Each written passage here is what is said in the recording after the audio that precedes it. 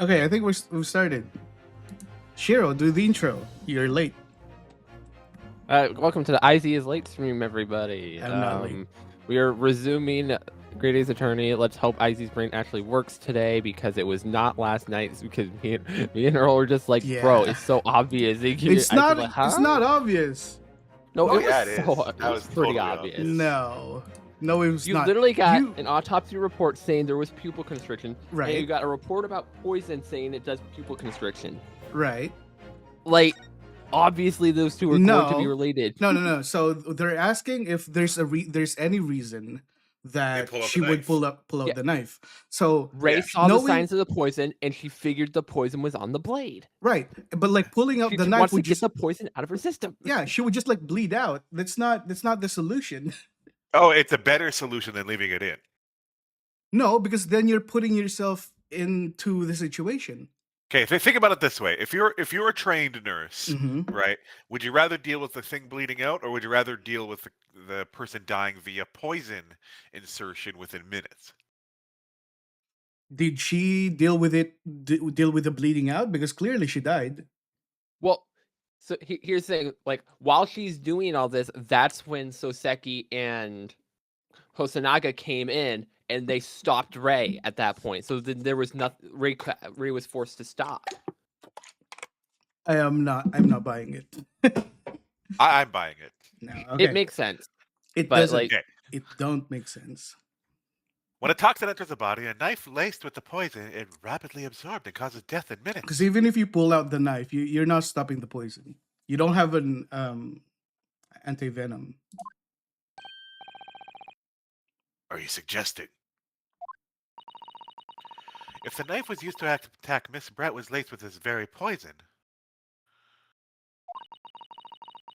it would explain why the defendant, Nambani-san, would have withdrawn the blade as soon as possible.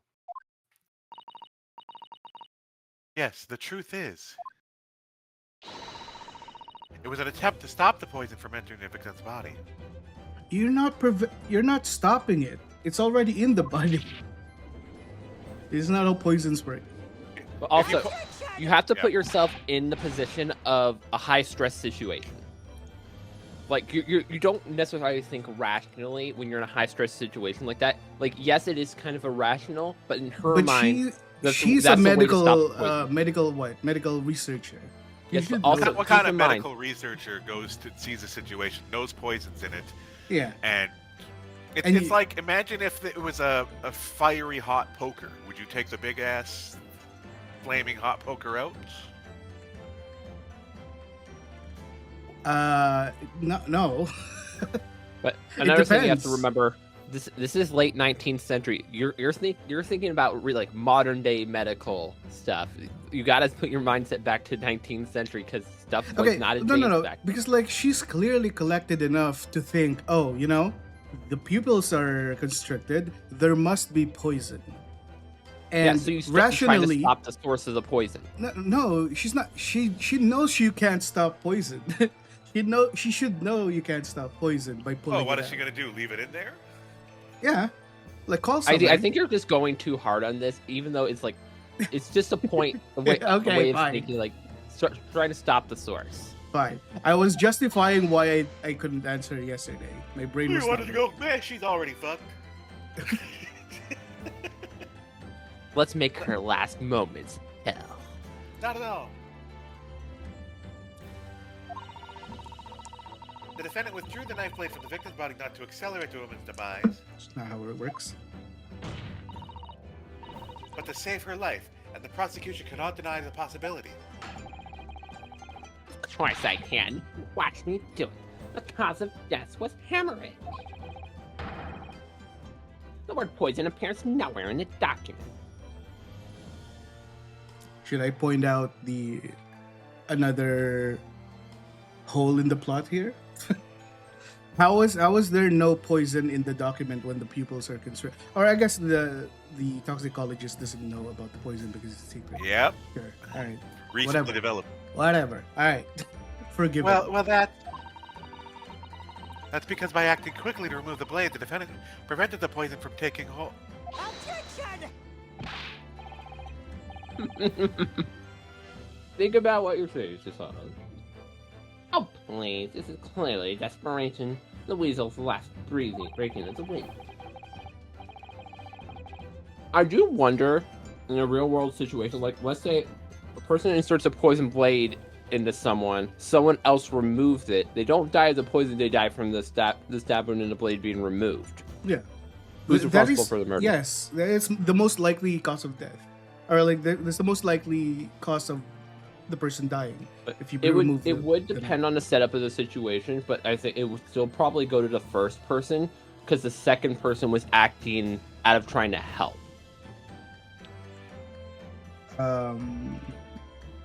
Probably, yeah. I agree. It really depends on how the situation. Yeah, it depends on how.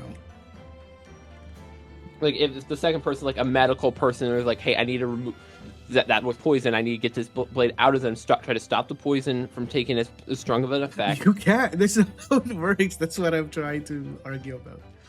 But also, I think because they had Hosonaga and Soseki walk in on her, she couldn't like continue like trying to treat Brett.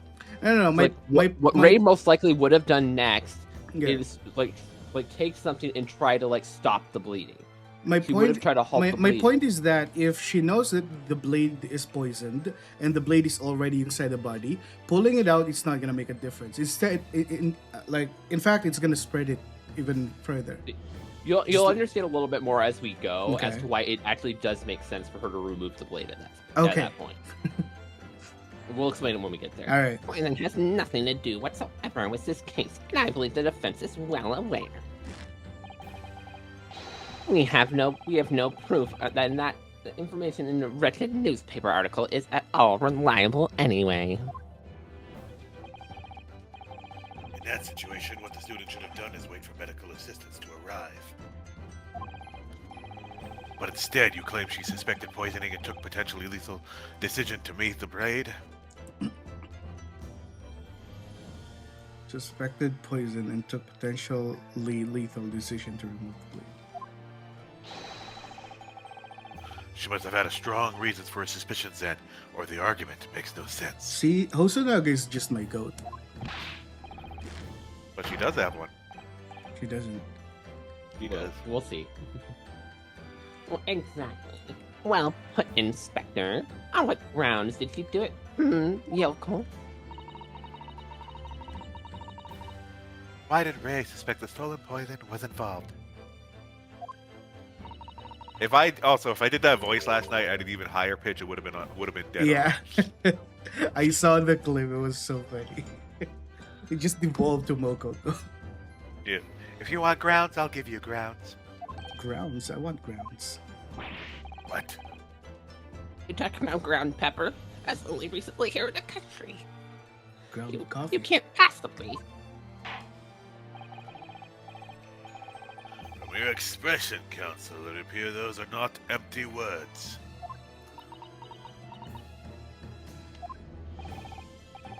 But naturally, as you stand in this courtroom as a lawyer, you must be aware that words alone, empty or not, are of no value in our modern justice system. Oh my god, he's yawning already. Evidence. It's 10:30. I just woke up. Yeah, he's yawning I just already. woke up. Give me a sec. Yes, Your Excellency, I'm well aware of that. Do you wake up around this time? I thought you wake up earlier. I wake up 1 hour and 20 minutes before every day, but I still yawn. Okay. I wake up like 2 hours before when I woke up today. I've seen it many times from my place at his side in the Old Bailey. In that case, Counsel, you will present the proof to the court, and now... what evidence demonstrates a clear link between this case and the poison in the news article? But this case and the poison in the news article. I mean, we've already discussed it ourselves, but the game does not know yet. So it's either postmortem report or the poison article, but they're asking about the link between this and the article. So I'm. The article and something else. What's the links? Yeah, the postmortem report. No. Take that. Is it not? I would ask the court to refer to the notes section of the postmortem report, which reads... Boy Scout, how's it going? Welcome in. Extreme meiosis, pupil constriction, was observed in the victim. All the emotes. Clearly, being a yokel with no knowledge of forensic science, I have no idea. So please, do tell me. The whist lick. That's a funny emote. Presumably, the fact that this condition of the victim was noted in a post-mortem report means that it's an unusual symptom of death? Well, Under normal circumstances, the pupils dilate when someone dies. Does it? If there was extreme constriction instead, that's most Oh, yeah, I certainly guess unusual, that's true. yes. We're supposed to be relaxed. what are you doing, you yokel detective?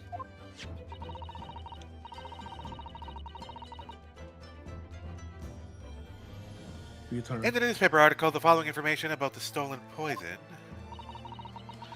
Onset of symptoms occurs in minutes, ending with acute constriction of the pupils prior to death.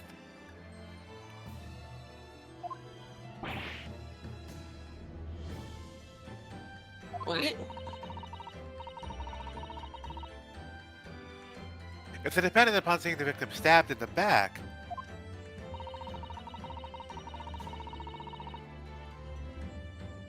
happened to notice the pupils of Miss Brett's eyes had constricted severely. Behind the mask.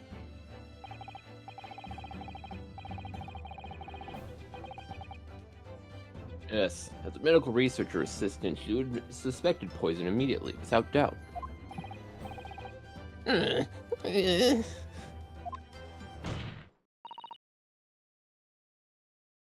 Prosecutor Ouchie. I think you'll agree this is very compelling evidence. You yokel student and yokel professor. You can't just call everyone yokels and get away with it. I believe the defense has expertly demonstrated a credible reason for the defendant's actions. No. Eugene Mikatoba. Yes, Your Excellency. I believe you are best placed here to confirm or deny the veracity of the defense counsel's agreement. Agreement. You will tell the court the truth about the details reported in the newspaper, please. Definitely not biased. Pains me to have to admit it. But I'm afraid I don't know. Audible gasps. You don't know? Toxin was kept under lock and key in my laboratory, certainly. But I was unaware of any theft. Interesting. Do you mean to tell the court that the reports of this theft are unfounded? No, Your Excellency. Without returning to the laboratory to investigate myself, I couldn't say. Huh. Listen to the bumbling academic. Unaware of the theft of a state secret research from his own workplace until he reads it in a newspaper. I take full responsibility for the incompetence of my supervision. Father. When was this game released again? So originally released in, I think, 2017 for Great Ace Attorney 2. Okay. And then it was re-released in, I think, 2022 or 2021 for the Great Ace Attorney Chronicles. No, I mean just the Great Ace Attorney Chronicles. Yeah, Chronicles was in like 2021, 2022. It did, and it was also the first time this specific game was ever released in English. Okay. Great Ace Attorney 1... Actually, I don't think either Great Ace Attorney game, not, if I remember correctly, got released in English until the Chronicles. And that was because of the stupid Conan Doyles. You can thank them for that. Thank you. I think A that. pitiful situation for a university professor. You should have more control over your students rather than allowing them off on killing sprees. That's totally unfounded. Who's this?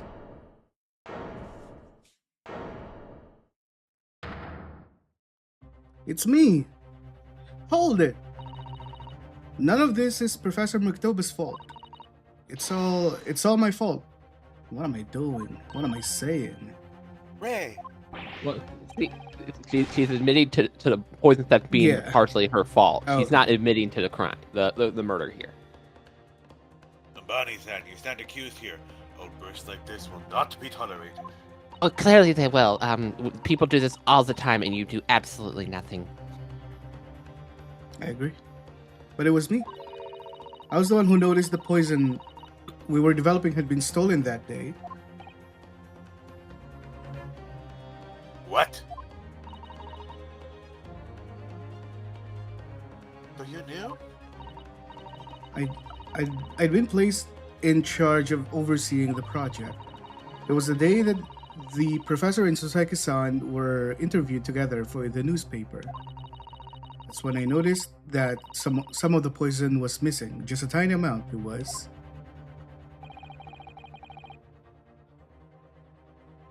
Why didn't you let me know immediately? She wanted to make sure. I was scared. The whole project was supposed to be confidential, but some of the toxins had somehow been taken. So I decided I'd try to get it back before anyone else found out. See, if she goes to jail, she probably deserves it. Because I had a very good idea who the thief was. The thief, you don't mean... So she was looking for whoever she was suspecting, which I'm guessing is Giselle Brett. And then she went into the hut, and then she's dead. Lurk. Enjoy your lurk, cow. Yes, of course. It was a dainty English woman. It's Giselle Brett. JB. That's why I decided to join the little group of people going to the seaside. Inside the beach hut, I confronted Miss Brett. So she was alive? Oh no. Girl, it's not looking good for you. But she just sat on the stool at the back of the hut, smiling sweetly at me as if she knew she was untouchable. I know it was you who stole the poison. Well now, whatever do you mean? I wish they Wait, had... I think Earl was Brett, if I remember. I can't remember. Yeah, I Who think cares? it was Earl. I wish This they'd is old- put the old like, Alex again. the names here Okay. so I know who's speaking. Well, now, whatever do you mean? Yeah, that's one of the problems was this game, which I'm kind of whatever with. Yeah. Is there when it does like some flashbacks, it doesn't show who's actually talking. Yeah. It's somewhat easy to figure out who is talking given the set, like if you know what, like if you were paying Context. attention to what Yeah. just happened.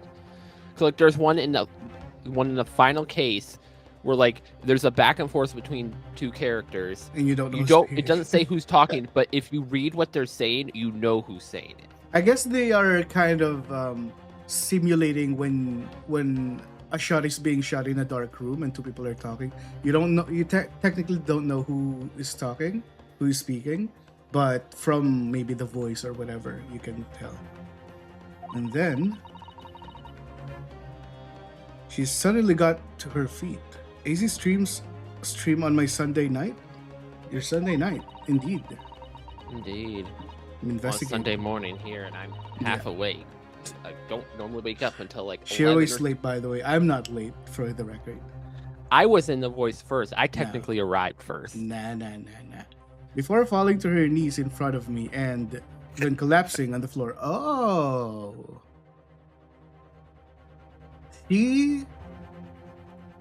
She didn't want to go to China. Here's my prediction. She didn't want to go to China and she's trying to... Well, it doesn't make sense.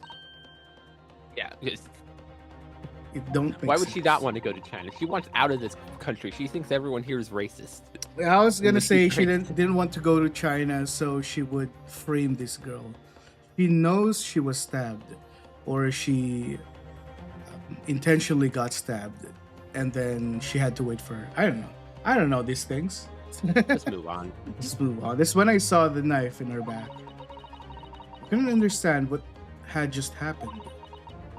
And then, a moment later, I was seized with fear.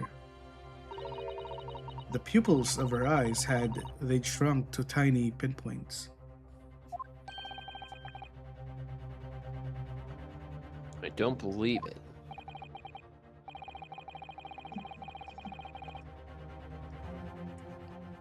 In other words, you realize that the victim was suffering the effects of the stolen poison. I mean, there are a lot of reasons why pupils would constrict, but sure. No, not really. That was a lot of Not in reasons. not in that circumstance. There's a lot of reasons. No, pretty much like given the setup, like Brett knew about the poison is gone. Brett is experiencing symptoms of the poison. Highly likely the poison is involved. Like it was extremely likely in Ray's eyes at that time. I Like, can suspend shoot my most people. disbelief, yes. My mind started racing. I hadn't seen anything pass Miss Brett's lips whilst I'd been with her, which left only one possible way for the poison to have entered the body. On the blade of the knife in her back. And that train of thought was what spurred you to withdraw the blade?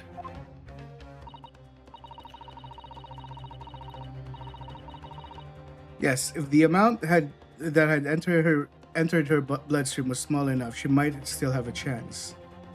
But it still doesn't explain pulling the knife out. That's what I'd hope. It's hope. Hopium. Opium. Really, I'm so sorry for staying silent all this time. That was also another one of her mistakes. She should go to jail. I should go to jail. All right, go to jail. You ought to be Go to arrested. All jail. right. Do See you not guys. pass go. Toss in my Inuyasha reference there. Tossing my Monopoly reference there. If the demon is truly big, then we are no match for it. It's irrational. It's impossible. It's against my religion. I do not have references. You attempt to hide the truth of what happened is not something that can be overlooked. You need to watch Me, God, Inuyasha. I haven't watched Inuyasha in a very long time. However, I have a duty noted the courage of which you confessed in the end. Here's the question, though: is the reference in Inuyasha English dub specifically? I don't remember like how it was worded in Japanese, but it is. I Okay. did quote the English version. Yeah. I watched all the English, so I'm part of the guilty party. It's Only unlikely I'm only gonna had my- watch the English dub. Rest in Sa- peace. you know, interestingly enough, the English isn't that bad. English is actually really good. But my Japanese. Thank Yeah. you, Your Excellency. If there was Right, like a that's couple it. of series that I would That's say English is perfectly fine, I would honestly say Inuyasha would Ghost be like one of the Stories. top 5 Oh, English. okay. Ghost Stories English is amazing, but that's for a different reason. Ghost Stories English dub is godsend. Soul Eater is another one I would say that's better in English. I think their voices are really good. Yeah. Anyway, it's barely perceptible, but I do think the balance has shifted a little here in this courtroom now. Objection! Your Excellency, do not be deceived. Oh yeah, Eureka 7 in English is good too. The victim just collapsed before your eyes, you say? Ah, man. Gotta go Japanese. Well, then, Bami-san, if that's the case, perhaps you could explain this. Dude, you have like Johnny Young Bosch and Stephanie Sheh, and they're good. I know nothing about English VAs. Well, You have no answer because the simple truth is that you stabbed the victim motivated by revenge. if you walk into a room and someone collapses with a knife behind them, even if you're a medical professional, you're not looking at the body like, oh, pupils constricted, it must be poison. You would be thinking, why the hell is there a knife in the back? Who stabbed her? I should get some help. Objection! That's how, even if you're not thinking rationally, that's your first thought. But you have no conclusive evidence to prove that assertion, do you? All I'm saying Did is I that really just say if you're thinking rationally in a high stress situation? you need to like get this? help. You need to get help. You don't involve yourself in the situation. You need to get help. Susato said it best. Ray was not exhibiting a single ounce of sense. Okay, fair enough. Ray should. That line wasn't for nothing. It was Yeah. it was kind of true. All right. Oh, I have evidence, and it's very much conclusive. Let's hear it, Ouchie. The prosecution counsel up to. It was brief, but he hesitated for a moment Stop there. it. I'm almost sure of it. Stop. I'm gonna try to do it with a higher pitched voice. No. You'll produce the aforementioned evidence at once, Professor. As long as Alchi, it's not from Mokoko. prosecutor. Today! Some praise is due, young yokel student.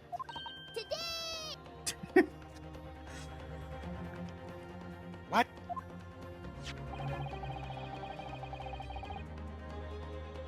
I'd imagine there would be no need for me to submit this evidence. Okay. What? Why do you not? Oh my God, Ouchie! They aren't required to present every piece of evidence Yeah. at the start of the court. You're supposed to. This is clearly related to the evidence. This is withholding information.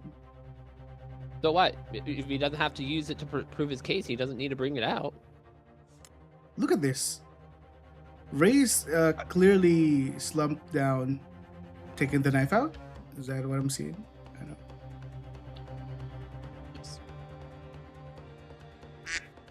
But you've brought this on yourself. All right, let's see it.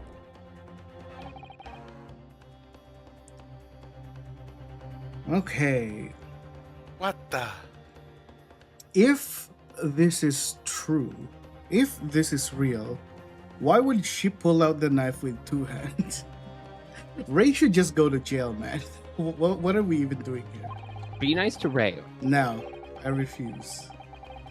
Could a more damning shot exist? The cruelty in the air at the beach is almost palpable. Who even took this photo, man? What? The evidence, more than any other, reveals the true extent of the accused's murderous nature. Uh-huh. For it shows the precise moment that Minbami-san plunged her dagger into the victim's back. That's not true. No. I don't believe it. Ah. See? You see this? The right side? I should Order. take a screenshot of it later. Counsel for the defense, it was you that was responsible for that shrill scream that pierced my courtroom. Perhaps his voice has yet to break. These yokel are slow of mind and slow to mature. Have you even matured at all, Ouchie? Yeah. The one hair in his head a bit matured. I'll show you who's slow to mature.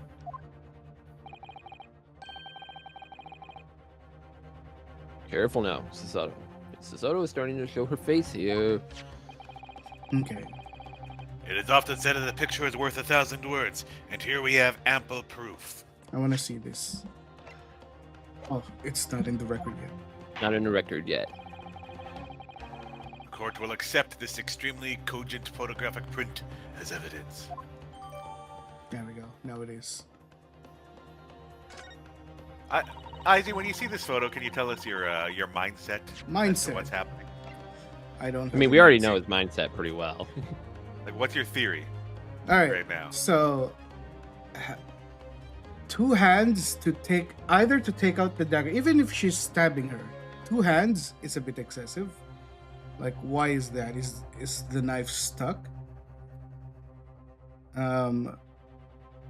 This crack, is this from the camera or something else? So this is clearly hidden. The camera. How big are the camera in this era? They have to be very big, right? Unless this is outside, which means someone's watching them from behind whatever the stuff are in here. And I'm seeing this, so she's starting to to undress, something like that. That's my. It's just like a sash from her around her waist. Yeah, isn't That's all that that is. supposed to be? It's just something tied? tied around her waist to keep her dressed together. Yeah, but it's untied right now. No, there's usually a little bit extra that's flapping around. Okay, so That's a nothing detail. The only thing that's jumping out, or that I'm noticing, the elephant in the room, is the two hands, and I don't know what she's doing, man. Okay. Okay. I can't believe it. A photograph up like this up its sleeve. It's such a stark image. It generally lost for words. Wait a minute. I don't understand. How did you?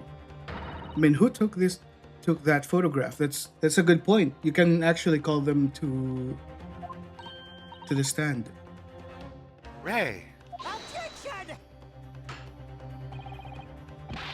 That's of no importance here. It's trying to divert attention. No, it is of importance because we've established that no one was there. If someone took a photo, then someone saw whatever happened. So they should be called to the stand and testify.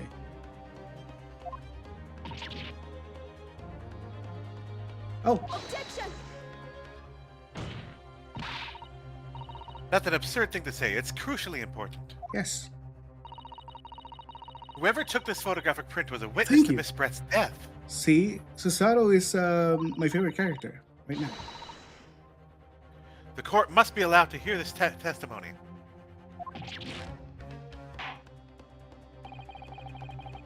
I will uphold the defense's demand. The prosecution will reveal the identity of the person responsible for taking this photograph at once. Let's go. Who this? Well, I'm afraid I can't do that. Ouchie, you need to go to jail. Hear him out. Pardon? You see, this print arrived at the Imperial Police Bureau headquarters by express post yesterday. Anonymously. Sent anonymously. But there was nothing to indicate the sender's name or address. The provenance of the print is unknown. You shouldn't be using this as evidence then. You should be using this as... I don't know what the word is. Goodness. But like an Notes. investigation. Yeah, notes. He's Are we taking to notes understand on then, it. Counsel, that the full knowledge of the fact of this photograph has the murkiest of origins. You nevertheless believe it fit for submission as evidence to the Supreme Court? Let's go, Susato. First produced that print before. I noticed you hesitated for a brief moment. Because you knew that it wasn't completely reliable evidence, did you? I mean, even if it's reliable evidence, we need to find whoever took the photo. Well, it's not reliable because the source is unknown. Like, anything could have happened in this photo. I mean, there's no Photoshop in this age. I mean, you Are you could have. sure? I mean, no Photoshop, but you could easily mimic the clothes in person if you had. Cosplay as girls. them. Yeah, 1,000 girls in Japan could dress like her. Yeah, because a lot of this time, like all the women were like, you were going to dress this certain way. Okay. True. Remember, women weren't human in the men's mind back at this time. God damn. They weren't human. That's unfortunately true. It's unfortunately true. That's mid-age Women Japan, were seen man. as objects by men to be used and made to whatever the men wanted. Unfortunate. Silence, you yokel student and blabbering professor. Hey, I'm no longer a yokel. Nice. What matters is the blatant truth that this print eloquently expresses. Oh, one sec. I was going to do... Oh, I couldn't turn it around. I was going to look at the back of it. But the defendant has already admitted to pulling the blade from the wound. Yeah, but that's her words. Clearly this isn't the moment the knife was plunged into the victim's back, but...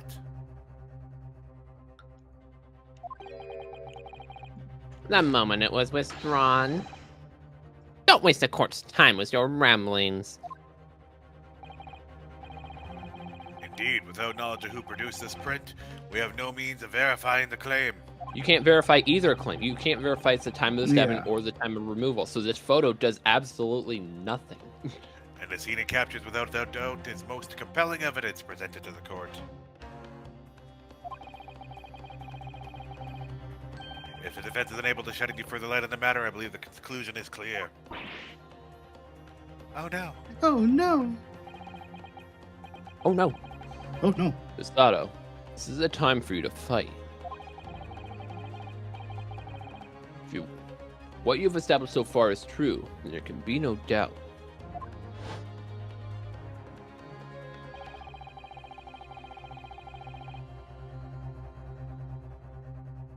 This photograph shows the moment Ray withdrew the blade from the victim. Wait, are they saying this as a fact that this is the moment she So withdrew? we know it has to be one or the other. If we're assuming like this, there's no like shenanigans going on. This is a real photo taken at the scene. Right. It is either the moment she stabbed him, or stabbed her, or the moment Ray withdrew. It is one or the other. And like obviously, prosecution wants it to be the former, and we want it to be the latter. Yeah, so yeah. we are assuming that our side is true in this. I see. So we're trying to piece it together.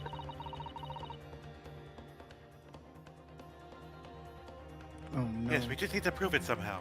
How am I going to prove this?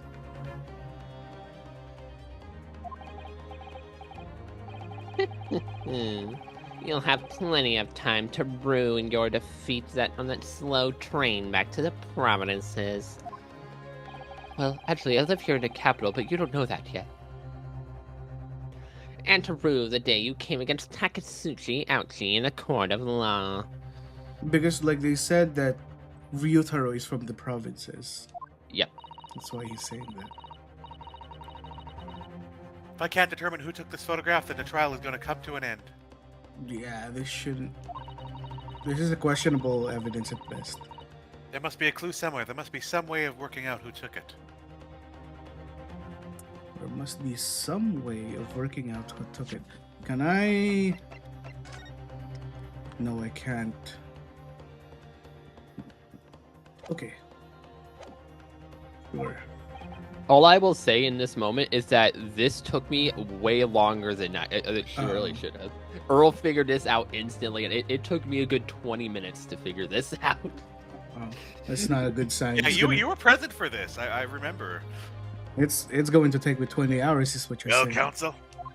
In other words, for some reason, my visual mind worked, and Shiro was looking too No, deeply. there is a reason why my mind didn't think of it right away, and I'll explain that when AZ figures it out. Okay. Oh no. Your Excellency. The burning question is who took the photograph. And the truth is,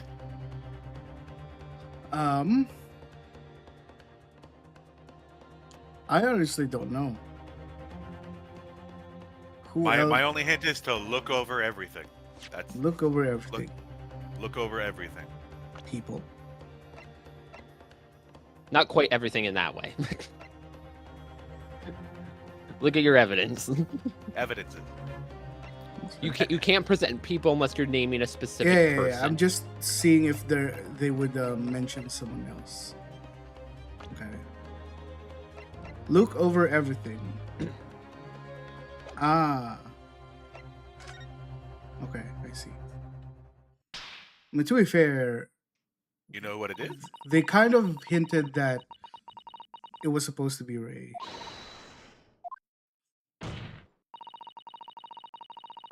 Because of the... I'm not thinking. My brain's not working. Should we continue this tomorrow? Oh, we got all day to brain. Alright. I also kept moving forward. I forgot there are like lines. Go on. Carry What? on. No, you can't possibly. But as you so boldly claim, you can. Please do enlighten us. Which I'm sure you're gonna get this wrong, and it's just gonna be a waste of our Oh time. no, don't say that. Unfortunately, I'm unable to present a name. How utterly underwhelming. Don't you try. However, I'm able to present evidence. The defense has a piece of evidence that reveals important details about the photographer's Photographer. identity.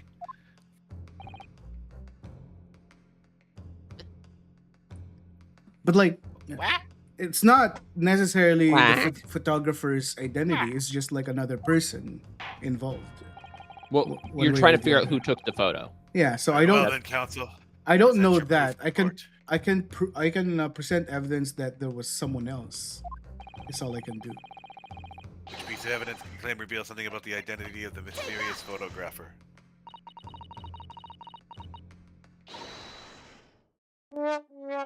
Piece of evidence in question was this. Is it not RM? It was another Nope. person. This is what I was thinking. That's why I said I Do you couldn't. know? Do you know someone else with the initials RM? No, but like Did you look over all the evidence? I can prove. We said to look over all the evidence, and you just went to the pen. You're like, oh, Yeah, you didn't so that's look at what- anything. I was You saying look at- that I can prove that someone else is in the room or fully someone look else at is your evidence. Fully look at it. fully look at the evidence. Look at every Everything. piece of evidence fully. You will Oh my figure it out, goodness. maybe. Singles deep stab wound behind. Let me just read this quietly. I'm guessing it's in one of the photos.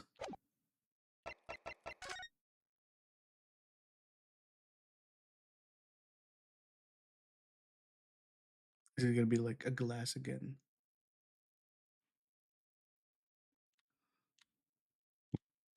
I'm sure Earl has died of laughter just as much as I am. What? Look Oh, he's at still everything. he'll figure it out. You know, the more you say he'll figure it out, the more pressure I get, and then the less my Okay. brain's working. Well, One well sec. shut up. Shiro and Earl will shut up for the next Alright. 5 minutes. Oh god. Okay. So who took this photo? This looks like a photo taken from opposite of the entrance, which is over here or over here. Who is outside? Let me think. Deadly poison being secretly developed in the university's forensic science laboratory was stolen. Following lecture by at Yume by Saseki Natsume. Okay, even the smallest university would have been consulted. There's no person there. The only person I can find is here. Is there anything else here? There should be. Am I am I crazy? I'm not seeing it. What the hell? Hey, I mean, You were there are crazy. like no, stop footsteps laughing. here. Stop laughing, Shiro. Okay, wait, one sec. Okay, here's my. Okay. Here's my. Okay, This is the only photograph that could even remotely tell me that there was someone else. I am seeing footsteps. Look at this photograph. Is me. Is it? I was thinking maybe there are like two glasses again, like the first, like 1-1. Okay. There's a dress here, which is Giselle's. A bag, which is Giselle's. The footsteps is the only thing I can see, unless this is someone else's clothes.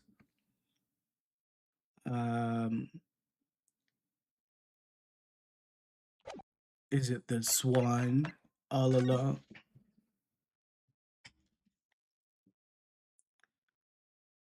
Who took this photo? So from the angle, it would be over here, no?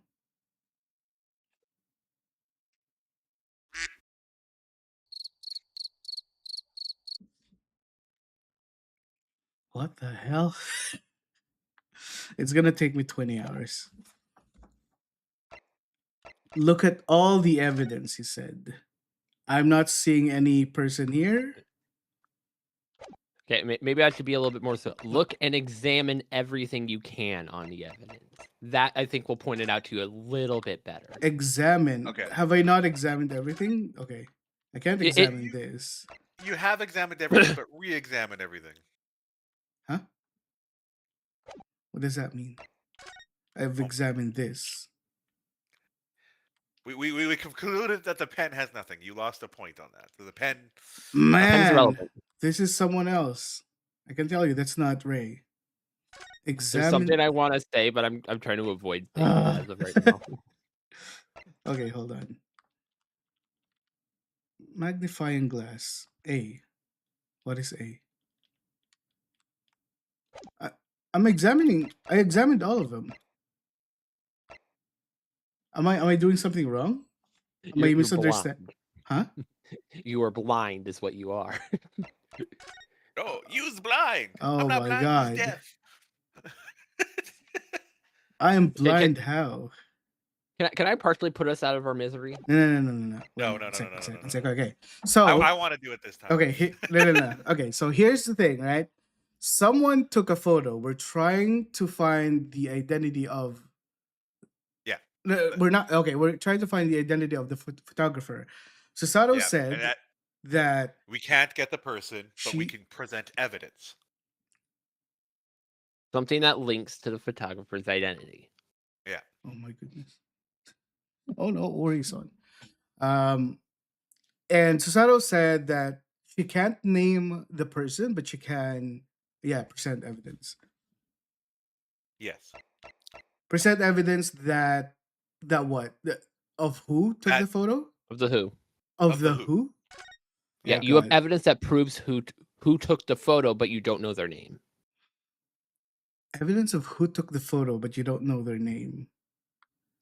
How? The footsteps is the only thing I can think of. What is this 888 even? Who took the photo? The pen is the only thing I can think of. You still haven't done the last thing I said, which is to examine stuff further. I've examined all the things. I'm not sure if you have examined them, but you need to re-examine them to refresh your brain and stuff. Why do you think I would get something instantly, whereas Shiro might not get this instantly? Think of the type of people we are, right? I don't think that has anything to do with her. 'Cause There is a Sir, bit, right? IRL, I am a photographer. Okay. So even if you are, you're a person that tends to look into the text of things and try to No. do things right.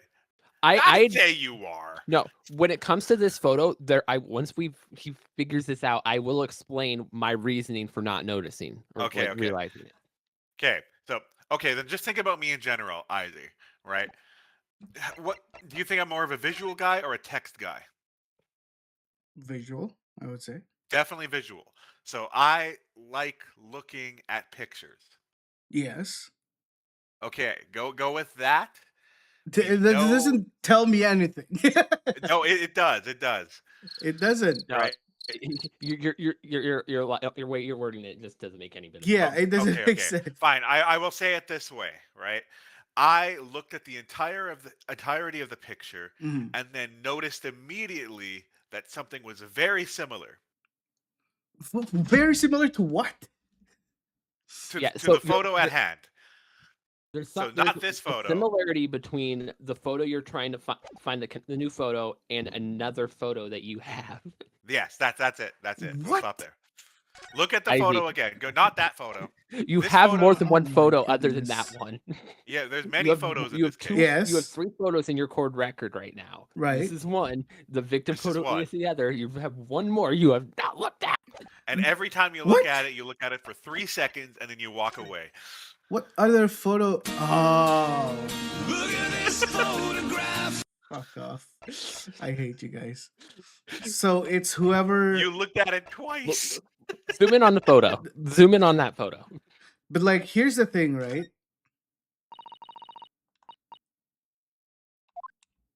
Are they going to tell me who?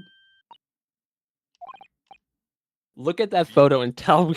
Yeah, tell me it's the Okay, craft. no, we were shutting the up. If craft. he doesn't get this, to be fair, I was like kind of ignoring this because I thought this is just to give me the other information. So I was like, Everything's relevant. Everything and nothing is useful. That's the worst part about this game. I was like ignoring this.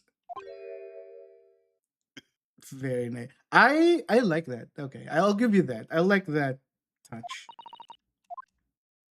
Oh, So did the reason I didn't notice it as I was trying to figure out what was wrong with the new photo, but the mark on the new photo with the Ouchie brought in, I Yeah. thought that was part of the read screen. yeah. That's why I didn't notice it. I also did not look at the photo too closely, but Initially, I thought it was a spider web. That's what bothered me about it. so they did not And you see mention it who on took here. the photo. No, they don't mention it, but like, hey, here's a newspaper article with a photo that has an identifying mark. All we have to do is find what reporter was there.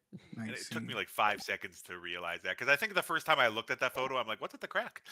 And I in this photo, that was one of my first Yeah, thought as it was well. one of the was two crack. things you noted. yeah, you did glance over it, and I'm like, okay. But like whenever I open this, I'm like, is there something I need to examine? But they're like all checked. I totally did not look at the photo. All in all, though, this is probably one of my fastest case ones I think I've solved. Yeah. Well, That's pretty good. nothing's faster than one from Ace Attorney 1. Yeah.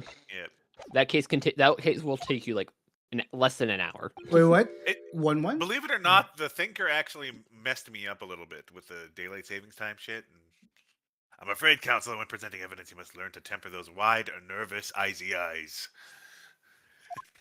Yeah, so you're still in a Nice. failed dialogue from that. Okay. Like to penalize you. I will take that. I'll take that L. That was on me. I thought it would have been RM. It's actually very nice. That's probably like easily one of my favorite parts. Evidences. Evidence eye. Evidence eyes. Evidence eye. Evidence Izzy. What's that? The newspaper again, Izzy? Yes. Roscoe's English, attorneys tell all. It's not the headline that's relevant here, Your Excellency. It's the photograph. Waiting for the sound effect? Nope. If you look at it closely, you'll notice that there are some lines on the right-hand side. Oh, wait a minute. This is what? Oh. Wagahai. That's not Wagahai. Okay. Not Wagahai. Wagahai is in In Britain. Britain, yeah. That's Wagahai's replacement. No. Yes, indeed. They had already caught my eyes that it happened.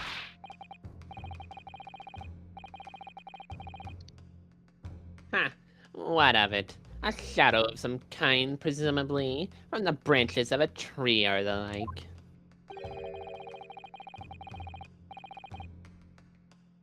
There are no trees growing inside my laboratory at the university, I can assure you. Now, if you look closely at this photograph, Don't do it. good gracious. Yes, it's the exactly same pattern of lines that's present in the photograph, too.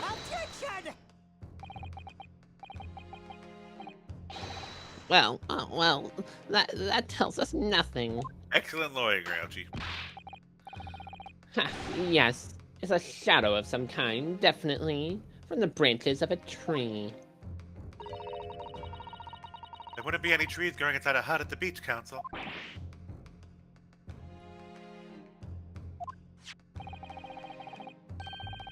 What's quite remarkable about it is that the two patterns are absolutely identical. How could such an extraordinary similarity have transpired? Who submits like photo with a cracked glass to the newspaper?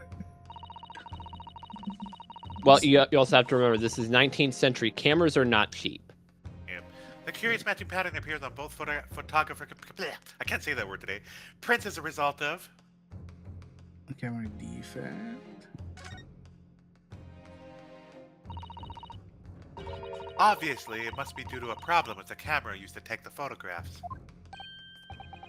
Where's the photograph tech device? Yes.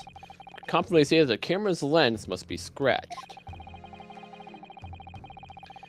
That the scratched lens caused the unwanted lines to appear on every print taken with the device. Scratched, eh?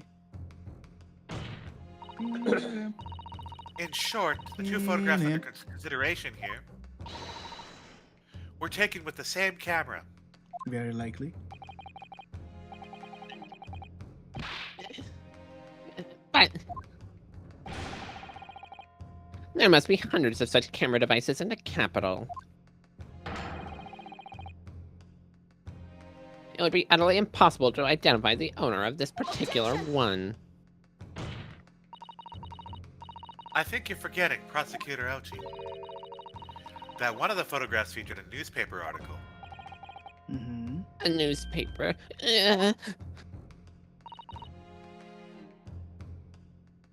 That's right. The author of the article is the mysterious witness to this crime. But is it mentioned?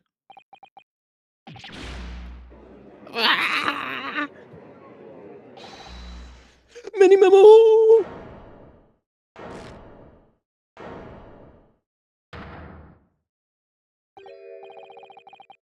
I see who you are. You're called a Roch's English attorney. What are you yelling about? You've already testified. It's Mini Memo. I tell you, Mini Memo! Minimum. Mini Memo!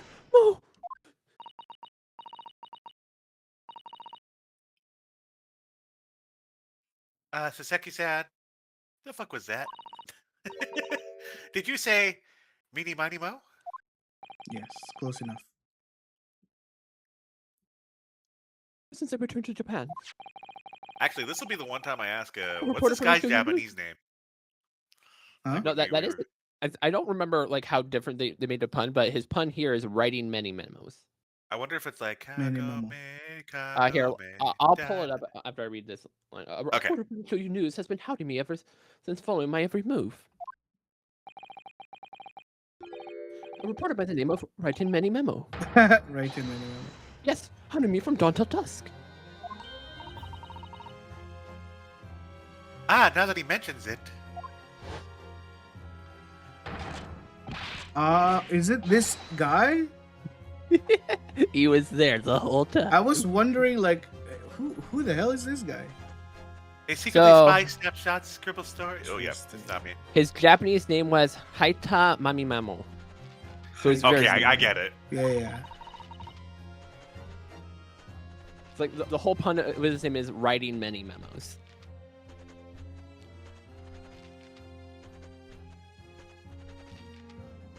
Retard. Could that be the same reporter bee? A camera to the left of him, a notebook on the right. I knew that that ink on his hand would be something of importance. There I am, stuck in the middle with writing many memo. You're saying this picture was taken by. Yes, by many memo. My lord, your excellency, esquire. Arrest this man. Officer. Find a newspaper reporter at once and bring him to my courtroom. Is he not here? He was here 5 minutes ago. We'll adjourn for a short recess in the meantime. Oh yes, Your Excellency.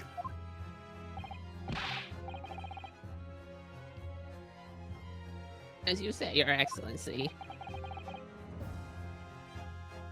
And one more thing. One more thing.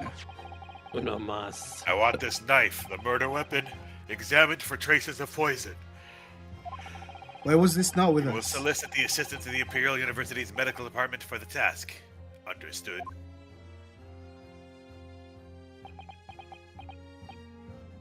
Me. Meh. Ow. Many memo.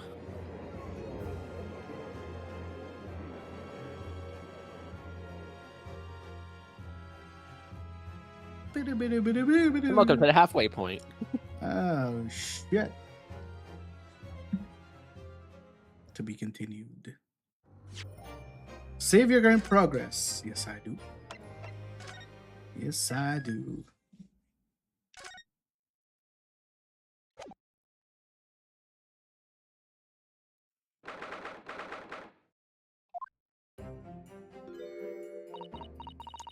I'm so sorry, Susato. Should have told you about the toxin.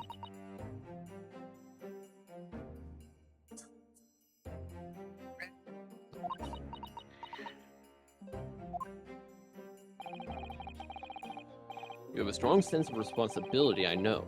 That's why you decided to shoulder the burden alone. No, that's not it at all. Oh, thank you. I forgot I was Ray. I was scared of my failure coming to light, that's all.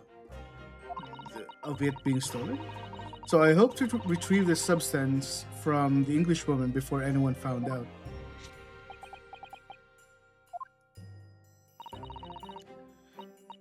Before the trial started, do you remember what you said, Susato? That you had no doubt in your mind about my innocence, that you'd stand by me to the last. I remember. And yet I didn't deserve your trust in me. I hid important details from you, Susato.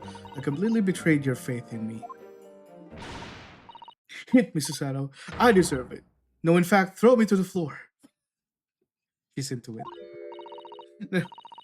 It's too good for me as well. Drag me through the city streets. Why are you blushing? I'm no better, you know. Oh. Even though my heart, I knew that you pulled the knife blade from Miss Brett's back. There was just a brief moment when, in my mind, I doubted you. It's okay, Susato. You're still best girl. I'm sorry. After I stood here and promised you that I'd stand by you and always be by your side, never mind the Capflamatic, I betrayed your faith in me too. And as such, I failed you as a lawyer. Oh, no. Oh, no. Oh no! I think the situation has taught you both a valuable lesson. Dad's just coming in here. The moral of the story is... Moral of the story, you both made mistakes and you're both going to learn from them. Grow up.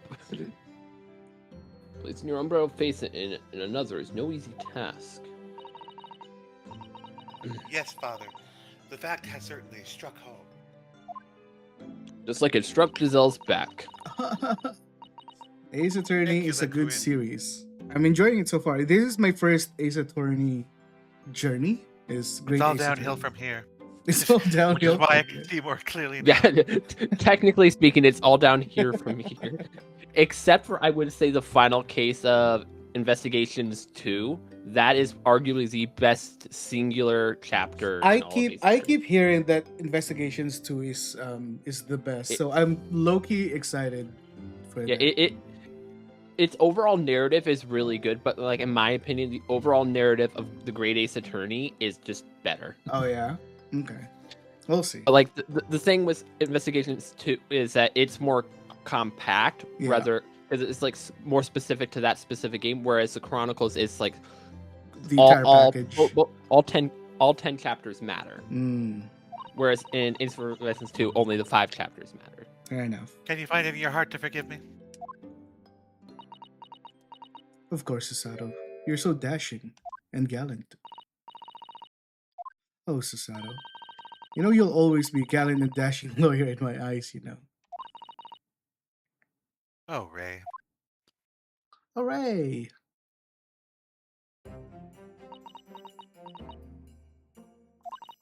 Bum, bum, bum. I was so scared, you know, when it happened. I didn't know what was going on. The English woman was sitting at the back of the hut, listening to what I was saying. I know it was you who stole the poison. Well, now, whatever do you mean? Bum, bum, bum, bum, bum. Then, a moment later, she suddenly got to her feet. before collapsing on the floor in front of me with a knife in her back.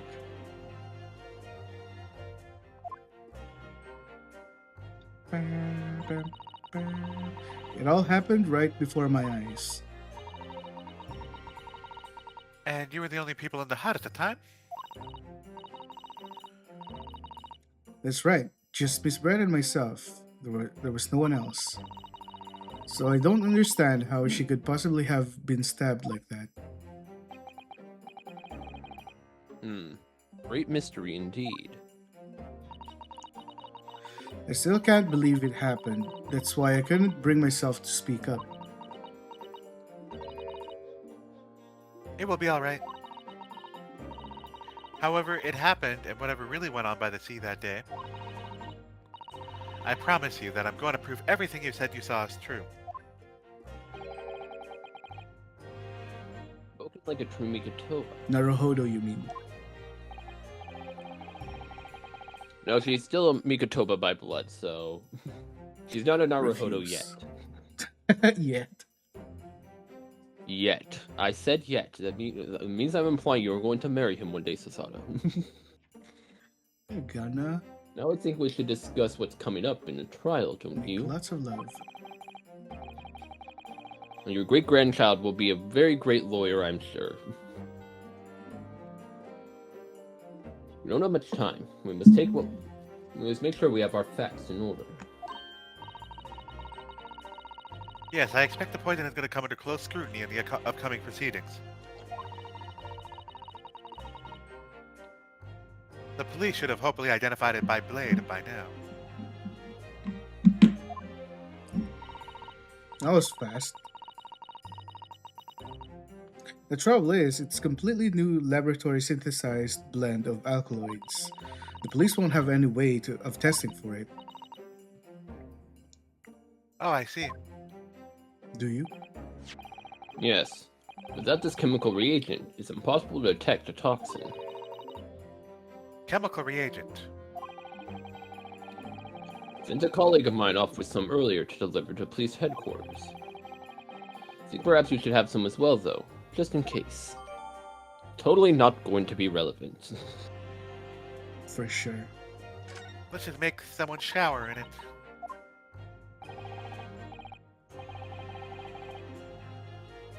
What's the matter, Sasato? You're suddenly very quiet. It's this newspaper article. Exclusive, deadly poison stolen from Yume Medical Research Laboratory. I'm wondering how the Yeah. information got out, given that it was a I was government thinking secret. about that. It was all the English woman's doing. What? It was when the professor and Sasaki-san were being interviewed at the laboratory. That so-called English lady swanned in, and without any compunction said to Professor Miktoba,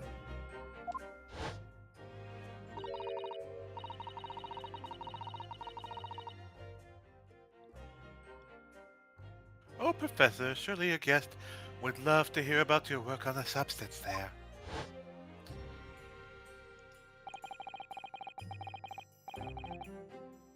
It put me in a very awkward position, to be frank.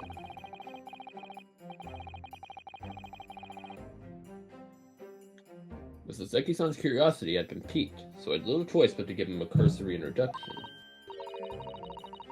So then Saseki-san knew about the poison. Yes, and it's highly likely that the reporter who was writing up the story about us would have caught a glimpse of the toxin too. This mini memo-san.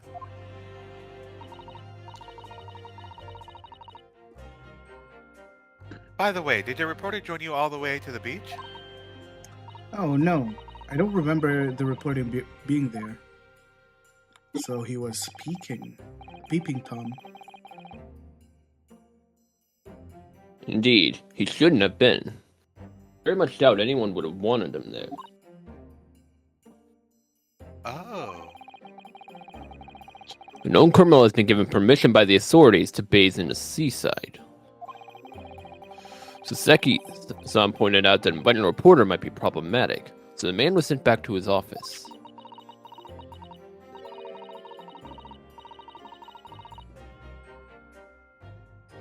Yeah, he obviously didn't go back. He secretly followed the party to the beach and took his very candid photograph. Hold on, I think I missed something. Oh, known criminal. They're talking about Giselle Brett. Yep. I see.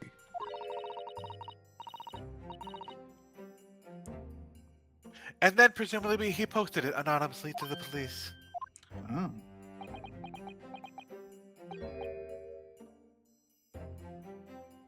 Yes, that must be what happened. Counsel. Counsel, we just heard that the new witness is ready to testify. The trial is about to resume. Please proceed to the courtroom at once. So technically, in my defense, I was not wrong about the pen. It's The just pen not. does prove something. You were just doing it at the wrong time. It's just not the evidence. As I I was commonly said to Earl, is like you were on the right track, but the wrong. You're on the right track, but not the right train, or something like that. right evidence at the wrong time. Happens a lot, trust me. Oh no. It's time to seal ourselves once again. That's what he said.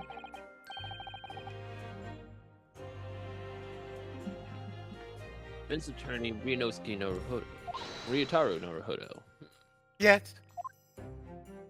Yeet. Ray has put her faith in me now and has told me everything. So I can't let her down. I have to prove what she's telling the court is true.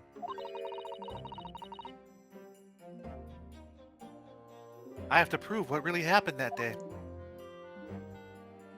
Doop, doop, doop, doop, doop.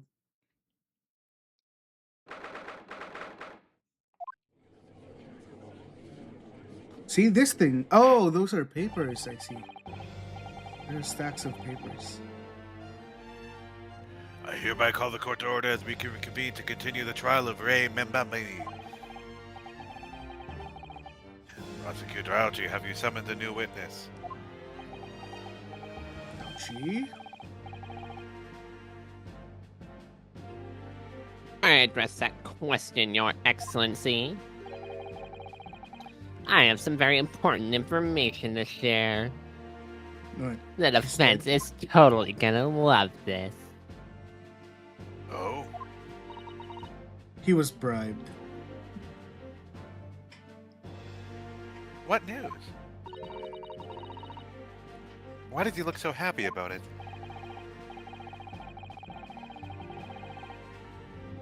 During a recess was a collaboration of the Professor Mikotoba's laboratory at the university. The police re-examined a knife that was used to end Miss Giselle Brett's life. Okay.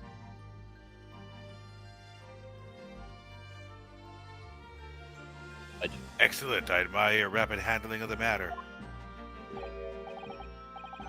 Oh, too kind, Your Excellency. Too kind. I was merely carrying out your instructions, of course. I had a reagent delivered to the police headquarters by rickshaw, so it would be there in good time. But judging by that man's swagger, I feel we might need to brace ourselves for the inevitable.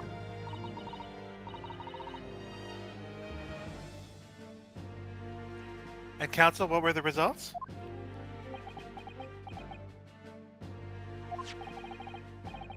This dagger, which was so cruelly used to end the life of the victim, has no trace of poison anywhere along its blade. Get wrecked. I hate What? that. Are you sure about that? Are you sure about that? I would stake the reputation of the police on it.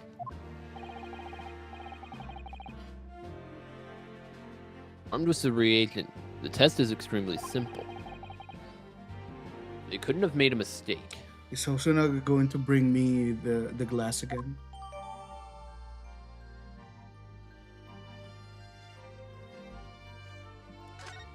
It's not a lie. In short, the accused's feeble excuse earlier has been utterly destroyed.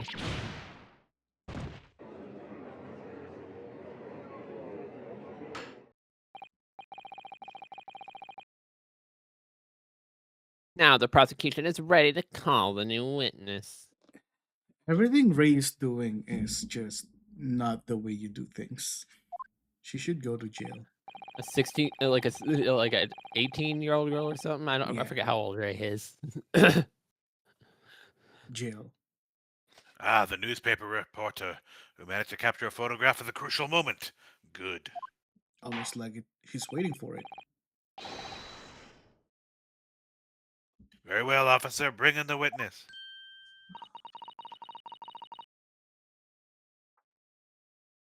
No trace of poison on the knife.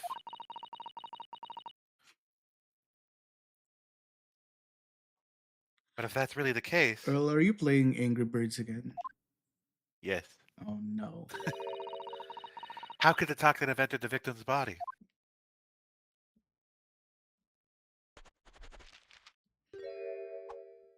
Hello there. Witness, please state your name and occupation for the court. Write a mini memo. Show you news. I'm what people call a journal. Show you news.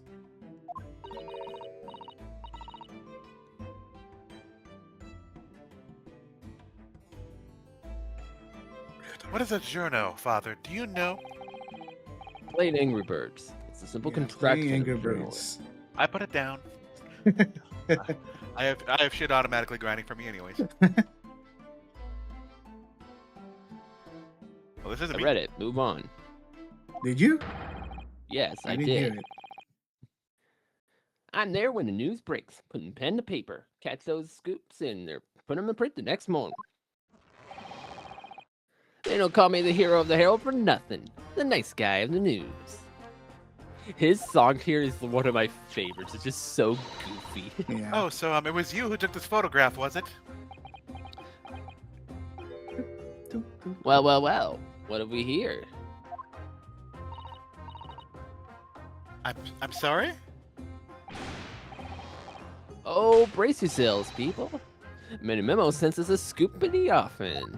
When he said that line when I played, I thought he realized that Susato was a male. Yeah, that's And what then I was like- thinking. And then this line comes up. Female student up to foul play defended by a curiously handsome young lawyer in the school Supreme Court. Readers will lap this up. We'll set it on fold at a 72 print and 72 point in a 5-leg format. Huh? I'm gonna make you famous, boy. Right then, let's start with your name. Oh, it's Ryotaro Naruhodo. He is arguably one of my favorite witnesses in this series. Next, what made you want to become a lawyer? Sir, this is a Wendy's. Please behave. I wanted to reform our country's legal system, I suppose. Objection. Your brother has Irrelevant. suddenly become very ambitious, I see. I just borrowed Kazuma-sama's dream for a while. By the way, my name is No one Takatsuki cares. Aoki. That's Takatsuki Aoki. Uchi. The so-called dark horse of the Supreme Court. My objections strike fear into every defense lawyer's heart. Yeah, you're not scared. Ryotaro, I don't know what you're talking about. I'm not scared. Nope. The readers won't buy that. Yes. Why? Witness. Yeah. With that, court demands to know whether or not you were responsible for the taking of this picture. Mhm. Nope. Can I go now? It was delivered anonymously to the Imperial Police Bureau only yesterday. Yeah. I wouldn't be a journal if I didn't click when presented with a scoop like that now, would I? Sometimes stories call out to me. Sometimes I have to chase them down. But either way, you gotta be fast. Fast legs to run with and fast hands to write with. no good if you don't note it down, I say. That's what I call my many-menoism. Mini-menoism? Yes, I remember your face. We met the day we were interviewing myself and Suseki-san. Yeah, that's right. That was me. Memi Meno again. You were supposed to be going back to the Shoyu news offices after our meeting. Are we to imply that you committed a treasonous act by ignoring the government orders?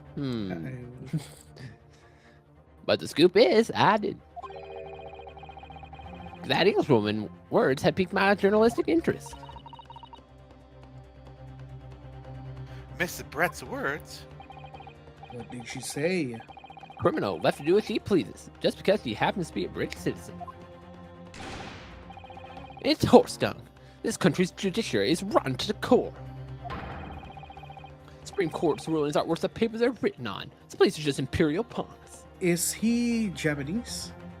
He is Japanese. Okay. Stay your tongue, young man. There are complex political issues at play. Well, anyway, I quickly jotted down those words she said in the memo. Are you ready? I'll read it out. It's all here, right?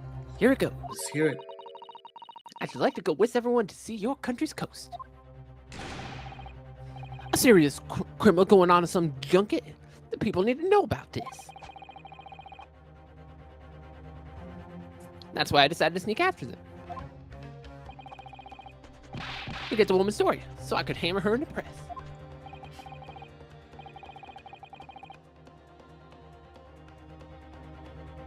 Do you mean to say that you didn't indeed witness it firsthand?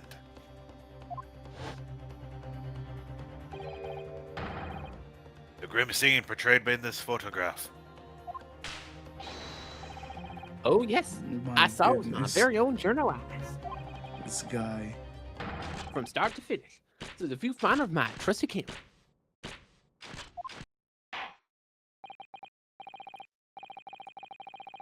Thank you, Mini Memo-san. You will give formal testimony before the court. You will state exactly what it is that you witnessed of the events surrounding Miss Brett's death.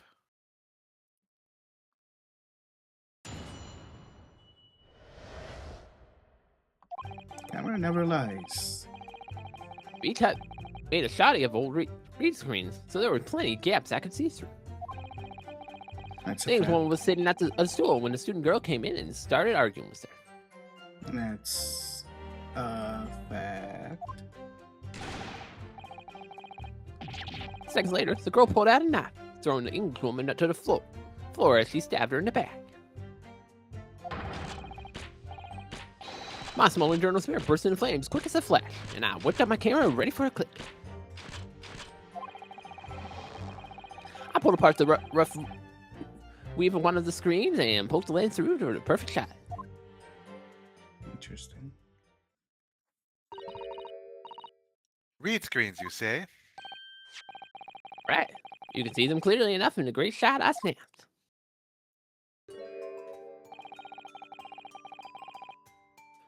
The walls were just screens made of coarsely woven reeds. Yes, it allows the breeze to pass through and bring some relief from the summer heat. And it was a breeze for me to poke my camera through and see the whole thing hot enough. Ignoring for the time being the appalling invasion and privacy involved, did you witness everything that happened from the moment the defendant entered the hut? Oh yes, I saw it. The whole thing from start to finish. Did you say you took the photograph through a gap in one of the screens? Lucky for me, they were pretty shoddy woven. I pulled the reeds apart and thrust my lens of my camera through the gap. Would I get away with it, or would I be seen? It was a gamble of a lifetime. No one heard the clicks. Ka-ching, ka-ching. Clearly not. A tenacity of purpose that's considered admirable in journalism, I suppose. Run a risk one day, run a scoop the next. That's many minutes on. You just gave up there. At last. It would appear we have a genuine witness to this wicked crime. The evidence and testimony are extremely compelling. I believe we may be close to a verdict. No. Wonderful news, Your Excellency. Wonderful.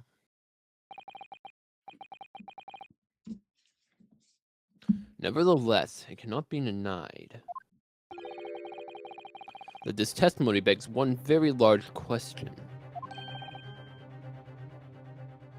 What question?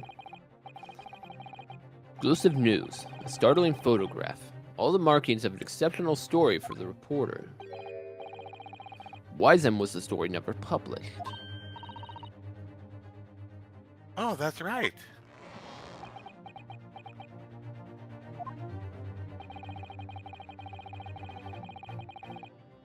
It seems clear to me that there are circumstances at play that we are yet to be understood. Heh. More pathetic excuses. Just like Very your well then, counsel. Proceed with your cross-examination. I will. Or she will. Yes, Your Excellency. Or he will. There's more to this reporter than meets the eye. He's keeping something about this case very close to his chest. Mm-hmm. I can tell that.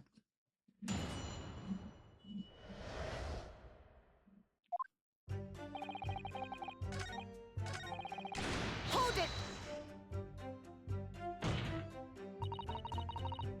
Do you swear before this court that you actually saw the precise moment when the stabbing took place?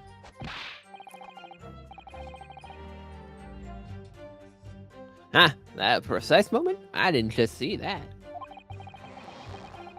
I saw the whole hell scene play out, start to finish. 1 sec. Give me 1 sec.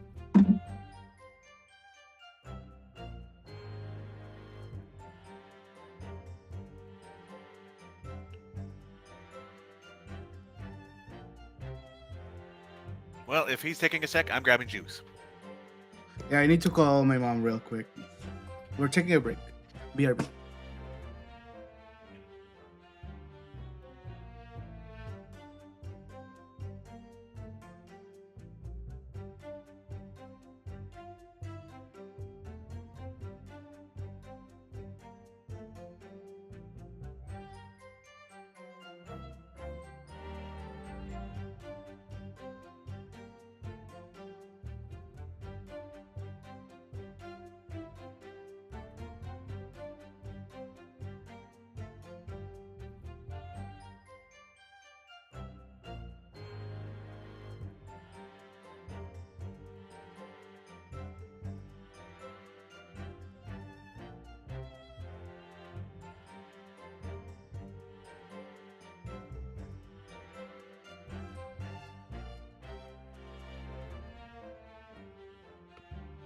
Alright.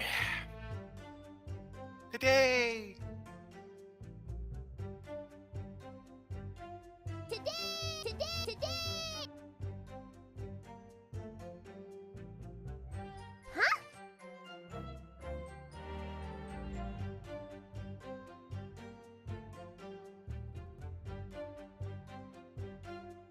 Who's all here, by the way? Is everyone out?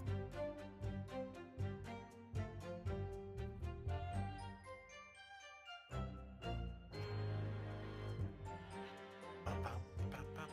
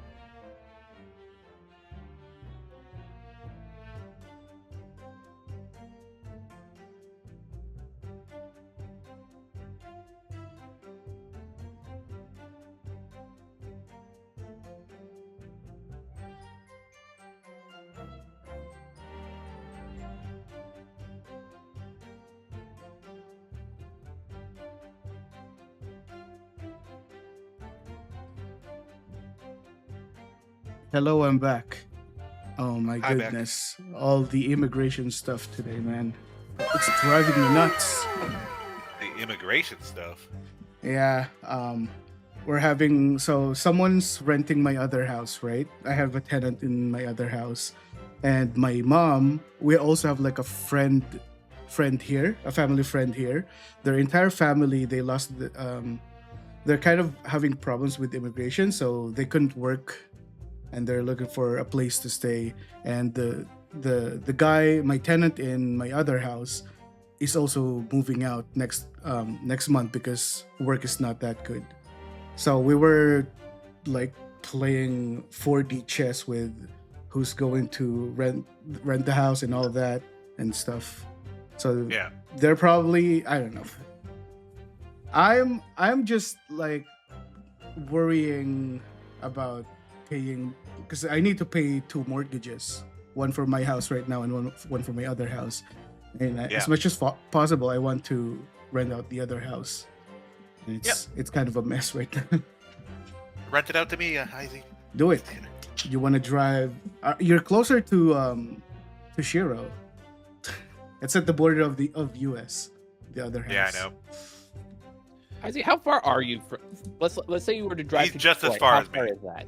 Just as far as me. He's closer. So, in my current house, I would be around, 20 hours, 20 to 25 hours. In my other house, I would just be 15 to 20 hours. Because So if you were at your other house 15 to 20 hours. Yeah, I could that's drive to there in one Detroit. day. So you'll probably like 17-ish hours to me, depending on what route it makes you take. Probably, but it's likely I'm going through US. But also, you want to come to my town. My town literally has nothing of interest. I mean, my other house, the town my other house is in, there's like nothing there as well. There's like 1,000 people there. What's with all of us and living in towns with nothing to do? That's Canada, man. we have nothing going on I here. don't live in Canada. You should come to Canada. You should visit us. Well, that's like I gotta make it work somehow. You know, the next 3 months are going to be chaotic for me work-wise. I'm able to escape work 2 times to go to conventions, and that's about it. Which one of them I told him I was like, I am going to this convention and you are not stopping me. The other one I'm more going to because my sister works for the convention and I always help her out at that con. So. Oh, damn! Volunteer. Pretty much, yeah. Nice. Did we read this? Yes. Okay. Moving on. We read that before you were like, I have to go take a call. Yeah, fair enough. I have here a simple plan of the beach hut. Perhaps you could use it to explain to the court exactly what you witnessed.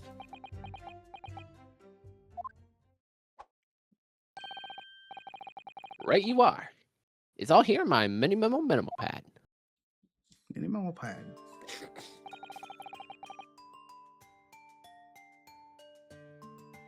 When I first peered into the hut, Okay. I'm sure that the Englishwoman was on this stool at the back of the hut here. And the accused, yes, the accused's own testimony confirms that.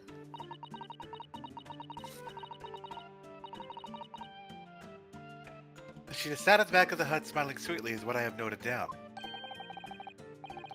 It's my turn to testify now. Try not to interrupt. Literally, Prosecutor Ouchie just interrupted you. Then, the next moment, when I was watching, the evil student girl entered the hut. After a while, the pair of them ended up in the middle of the hut, arguing furiously. Oh, what was that? The Englishwoman went for the student, but the girl dodged out of the way.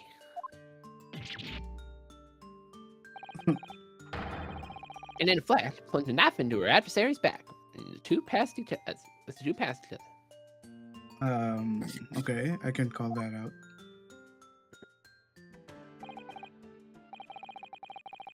What you describe is a grim crime indeed. Let's see how fast Izzy calls this out. Try not to sugarcoat the truth. That's what minimalism says.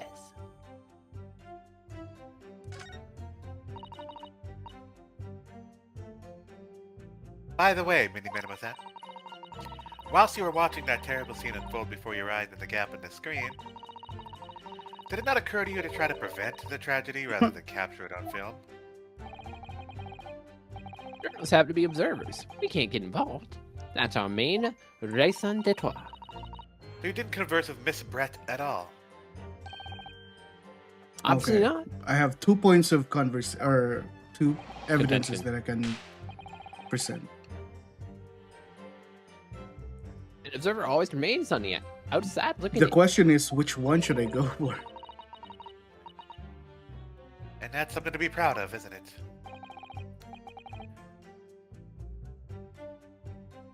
Your Excellency, if I may. Yes, Professor. Single witness's last expertly phrased statement should perhaps be added to his formal testimony.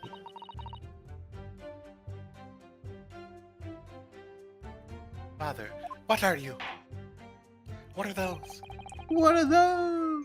What are those? I will grant the defense's request. Manny Memo-san, you will supplement your formal testimony with the aforementioned statement. Well, nihilism is the foundation of memorism. But I'll gladly prove my words ain't meaningless. Do-do-do-do-do-do. I never see. once set foot in the hut, nor spoke with the Englishwoman. I was only there as an observer. Surely. Surely. Manny Memo-san, until now I've had a firm belief that newspapers are in the business of uncovering and publishing the truth. You're spot on there. The press don't lie, which is why I'm proud to wear the emblem of the Show You News on my arm. In a way, that's more minimalism. Sadly, though, it seems the journalists who wrote for these papers Just lie to us. don't always share the same passion for the truth. Are you suggesting with those recriminatory words, Counsel? Manny Memo-san, do you recognize this fountain pen? This pen was found at the scene of Miss Brett's death. In fact, the murdered victim was gripping it in her hand as she died. What are you? If you look at the barrel of the pen, you'll notice that it's the owner's initials engraved there. R.M. Yes, thank you for bringing that up, Counsel. The initials of the accused, Ray Membami. Is it a coincidence, I wonder, that your initials are also R.M.? No, that was just the author of this game making it more Mini interesting. Memo, R.M. So the creators of this game actually intentionally planned the idea of this setup where the initials would point to both a suspect and the defendant. So they purposely set up his and her name to make sure they both had the same initials. Yeah. Very expertly done. Yeah, you see, one of the central tenets of minimalism is being a pencil user. Mm-hmm. And yet, as the court will clearly be able to see, on your right hand, there's a very obvious blue ink stain. And also, when you first introduced yourself, you talked about putting pen to paper. What was that about? Did you notice that, Izzy? I didn't. I thought it was just like a metaphor, figure of speech. When I played, he said put pen to paper, and I was like, put pen to paper? You're holding a pencil. I immediately called him out. That's funny. It would appear that there have been some rather carelessly left it at this somewhere recently. 1 second, fixing my earphones. Favorite fountain pen, that is. What was he horse down? What about horses? I like horses.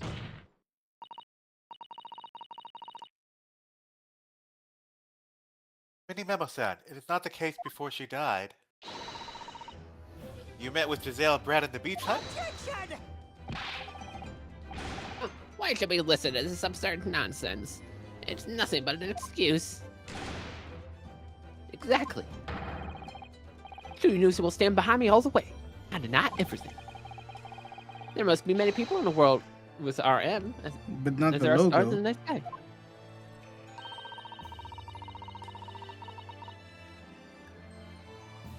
The defense has neither the time nor the inclination to count every star in the sky. And there's no need anyway, because this pen has more to tell. Yes, there's another clue. A clue that undeniably proves who its owner really is. In that case, counsel, the defense will now show the court where this alleged clue lies. Of course, Your Excellency. The clue on this fountain pen that clearly reveals its owner identity is...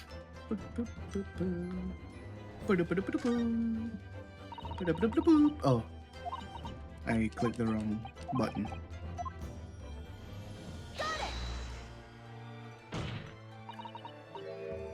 As well as the initials, there is also an emblem on this fountain pen. An emblem that you will, of course, recognize, Benny Mammoth. Eh? Goodness me, it's the emblem of the Show You News.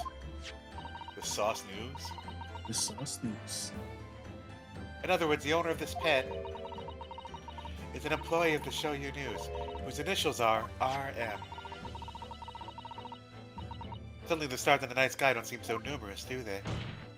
But I got you here. Everyone that works at Show You News has their initials RM, so screw you. You can't figure out if it was me or not. Well, Manny Mama-san, how do you respond? But not all of them are in the hut or around the hut.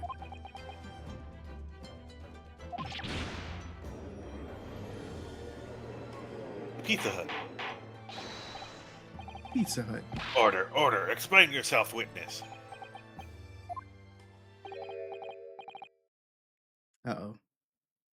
He's losing it.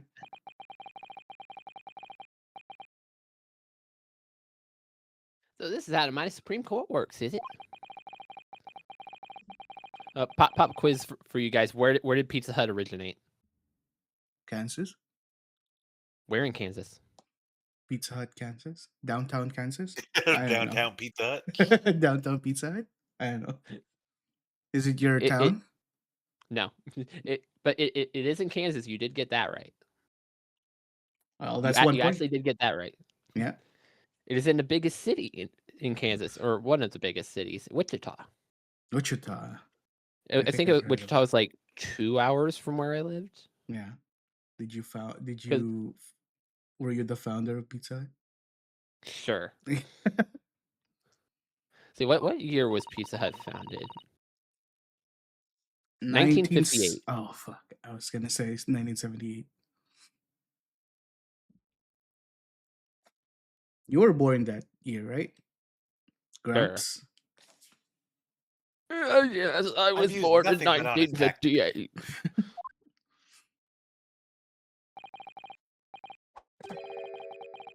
All right then, fine. I won't try to hide it anymore.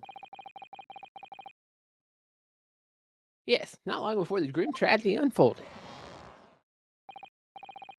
I, the Show You News reporter, on behalf of the public, conducted an interview with the Englishwoman. Mm-hmm. An interview? You never mentioned this before. When exactly was this?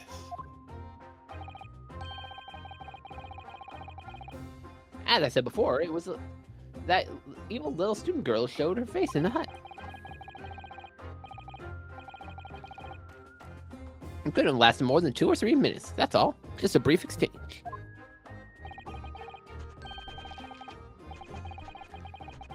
But it came to nothing. As we memos say, the people don't pay their dues on unworthy news. However insignificant you deem it to be, this court cannot overlook the meeting between yourself and the victim. You will testify now under oath about the precise nature of this meeting and what transpired.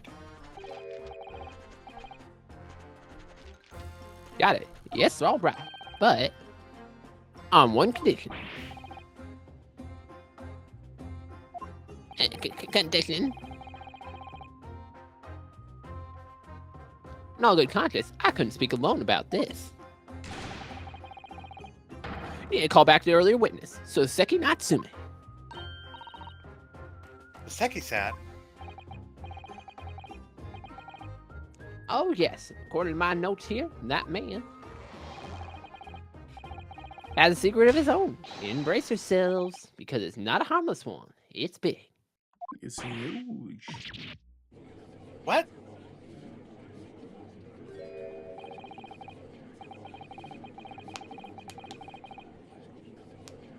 Mimosa states that one man's secret is every other man's front page story.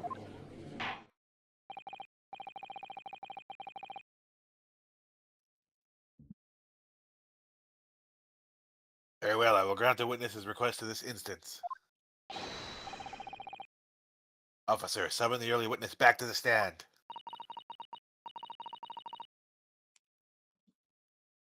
Seki-san hiding something. What could it be?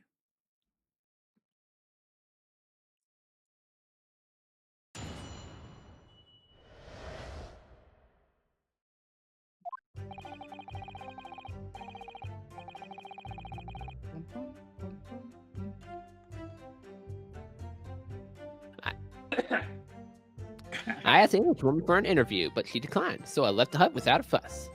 What? That shouldn't have taken 3 minutes. Then watched secretly from outside. I saw the woman being stabbed and the other witness come running.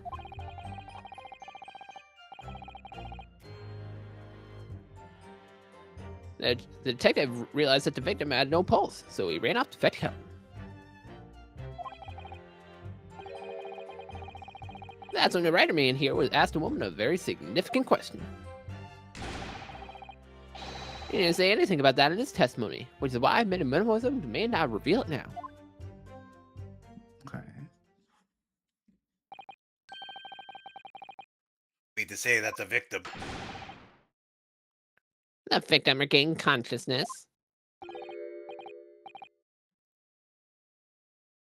Well, and when she did, you decided to ask her a question. Oh, yes, that's true, yes. Man, these sequence of events is messing me up.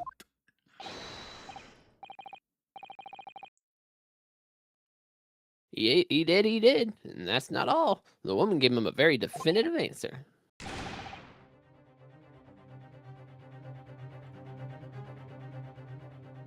An answer that incriminates the accused.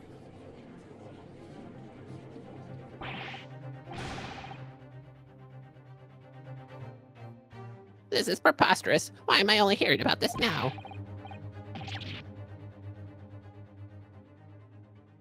Why didn't you mention this before, you yokel hack?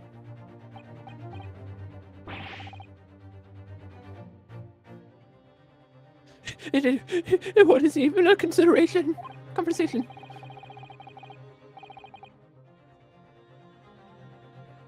Yes, I did pose a wizarding English woman who suppressed a question. I don't deny it. But she could no longer speak. She was barely even conscious, even.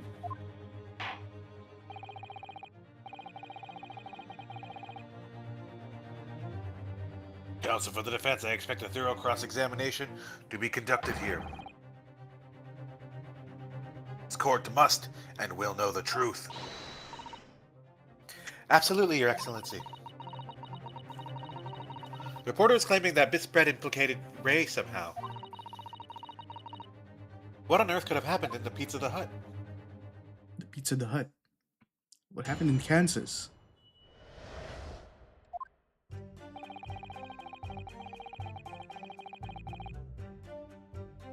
I want to press this because he said he was there for 3 minutes. Oh. Well, of course I did. I wanted to ask her about the incident she was involved in at the end of last year. About the case in which Dr. H.J. and John H. Wilson lost his life? That's not the way I phrase it. And Muslim calls it first-rate talking.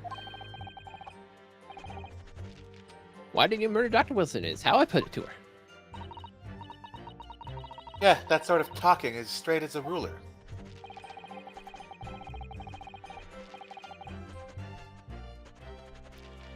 And ask every question if you're asking for a menu in a restaurant. I say it's the best way. It is Pizza Hut.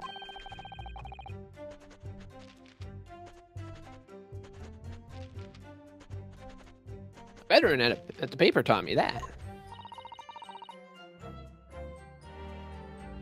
And how did Miss Brett answer?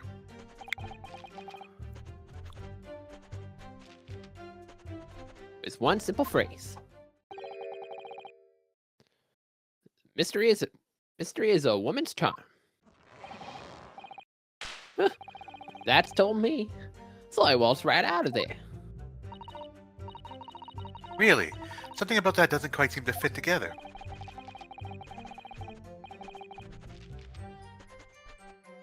If every room is your waltzing in the dance hall, I say it's the best way. Veteran at the paper taught me that.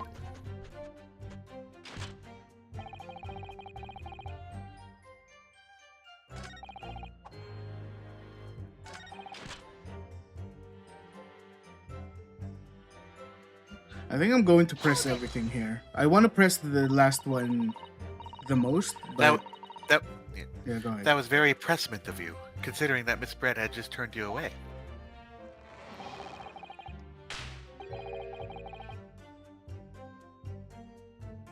Resistance wins the prize. Any memoist will tell you that.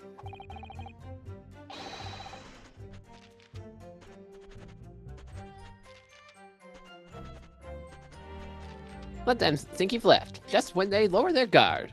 And that's when the scoop ends for the scoop.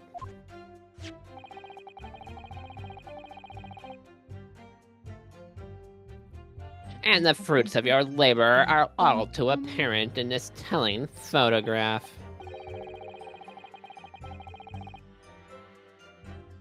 Though I'm sure the young yokel student would rather not be reminded of this damning evidence. Actually, thanks to that photograph that we managed to identify the witness. True.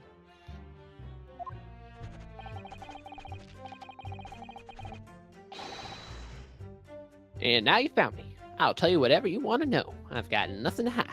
False. I'm sure. Please go ahead, witness. The court is eager to hear what you have to say. Okay. Okay. Try to stop me. There's a story to tell here, and I'm going to tell it. Damn it. Just tell it to me, man. Okay. I'm not going to get anything from those. So I'll just press this. Taseki-san, are you trying to hide something?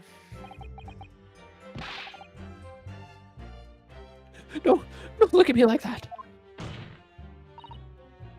Taseki-san, you must tell the court everything that happened. Uh-oh. Here we go. Well, in truth, Jazz music stops. I've been catching crabs at the water's edge, right in the building castles in the sand, you see. Well, the seaside is the place to be at leisure, I suppose, even for a grown man.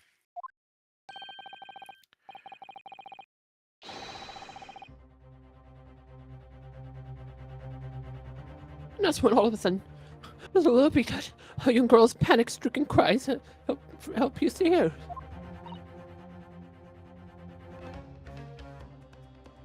Ray.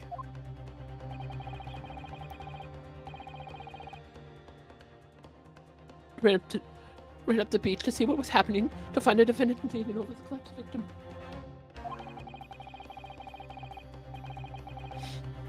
As soon as Inspector Husanaga saw Miss Brett on the ground, he sprinted off to get help.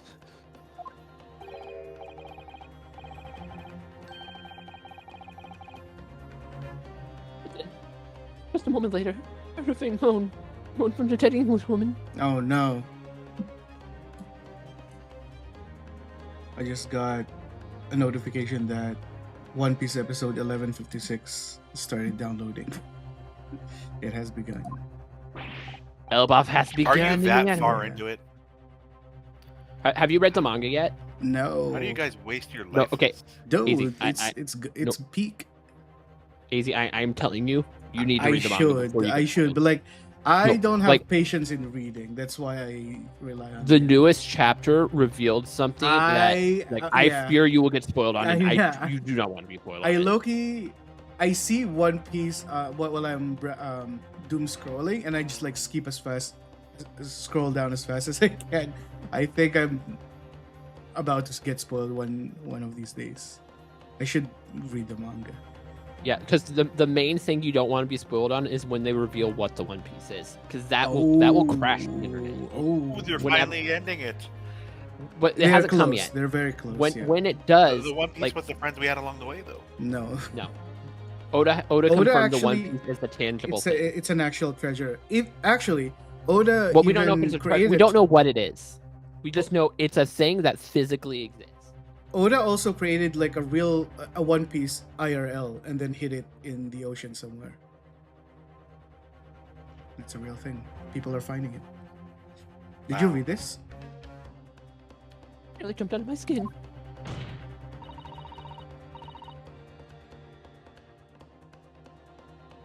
But what did you ask her, Saseki-san? It's true. Who did this to you? Oh, okay. Don't protract this any longer. How did the woman respond? She Oh didn't. my goodness. She said nothing in response. So many of them lied as easily as he breathed. But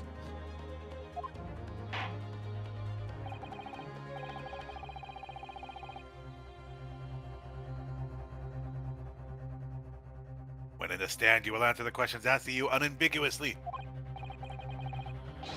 Not without evasion or resistance. Reticence. I demand that you amend your testimony. Okay.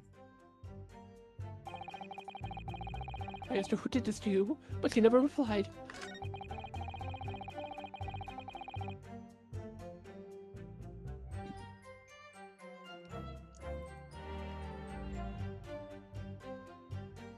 He lifted a trembling finger and pointed it in the direction of the defendant. Hold it!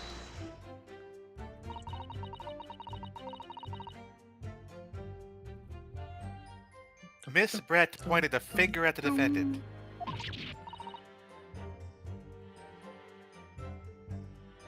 Saseki-san, is that really true?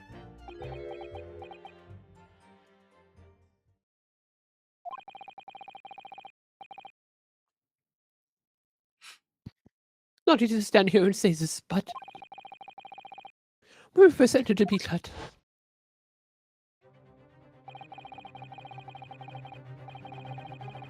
The Englishwoman was sprawling on the floor before us. A student girl standing on the far side of her.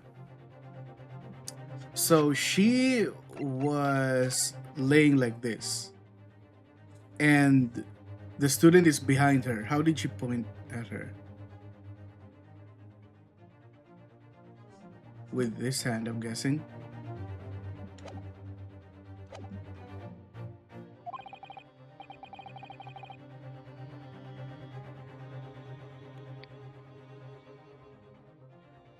When I asked who did this to you, That's funny.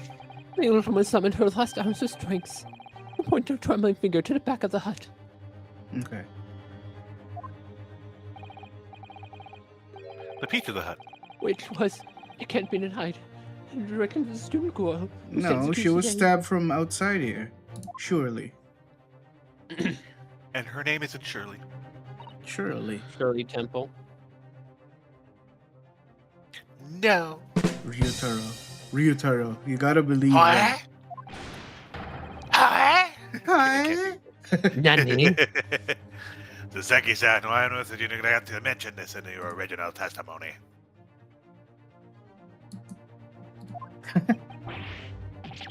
But, for the six I say,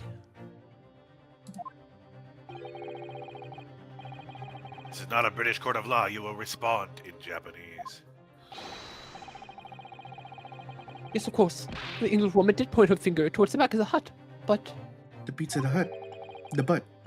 I was trembling, and she was trembling. Everything was a blur. And thinking about it, I feel as though perhaps she was pointing in a slightly different direction. Hmm.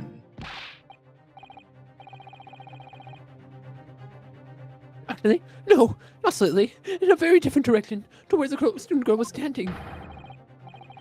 To somewhere at the back of the hut, where nobody was standing at all. You mean that your memory of events and the direction in which the victim was pointing are both unclear?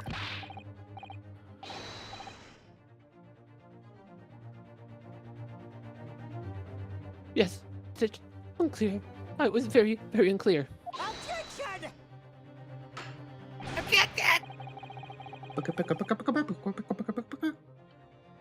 Your Excellency, surely this proves that the matter beyond all reasonable doubt.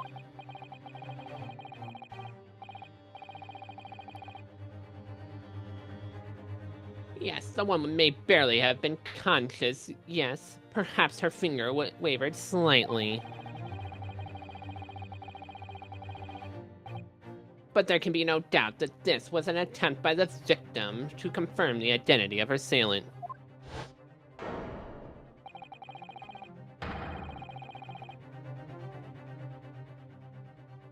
Because the court, as the court can see, there was no one other than the accused in the direction the victim was pointing. But then who would do it?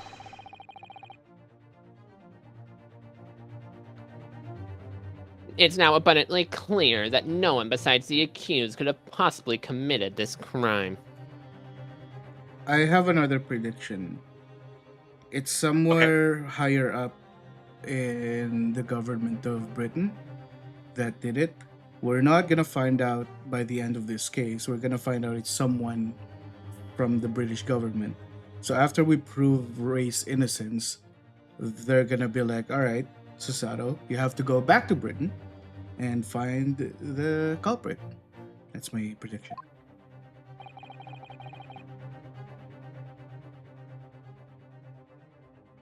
I am inclined to agree. Not Thank to your you. statement, but to the. Thank you. Well, I appreciate that. In the absence of any credible argument to the contrary, I believe we can now conclude this trial. Yes, let's do that.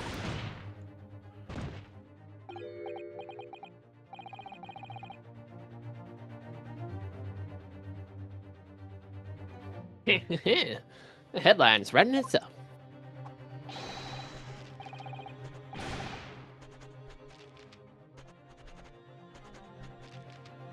Actually, lawyer's hopes dashed. 92-point font across the whole page. Shiro, Next reading? are you also playing Angry Birds? No, I'm messaging it. We're having an argument with an idiot on the internet. He's no. Here's the situation. So like a person posts like a versus question, and it's Asta from Black Clover and Haru from Ravetail. And this guy's like, Asta versus a random. Who the heck is that?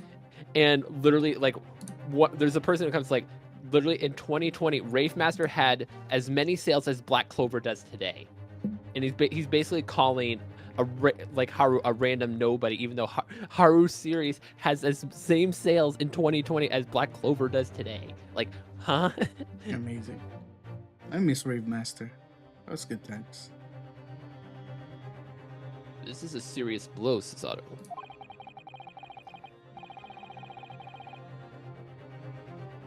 Unless we're able to identify the true culprit and substantiate our claims with evidence.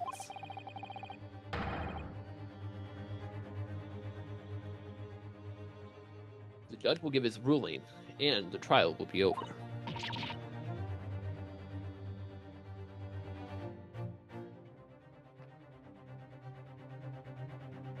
Angry Birds. Angry But Birds. that's impossible, Father. I'm just checking Amazon for something. We don't do you even want know if from the crime Amazon? was committed yet.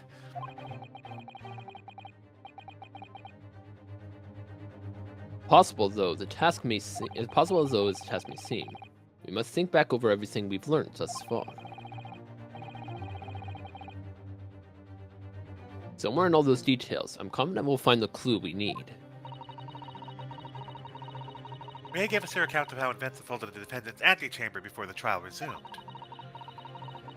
She told us what happened at the precise moment Miss Brett was killed.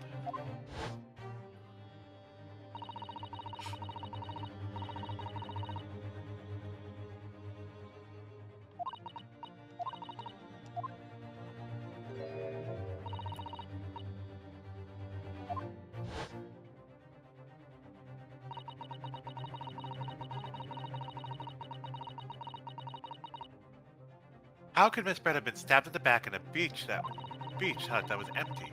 Somewhere amid all the information we gathered so far, there must be an answer to the question.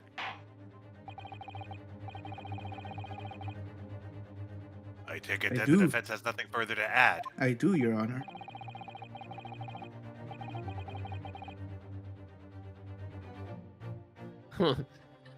Well, so the gallant yokel student's luck has finally run out. I can't say I'm surprised. Objection. Or hold it. Take that. Got it. In that case, I'm ready to deliver my final verdict on this matter.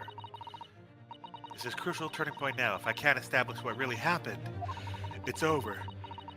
Where was the real culprit hiding, and how did he or she stab the victim? Objection! By the way, Izzy, I sent you a Discord of something interesting. Ooh. If I should order. Uh-oh. Uh-oh. Let me take a look at this. Oh, nice. Your Excellency, I respectfully ask you to postpone your adjudication for the time being. Remember when we were there for the Holo Expo and they said I'm not I skipped the I concert. can't believe you did that. I gave you cannot. I went to this place. Did you not? I know, that's why see? I showed you. I love it. I love that place. It was worth it. It was worth missing Holo concert. Do it. Buy it. Oh, to what end, Council? Oh shit. The friends would like to Oh my present an goodness. alternate theory about who the victim was actually trying to What implicate is with the bad happening? gesture. It's just Are you okay over there? I'm okay. I'm going back to the server and it just keeps clicking in game. Okay, there we go. An alternate theory? None exists. Objection!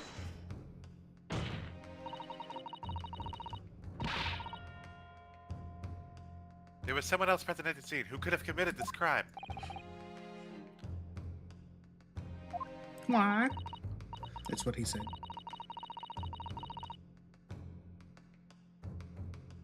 And the victim, Miss Brett, tried to reveal who it was to those around her at the time.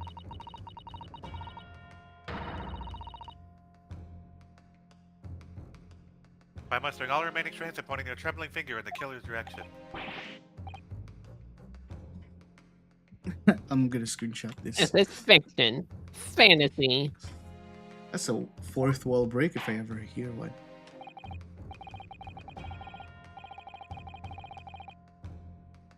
Very well. Are you sure of yourself, Counsel? I'm prepared to hear your alternative theory. So, young Yunatara no Narahodo.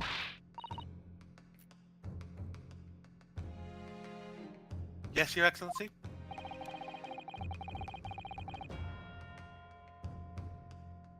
You will present your latest theory to the court by means of this plan. At the moment that the victim was stabbed, where exactly you're proposing the culprit was concealed.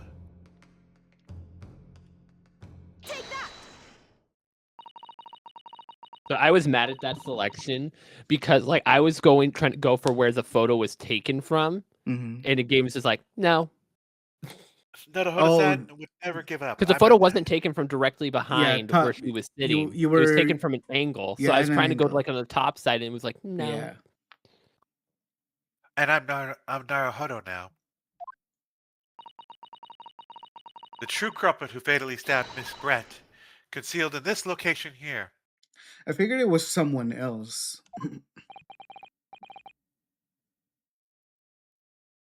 Are you mad, Counsel? Madness. You're Yes. suggesting the culprit was outside the hut.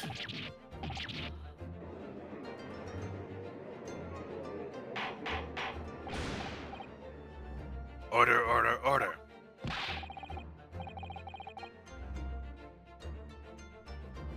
But student lawyer Naruhodo Esquire, that makes no sense at all. Does he not recognize the Naruhodo name? Oh, he does. Okay, good. But it's established that you're the cousin, but he's still going to refer to you by your surname. Okay. You've just pointed exactly at the spot where I was hiding to get my scoop snap. No. You were somewhere else. I didn't see any specific individuals loitering about. I can swear to that. Did you look in the mirror? Absolutely. If the culprit had been outside the hut, there's no way that he or she could have stabbed the victim who was inside the hut.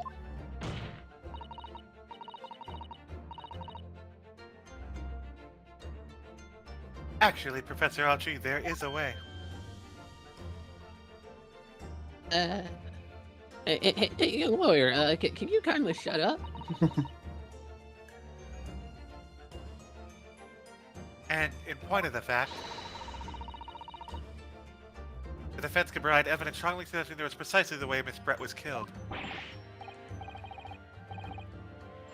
You're bluffing. You can't be serious. The defense's assertion is clearly too fantastical for this court to comprehend. You will need to give us more guidance, counsel.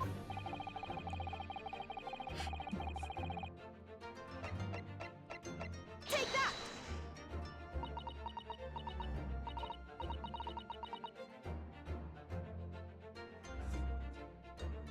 Well, I presented it now.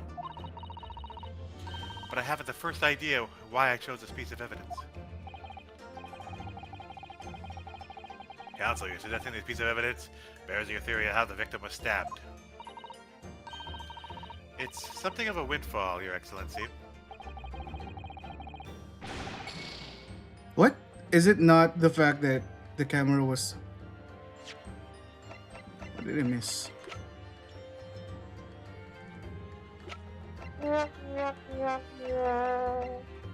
Or are they gonna say there's a hole here?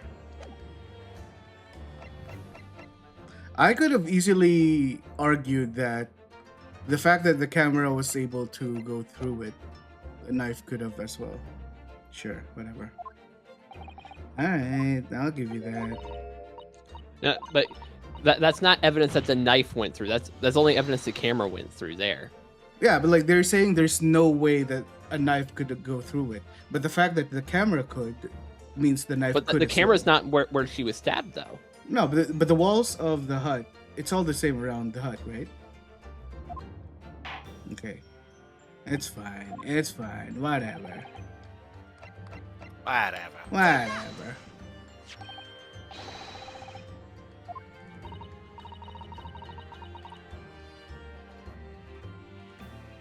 Yes, it's clearly visible in this print. The trace of the fatal thrust that was delivered from outside the beach hut. Attention!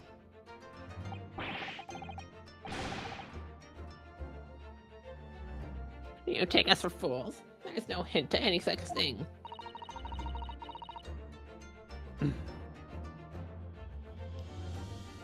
I'm not sure that everyone present would agree.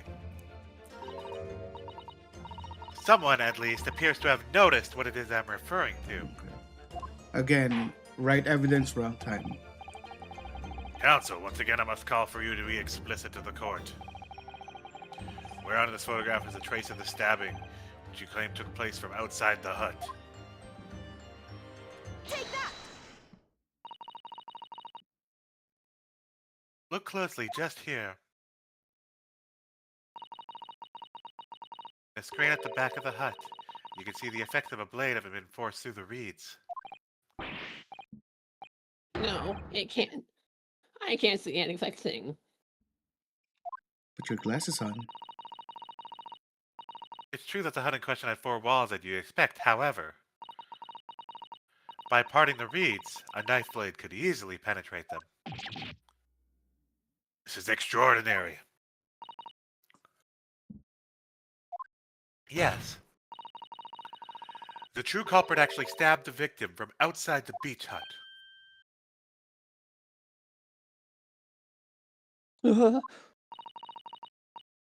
in everyone present at the scene, there's only one person who could have done that. Only one person who was directly outside the hut when Miss Brett was killed. Wait. I thought that was shot at an angle. I thought this was on this side. Don't bother questioning that. It's Yeah. Fair enough. All right. Well, then it was RM then. Right to the Madam Nemo-san. It could only have been you. I thought he was like on one side and the murder was on the other side, but sure. No. Objection!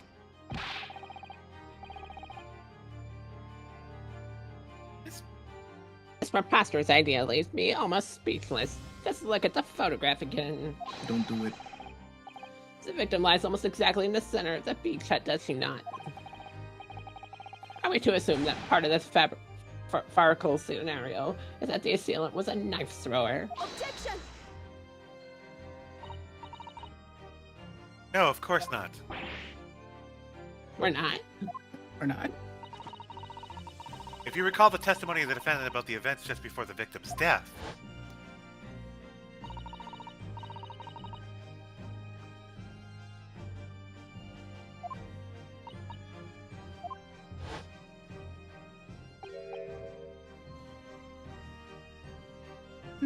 A stool?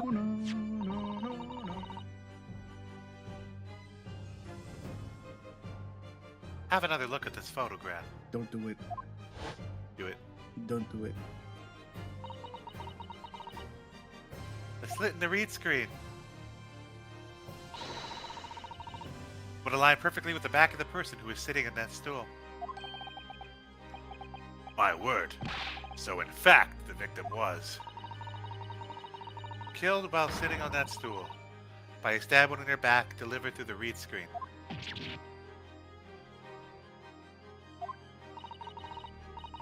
Having been attacked, Miss Brett rose to her feet instinctively. But then, unable to speak, she collapsed on the floor in the middle of the hut. Before the defendant, Membani-san's appalled eyes. And that, Your Excellency, is the truth of what happened on the beach that day. Mini memo, you've done goon. Done gooned. You've done goofed. But your silence, Minimo-san. I take it that you don't deny the charge.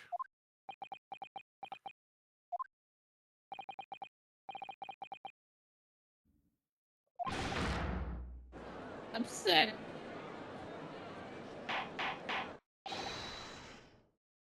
That will do. It would appear that we have a tacit admission of guilt from the witness. Accordingly, this court has successfully established the truth of this matter. Which means that the defendant, Membani-san, is innocent of this crime. Oh, thank goodness. I finally made him cave.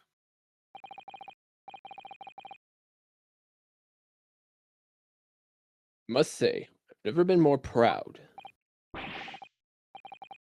No, it can't be. The Aoshi clan can't. My growth of hope. It was all an preparation. I can't accept this. I won't. I see no reason for the continuance of this trial. I will therefore move to conclude proceedings by delivering my final verdict and... All that. Who said that? Toseki again? Of course, it's me. Oh, it's him. Who else would it? Well, this is all very convenient.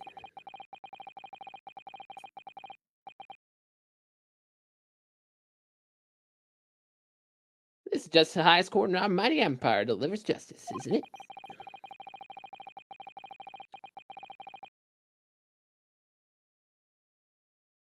Suppressing a well-meaning citizen's freedom to speak and branding him as a criminal. But We've established that the victim was stabbed from outside the hut, through the reed screen walls.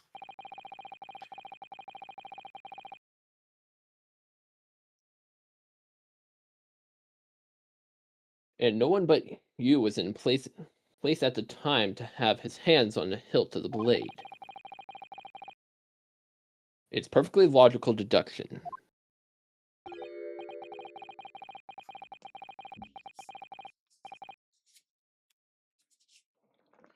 So your argument hinges on the location of whoever stabbed the English woman, does it? What he's about to say. Trying to figure out. Well, it seems a little irrelevant now. Irrelevant. Where she was stabbed and how she was stabbed. Is he going to say that this stabbing is not the cause of death? It doesn't matter. I mean, whether she was stabbed at all makes no difference when you think about it. After all, Charles already showed that the whole thing hinges on something else.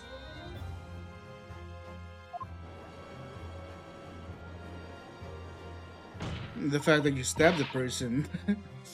What are you talking about? Brace yourselves, old man. I'm talking about the fact that everything's changed.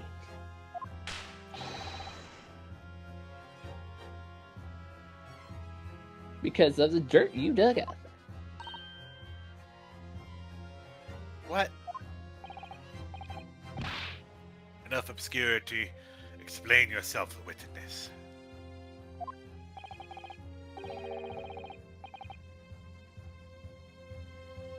What to explain? I'm talking about the poison, of course.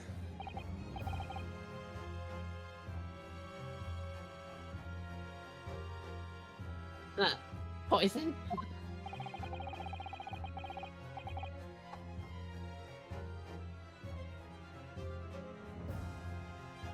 Let me ask the professor for a comment on the situation, shall we?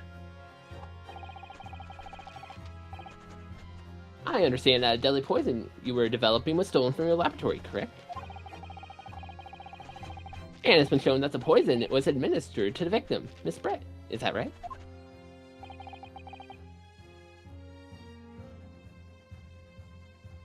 That is correct.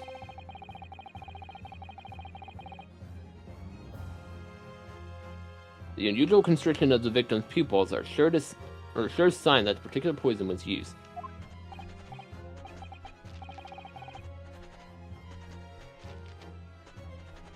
I see. So presumably that means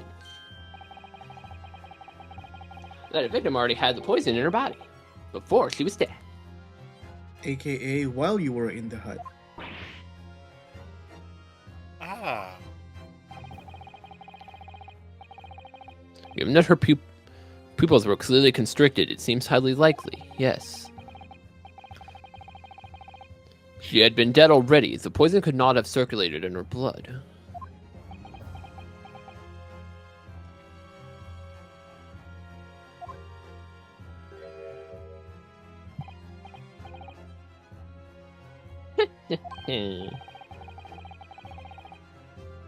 Ah, how refreshing to hear the argument of a metropolitan mind. Precisely. It matters not a jot of who stabbed whom and whose back when was whose blade.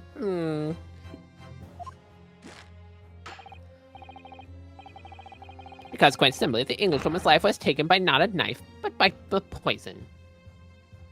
I mean, you have to convict someone who stabbed the person still. Objection!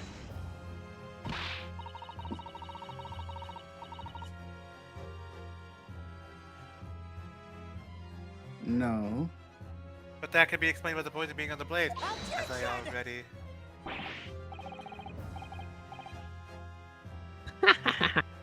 Forgetting already, have we, yokel? What is this reagent again? It detects the poison. Detects. Okay. So like pretty much like just a way to describe it is like let's say you have a plate with that had the poison rubbed on it. Like, you put a drop on it and it like let's just say the color on the plate changes. Yeah, kind of like luminol for blood. Yeah. Yes. Similar to luminol. But you don't need glasses to see it. All right. During these very proceedings, the laboratory of the professor at your side assisted in proving that the blade of the weapon used to attack the victim had no traces of poison on it whatsoever. But why stab? If you've poisoned her, why stab?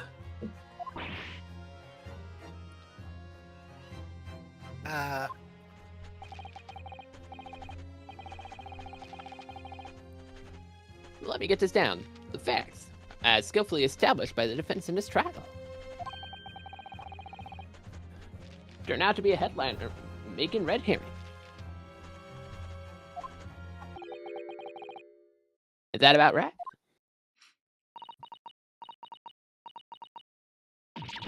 Well, Wait. I am so confused Order. about what they're Order. But where does this talking leave about. us?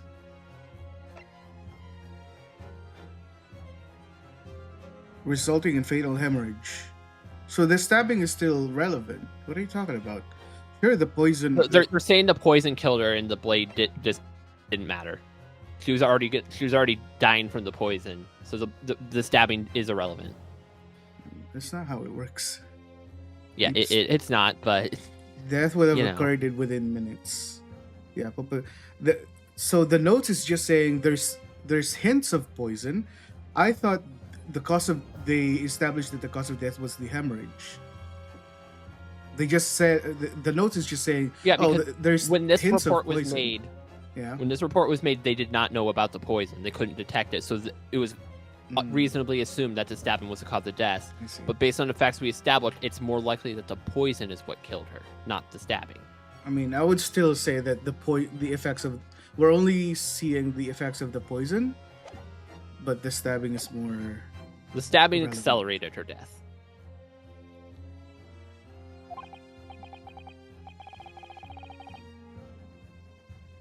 It's either through the mouth or wound. So In that case, how did the poison enter the victim's body?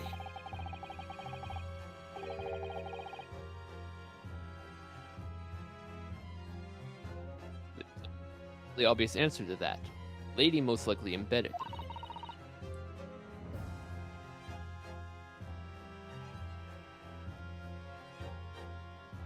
Angry Birds. You mean she drank it? Angry Birds. Angry Birds, Angry Birds. Have another look at the photographic print here. As you can see, She was drinking something. a bottle of carbonated water and a glass had been knocked onto the sandy floor of the beach hut. This image makes no sense to me. The poison could have been slipped into either.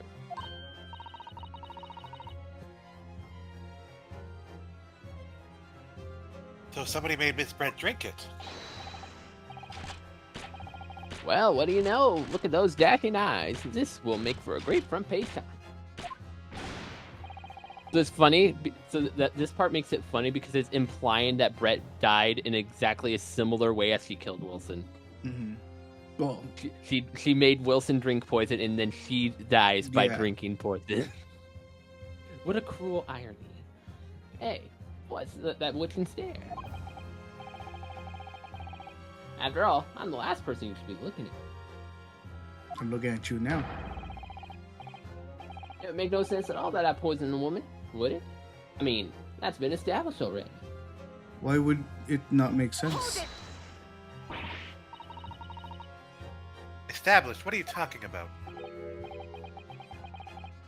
Don't tell me you've forgotten. That's a little hard to believe, given the person who's established it was you. Me? What on earth does he mean? I was gonna say he's outside, so he couldn't have done it.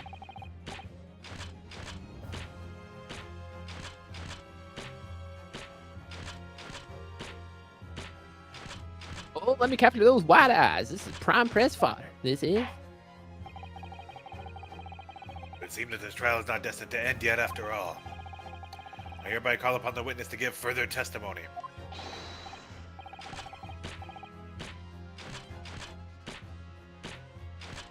That's great, that is. Let me get a shot at that magnificent beard, Your Excellency.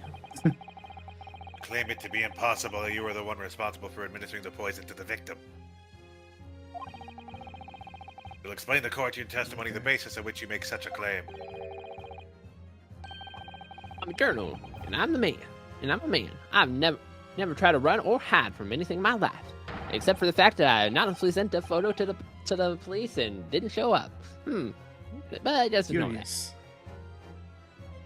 Now I'm about to start now, because that's minimalism.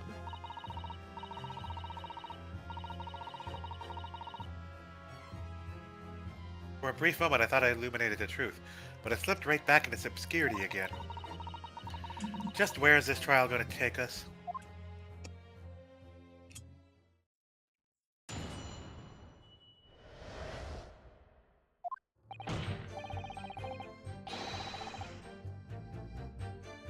Oh yes, I stabbed the Englishwoman, and that's the very fact that proves I'm innocent. Get this guy behind bars. This statement throws everyone's just like, are you serious? Yeah, get him behind bars. Because why would have I bothered to stab the woman if I had already poisoned her? I mean, the same reason why Giselle Brett poisoned and shot the guy. When I heard the student girl and that pompous English murderer arguing, it got my goat. Of course, we're going to punish Brett for what she did. Someone else would have to see justice done.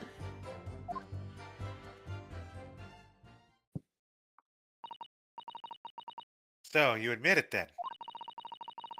That everything happened as I described? That you were the one who stabbed Miss Brett in the back through the reed screen? You can't blame this miserable country. You can blame the miserable country of ours.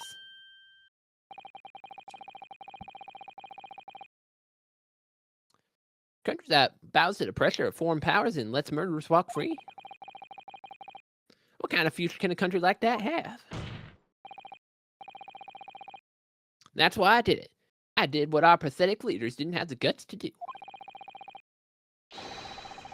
Slap bang in the middle of the charming lady's back. I plunged the blade of sweet justice right in there. My guy.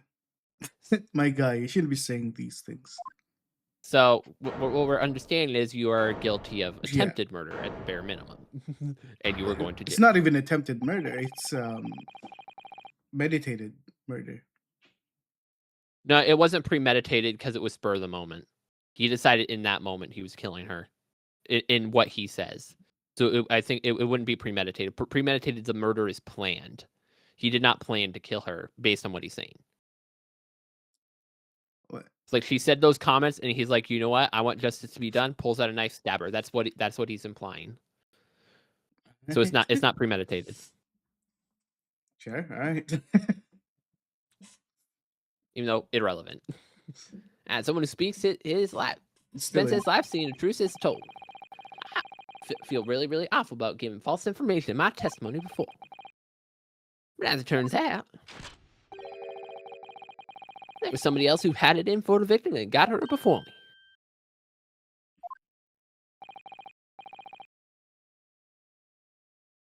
That's right, you guessed it. That pretty little student girl, now there's a woman after my own heart. You're implicating Ray again. He's the one who gave the poison to the Englishwoman and ended her pitiful existence. And suddenly snap, the journal here is off the hook.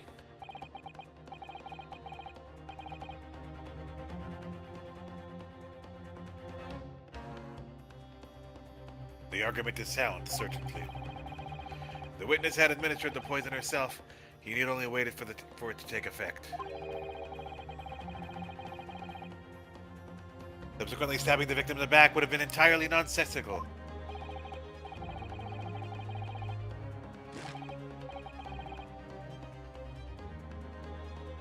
And therefore, this reporter had nothing to do with the poisoning. Yes, that's quite logical.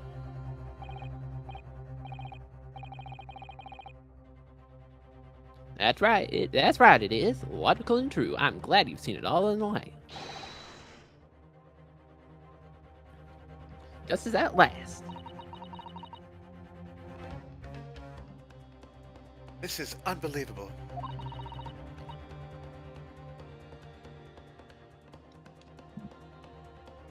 After I've made so much progress in proving his guilt, is he going to get away with it now?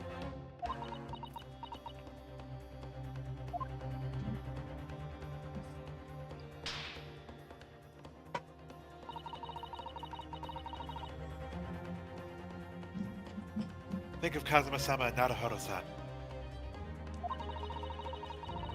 They never stop looking away forward until the judge's final gavel.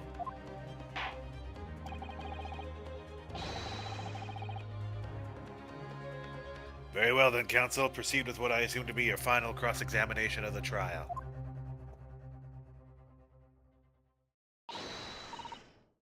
Yes, Your Excellency.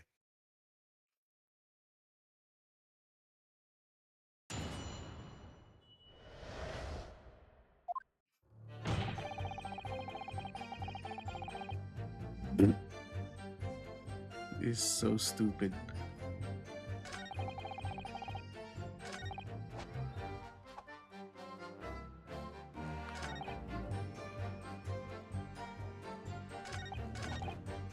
Hold it!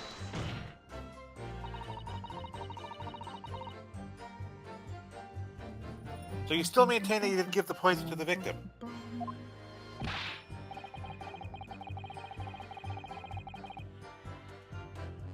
Hopefully that'd be like putting a belt on your trousers when you were already wearing braces like these.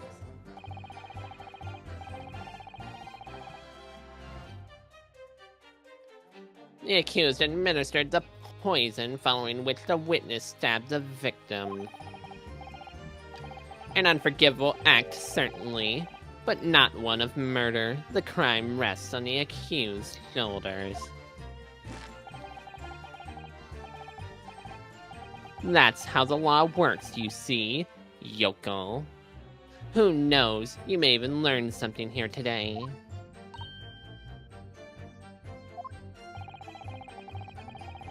Two consecutive attempts on her life in the space of minutes. Quite a day for the victim.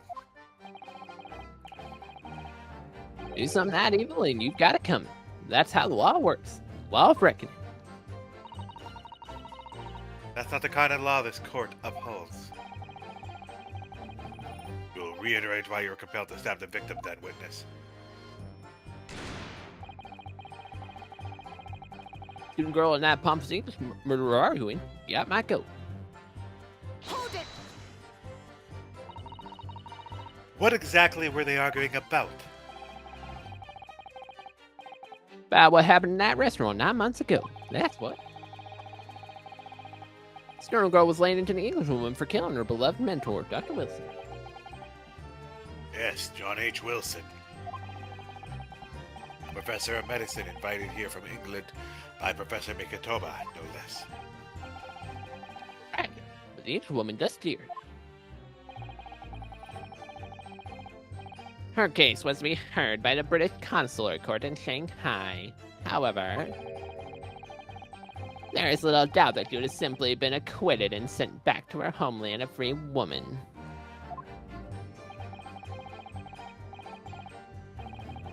It was eating let the student girl up inside. You could see it. It really felt for her.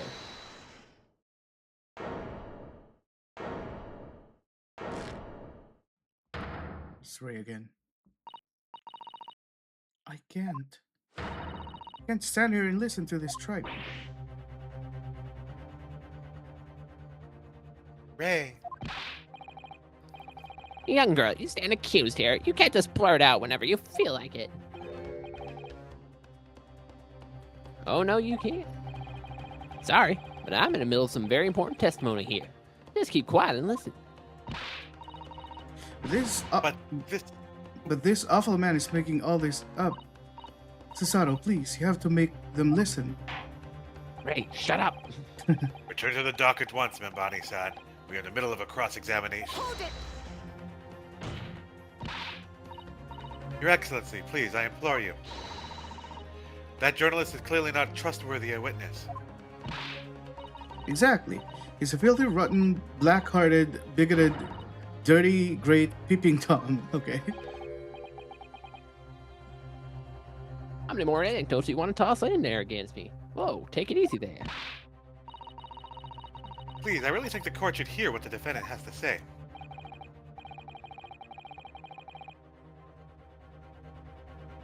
Your Excellency, I see no need whatsoever to entertain the accused's remarks. I will grant the request of the defense. My goat.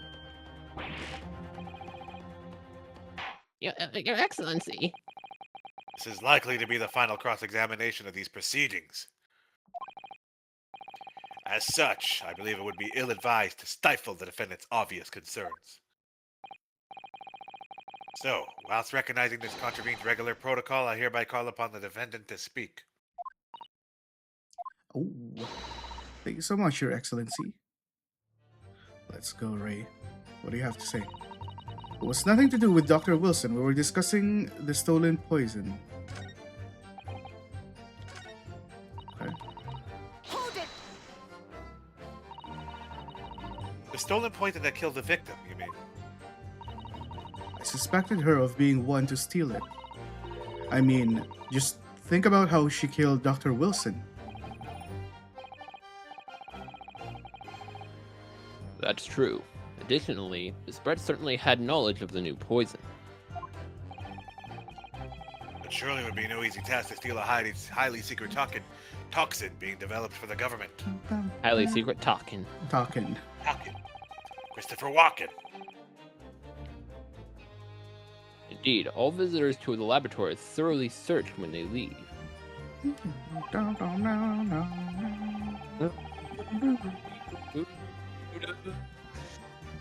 Even if the thief managed to avoid being seen by myself or a colleague, getting the poison out would be very difficult. That's true. I pestered Professor Mikatoba until he agreed to show me the poison when I visited his laboratory. But as I left, I was searched from top to tail.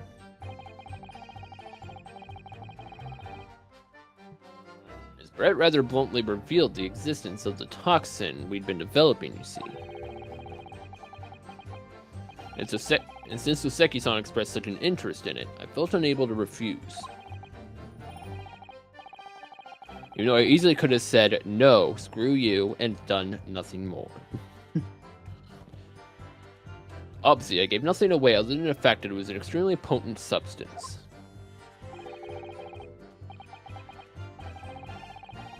I'm very ashamed of myself. If I had just had a singular terrible experience with deadly poison. I wanted to look my old enemy in the eye. Surely you can understand that.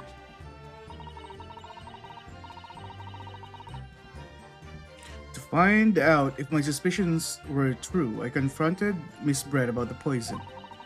I told her that if there were to be an incident involving it somehow, it wouldn't just be the university.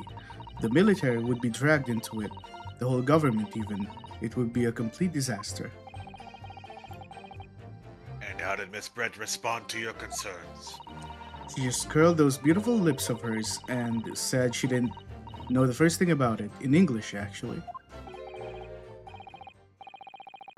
Yes. Menu Memo-san. One small question, if you don't mind. Do you speak Anglais? I don't mind. Can't you see I'm busy? I'm noting down all these juicy comments.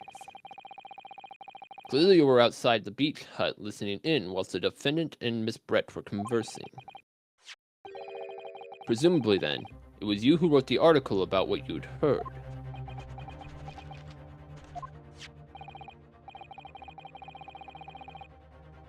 Exclusive. Deadly poison stolen from Yume Medical Research Lab. The story was published in this morning's edition of the Shoyu News. The details are too accurate to have been written by anyone else. Sorry? Don't know what you're talking about. Yes, look at this. The entire article. It's almost what I said to Miss Brett, word for word.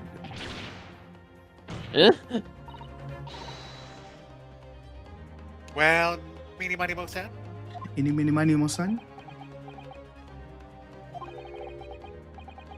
As a journal and as a citizen of a free country. This ain't America, bro.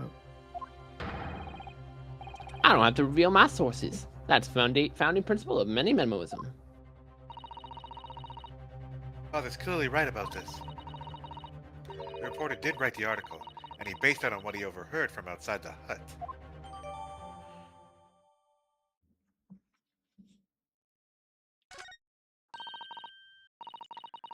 That's what it was all about. You were trying to cover up the facts that you were listening in.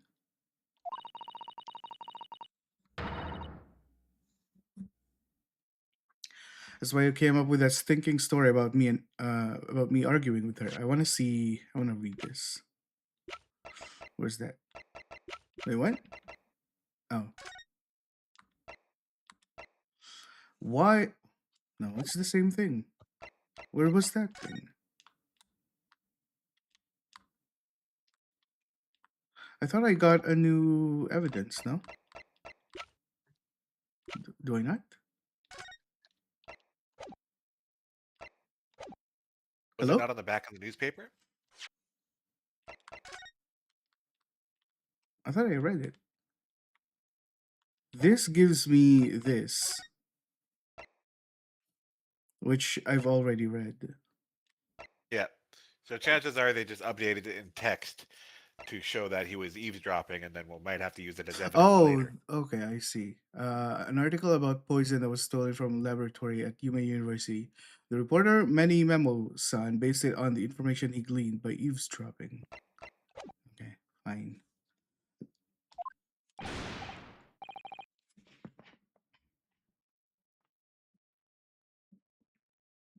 Manny Memo-san? Shut up. My stories never stink. Yes, they do.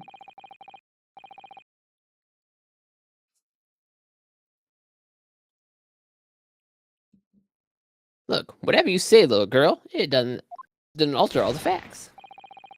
Your Excellency, there's something I want to say, and I want it to go on a record. Okay. Very well, you may amend your formal testimony. He's getting worked up.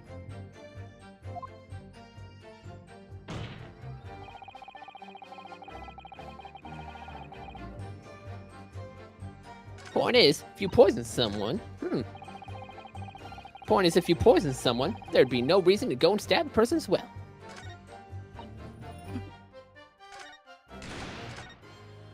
Okay, I'm just gonna press on. Hold it! There's no reason to stab a person in the first place.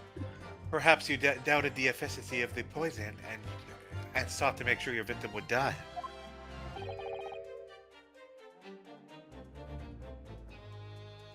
That's horse dung. What about horses? I like horses.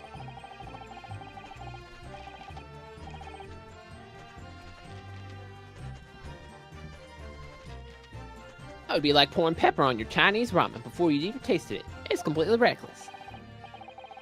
Although, it might surprise you to learn that I'm a bit of an impertinent pepper pot pourer as it happens. Once the victim had taken the poison, she would have only been minutes away from death. And yet this man then proceeded to stab her in the back as well. There has to have been a good reason for that.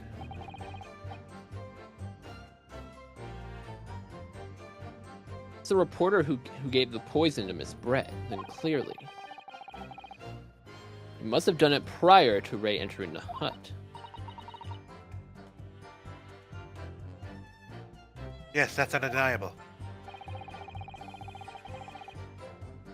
Between him leaving the hut and the victim being stabbed, there was one very crucial change in the situation. Mm-hmm. Sorry, what change?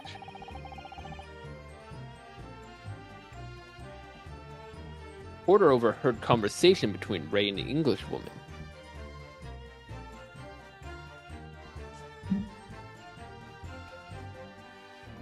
Okay.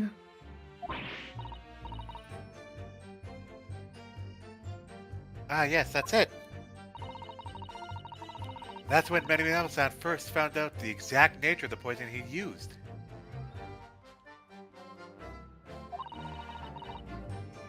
That could be the key here.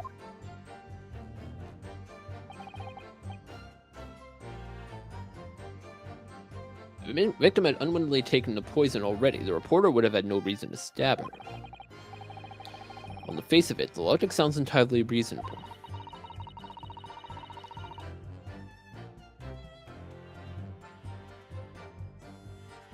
But there's no question that this man was responsible for Miss Brent's murder. I'll take this time to go over my evidences. What is the nature of the poison that they're talking about?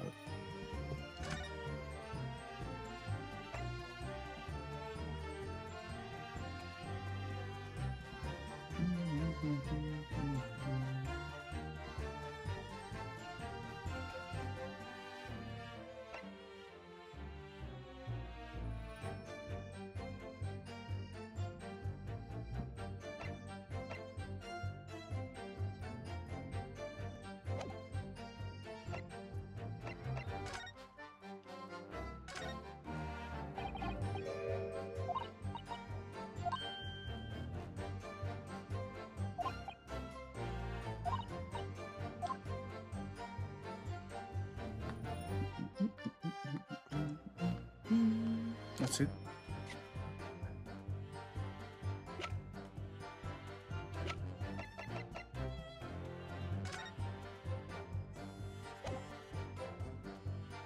There's a very small amount of liquid still inside the ink reservoir.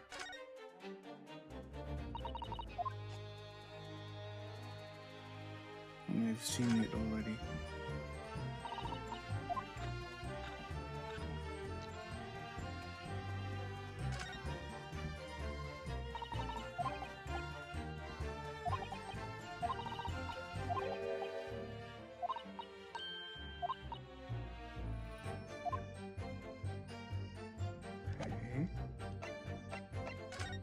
What are they talking about? So, Brett was poisoned, and then supposedly Mini Memo was waiting for Brett to die. But then Ray came in and they discussed about the nature of the poison, and then Mini Memo realized something, and that's when he stabbed her. But what about the nature of the poison? Is it the fact that it was commissioned by the military?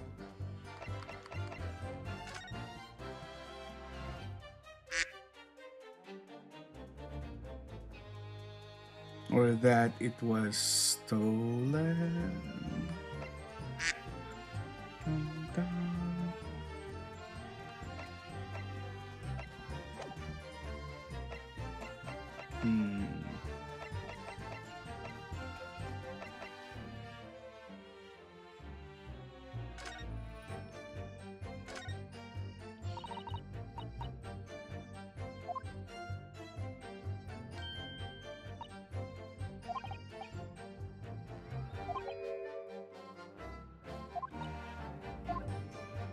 Okay, that is the front. So, and this is this morning, they said. They reported to me, it seems an attempted cover-up was at play. It's ordinary. What I'd really like to know is how the reporter found out about it. However it happened, I have to take full responsibility. There'll be serious consequences for sure. Oh, Father. I'm at a loss, but we'll move forward. Okay. Could think of a plausible explanation as to why he might have stabbed her even after the poisoning. Feel sure that everything would drop into place. That's what we should be looking for.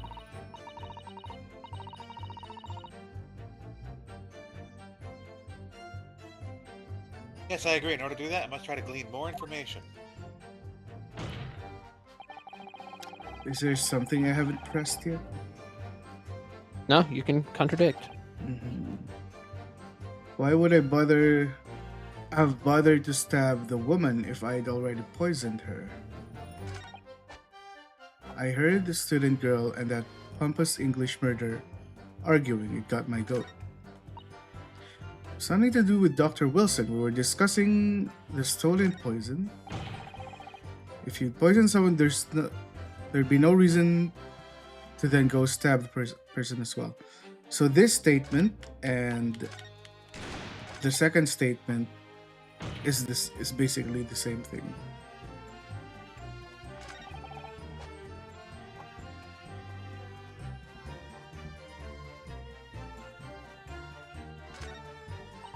All right.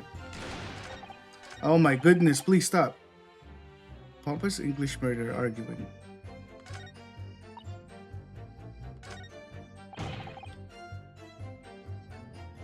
If you'd poison someone, there'd be no reason to then go and stab the person as well.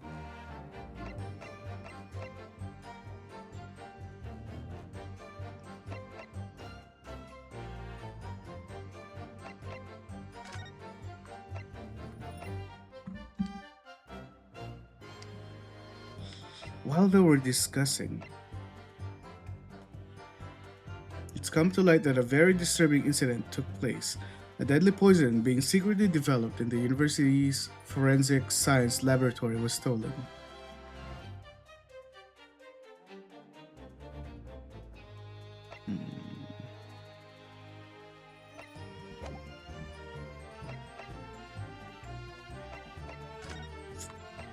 I feel like that's the only evidence relevant, but how exactly? German.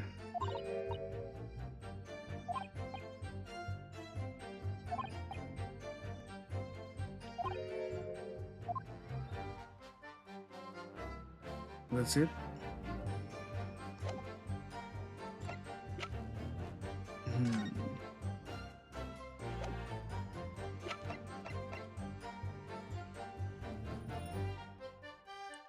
It's gotta be the newspaper, no? I just couldn't figure out.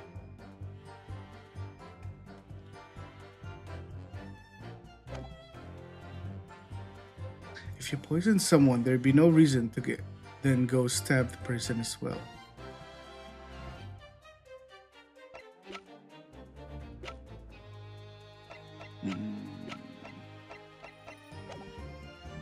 I'm lost.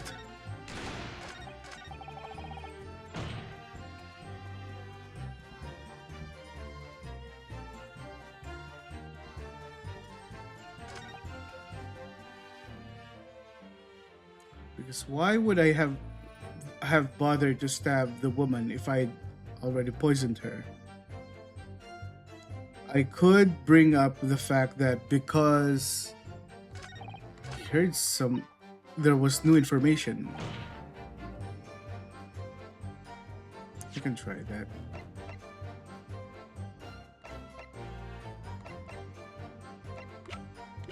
Or was that?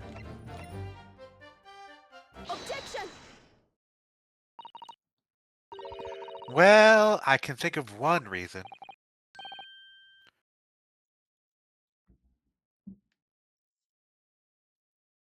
Angry Birds Part 2? Not me. Yeah, Part 2. The one who's arguing on Twitter. But what? But before I explain, I'd like you to confirm something for the court. Did you glean all the information from this newspaper article from what you overheard outside the hut? Of course he did. There can be no questions of that. After all, when we were all in the laboratory together, all we were told is that it was a terrible toxin. I was being bothered. Oh, okay. Like, are you busy? And then starts talking to me. Even after I said, yeah.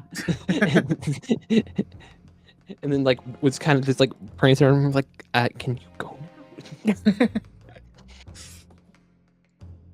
now? This time it's Angry Birds for real. And there is one more important fact to consider. I was listening to Shiro. And his excuses. Just kidding. We'll slap you in the face. According to the witness, Mimbani-san's verbal attack against the victim began as soon as she entered the hut.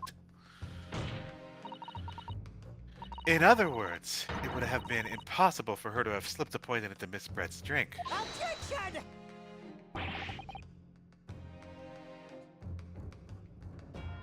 Where are you going with this, Council? So that last selection, that last presenting the evidence, one of my least favorite. That doesn't make sense. It does make sense. Well, because I was looking for the reason, but then all I had to present that was the fact that I don't know how to explain it. It doesn't make sense to me. I don't like it. Okay, just listen up. Manny Memo-san has made it quite clear that he observed every single thing that happened in the beach hut. And the defendant had somehow found an opportunity. This man would have seen it.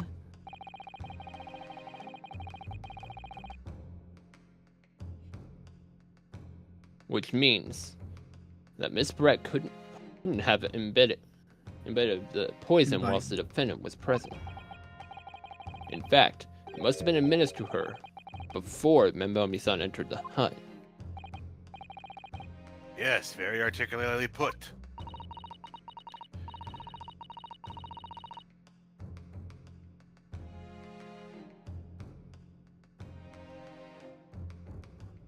Oh, it's me. When I walked into the hut, I immediately started to press Miss Bread about the poison. I was waiting for someone to read it. Angry Bird Press Part 3. No, I was reading it. At which point, Manny Memo-san overheard some worrying information. Worrying information? What worrying information? The information which he subsequently included in his newspaper article, namely, that the poison was being developed in strict secrecy and that it couldn't be readily attained. Absolutely. In fact, that it's quite an understatement. The only possible place it could have come from is my lab. And furthermore, anyone afflicted by the poison would exhibit telltale signs in death.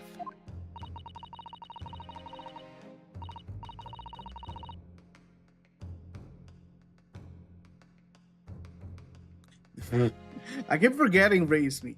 The extreme constriction of pupils. Yes, it's quite stark when you see it. I read it. I'm like, guys, can you read it already? Uma Musume Part 3. There are other poisons that show similar symptoms, but not among new substances that are undetectable. In other words, it would be clear that the victim's life had been ended by the use of this particular poison,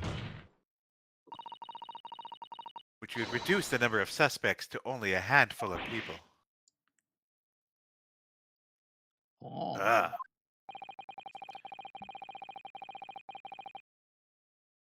Everyone in my laboratory is aware of the unique properties of the toxin that we'd been developing. None of them would be foolish enough to attempt to use it for some nefarious deed.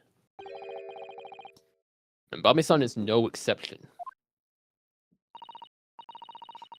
Therefore, we can conclude that whoever administered this unique poison to the victim Is a fool. was a layperson unaware of its telltale properties. In other words, someone like you, right in Manny Memo? Bum bum bum bum ba bum bum bum bum. It was you who stole the poison from the laboratory that day. And it was you who administered it to the unwitting victim. But you quickly realized that it was a terrible mistake. Because the poison caused such unusual symptoms and was so traceable. So I would. So the whole reason he had to stab her is to kill her before the poison could get into her system and kill her. Yeah. Because there was telltale signs of the poison that would point extremely to him as being the culprit. Yeah. Whereas he could stab her then, Ray would fall under suspicion and the poison would never be detected. I would man, I just thought of the word. I would admit to stabbing her because it's the poison who killed her. But you already given the victim the poison at that point. It was too late. So you hatch a plan to disguise your mistake. A plan that involves stabbing the victim from the back through the reed screen. Dun, dun, dun. Well, what good could that possibly do? Isn't it obvious, Council? The plan was to kill Miss Brett before the poison could take effect. That's what I figured happened. I failed successfully on making music. Hey, success is success, you know?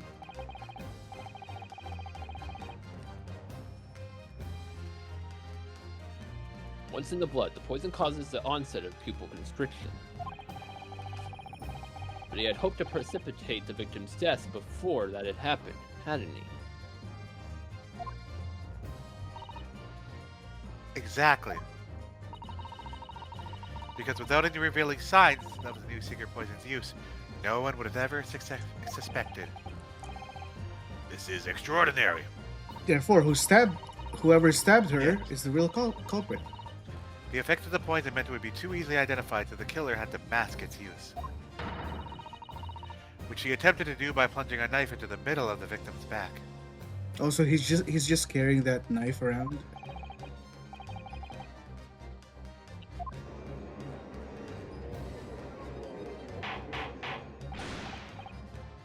Order, order, order! The argument presented is sound. The court is satisfied with the warden's consideration. Does the prosecution have a counter-argument it wishes to put forward? Ouchie. Quiet. Silence.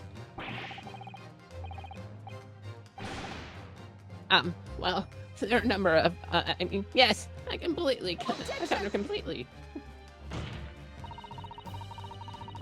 The prosecution's evasive response clearly shows that in much of the same way as he nurtures the remnants of his top knot, he's clinging to lost hope. That's funny.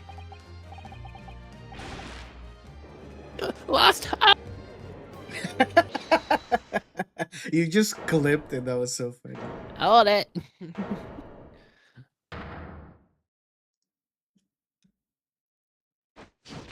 Uh-oh. The hat is down. You pathetic, useless, fallen sin. Fallen? Are you calling fallen, you... I don't need a counter-argument. Mm-hmm. What are you talking about? I could be blatantly obvious. I stole the poison, you say? Gave it to the victim, you say? Stabbed her, you say? Lots of fine theories. Mm-hmm. But I don't need a counter-argument, because you don't have an argument yourself. Where's your evidence? That is a good point.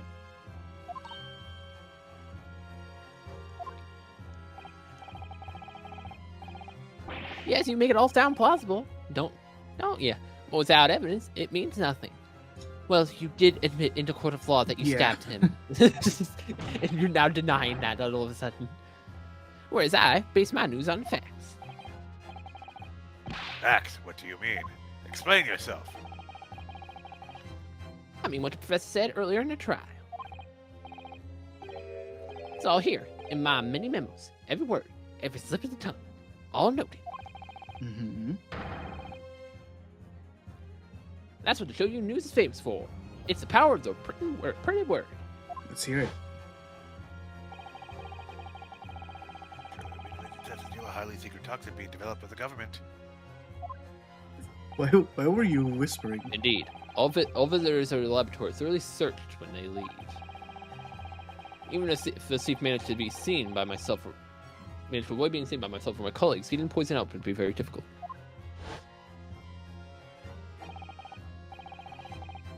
How's that then? Blowing the story wide open.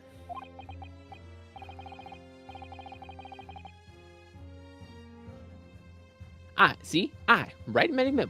A mere reporter from the Show You News. Show You News. Couldn't possibly have stolen the poison from the professor's laboratory. I am sorry, what?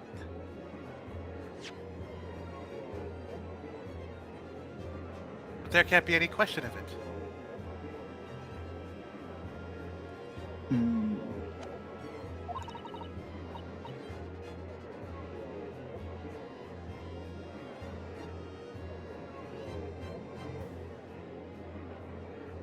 He did not steal the poison. He must have stolen the poison that day. He stole it, and it used it to kill. And if that's the case, as you've identified, the poison itself isn't the definitive evidence we need. Because whoever stole it from the laboratory that day is a true culprit here.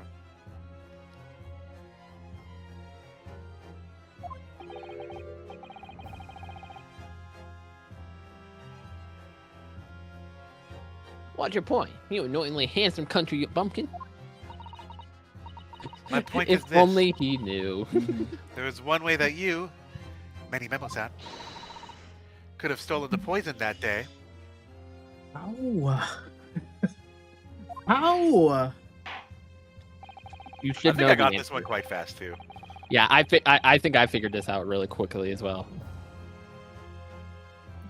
I have heard enough verbal conjecture now, thank you. What the court must be shown is evident. When I'm gonna go was and this take out my turkey for in tomorrow. laboratory? It's not, right?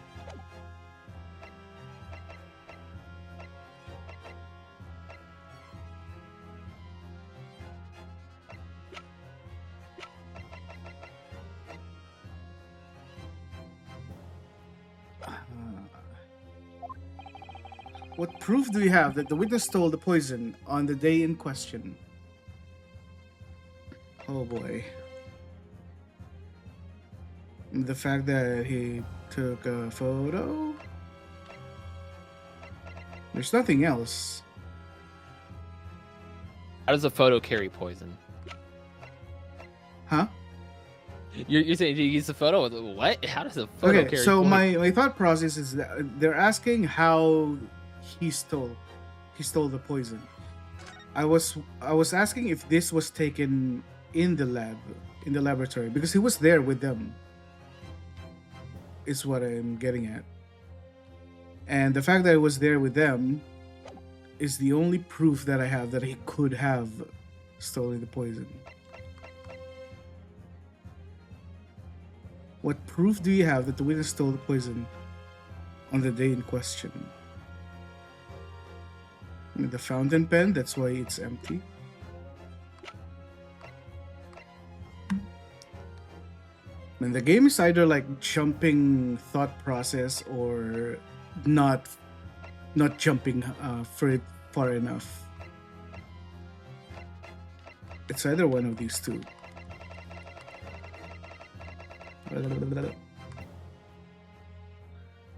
I'll go with this one. Maybe. This newspaper then. The proof, Your Excellency, is this fountain pen.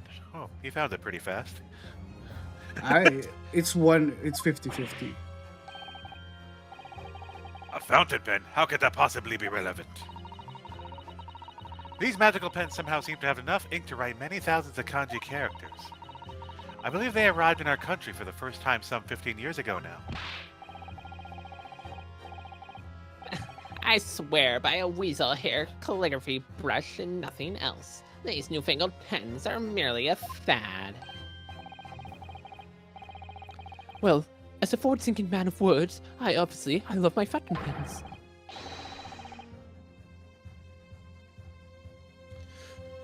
Suck up a scoop on of sumptuous ink, and one's work is awash with words in a blink of an eye. That's right. Fountain pens have a small reservoir in the barrel, into which the ink is sucked up through the nib of the pen in order to write the letter.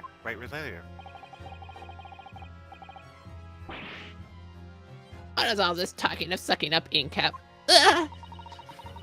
And just as it's possible to suck up ink to the reservoir, it's also possible to eject it through the nib again, of course. My word, can this really be? Well, Manny Mademoiselle? When you saw the deadly poison before your eyes in the laboratory that day, you used your fountain pen, your very lifeblood, to steal some of it, didn't you? By siphoning the poison up through the nib and then the pen's reservoir. Objection!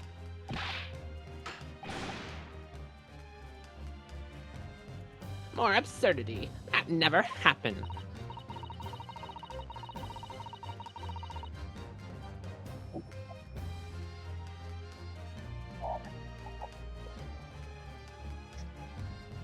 Angry Birds. Good. Mic check. 1, 2. What happened? Apparently, my Oh, there we go. I stretched the wrong way, and out came the headphone. Sure, we've heard there was a good procedure to take place to prevent theft like this in the laboratory. Would anyone have the thought to look inside a fountain pen of all places? No, I'm a little ashamed to say that for fear of offending our guests, such a detailed search would not have been conducted. Well, this is quite startling, I must say.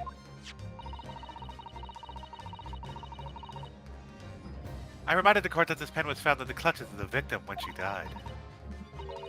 In other words, it was dropped at the scene by Manny Emerson. Dropped at the scene.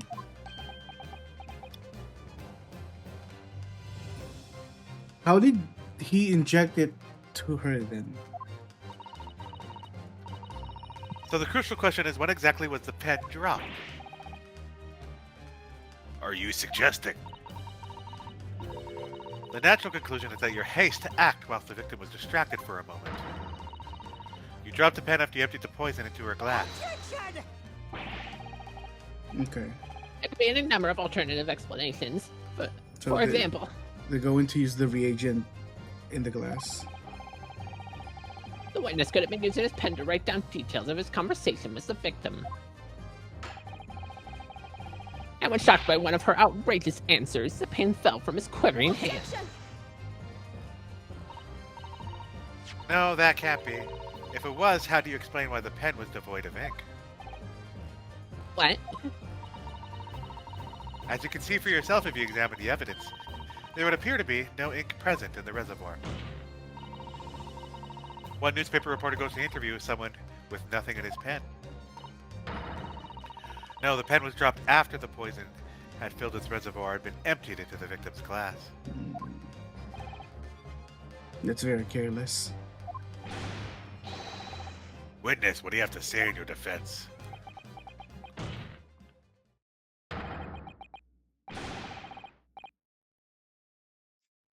She's lost it. So this is how our modern justice system works, is it?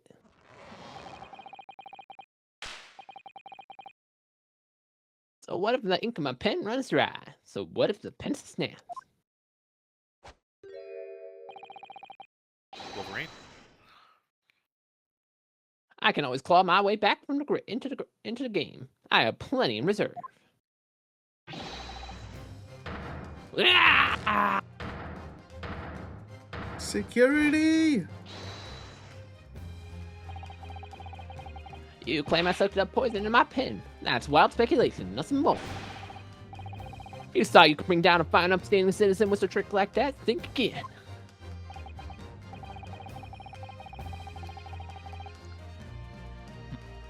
It's as though we're gonna need to take one final decisive blow to finish this matter.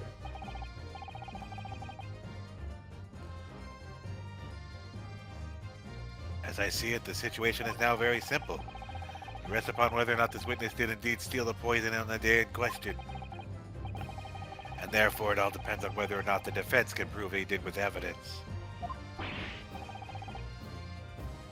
No such evidence could possibly exist. Objection!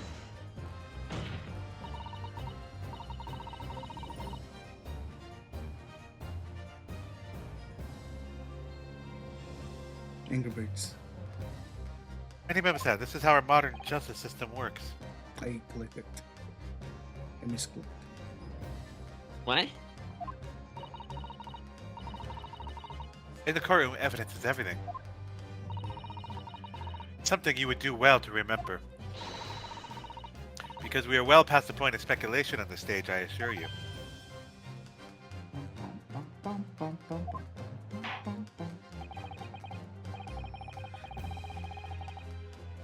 Very well, then I call upon the defense to present the aforementioned evidence.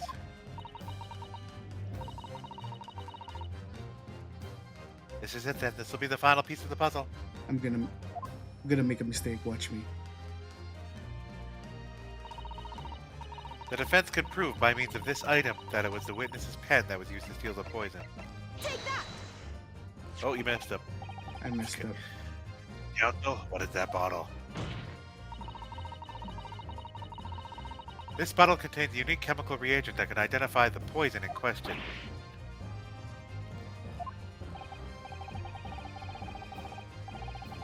Yes, that poison is an extremely new synthesis of alkaloids developed by my colleagues and I. It'd be impossible to detect traces of it by any other method. Or from another perspective, simply with this chemical reagent, anybody could check for traces of the poison.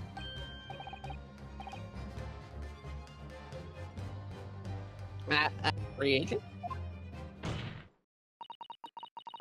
Ladies One and drop of the gentlemen, contents of this bottle on the tip of your fountain pen, Mr. Minimumasad, it's Jover. is all it will take to solve this case beyond all reasonable doubt.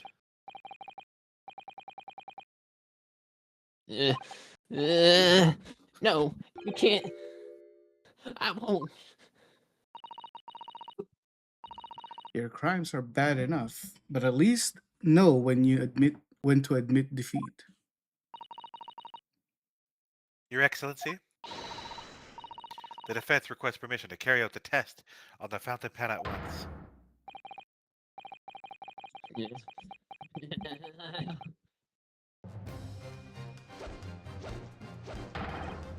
This isn't my fault. The Emperor drove me to this. That whole fire is a civilization of balance central foreign powers whim. I took up arms Hey, on the it's going crazy. I took part of the battlefield in the name of justice and righteousness. And amendment was a paragon of system. Uh-oh. No, why Susato. did you say I'm Susato? there. You just screamed Susato. The double takedown.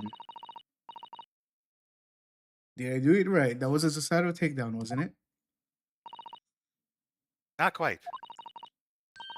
That was a Ryotaro takedown. Amazing. Do you like how I was able to keep up with the rate? Yeah. It was going I've crazy. done that like 5 times, so I'm kind of even though I'm still like not perfect, like I still like followed it pretty closely. The instant the first drop of the reagent touched the nib of the fountain pen, it was clear to everyone present. Look at him. When I saw it there in the lab, the poison. The devil got a hold of me, and I decided to do it on a whim. I excused myself and emptied the ink down the sink in the bathroom, watching the reservoir out carefully. And then you waited for an opportunity to suck up some of the poison, didn't you? Into your fountain pen. Yes, that's right. Answer me one thing, Minimumasad. Why did you steal it? For what purpose?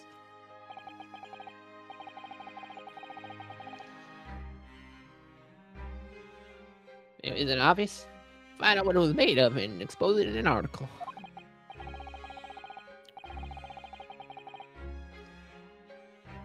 I mean, it was just a secret project after all. Too juicy of a journal like me to pass it up.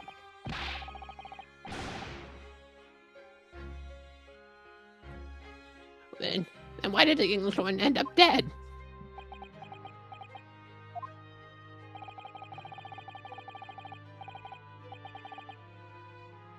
I went into that hut intending to quiz her on the situation. That's all. As a reporter.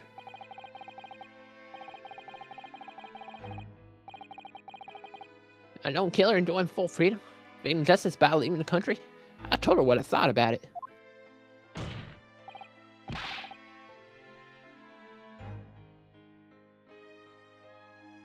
And she just laughed in my face.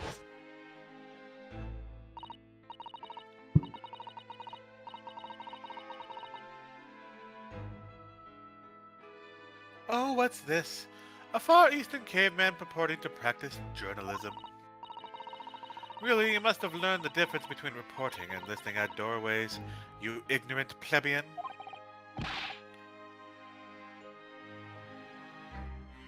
What? What did you call me? This country, with its pretensions to a justice system, to a free press, it's really very depressing. You see your superior ways in the West, yet you lack the mental capacity to emulate them. Get out of here, you oaf, get out, and crawl back into the cave you came from.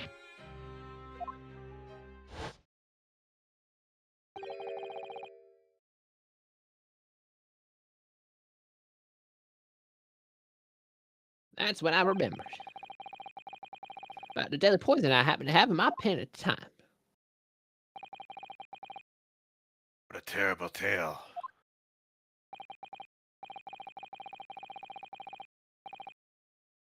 In my head, I knew I couldn't just get out of there as quickly as possible, but I couldn't.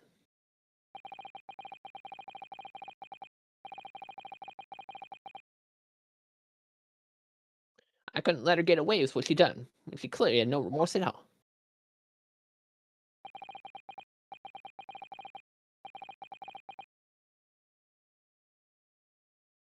I suppose it was my journal spirit getting all fired up, like Nazi drag deal.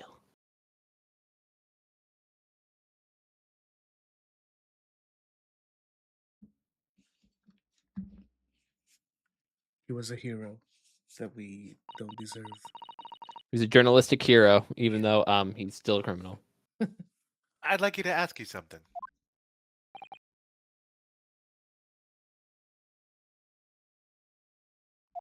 Yes. Yes? He said. You often talk about justice. But surely as a journalist, you could have used other means to deliver the justice you sought. There's no justice in the press. Sorry? After that trial 9 months ago, I kept digging and digging to find out what happened in that courtroom. And finally, I discovered the truth.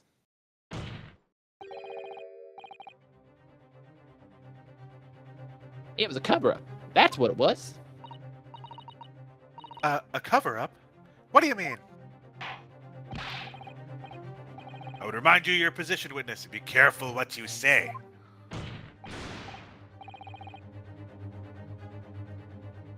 Oh, come on. Doesn't it strike you as strange? Come on.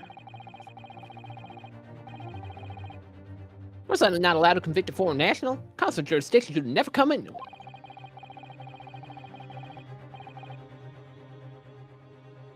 And get that puffed up influence going to sail away into the sunset, a free woman.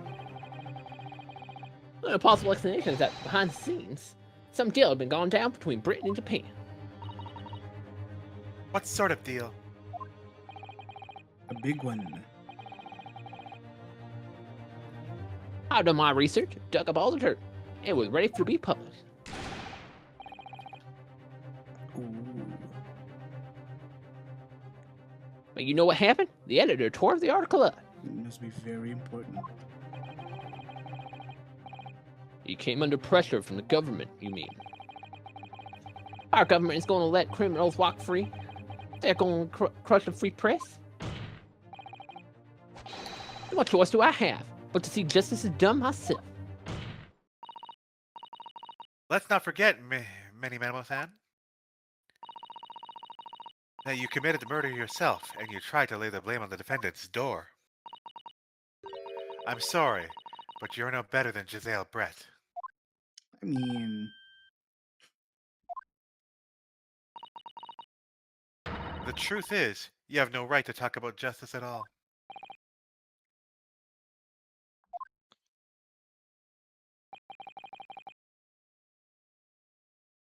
Pose. pose. It appears that we have reached a conclusion in this trial at last. Counsel for the defense, Ryotaro Naruhodo. Oh. Yes, sorry, Your Excellency. He's musing in a manly way here. In a man. You can take off the disguise now, Ed. You can take off the disguise. Just show Ouchie that you were a woman the whole time. We know. It's almost unbelievable that this is your first experience of the Supreme Court. It was an excellent performance. In truth, it very much reminded me of your cousin's exploits. Oh, Naruhodo-san's, Ryunosuke, you mean? The way he handled the trial 9 months ago, and the way you handled this one. It gives me a hope that we are generally entering a new era of justice in this land. That's very flattering, Your Excellency. Hearing the defense you put forward today made me feel most keenly.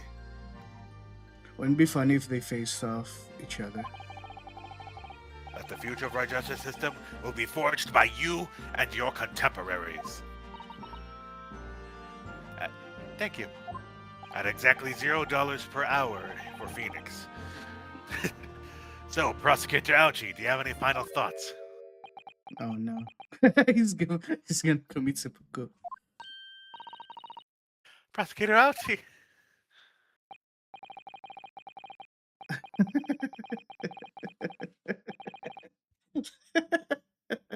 I, Takasuchi out of the Ouchie He's clan, so have been dramatic. bested by a callow youth, not once, but twice. If there was any shred of my former self left, it has withered and died here today.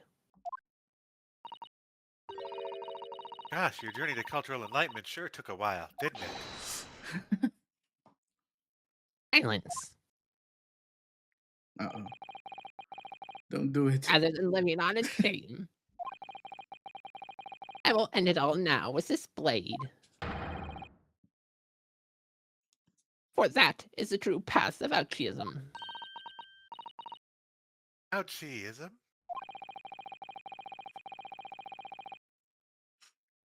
One hopes that the only way in which he'll be modeling himself after the witness. He's just gonna cut off that small bunch of hair.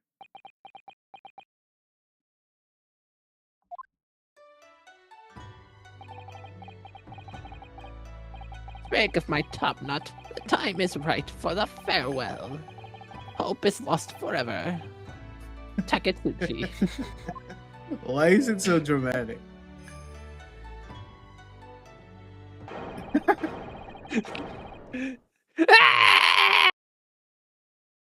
Kabashunk. Damn, that's a clean cut. I never get tired of the wind. Just silently flies away. I like that Susato is praying. Everyone's praying. Everyone's paying respect. Moment of silence.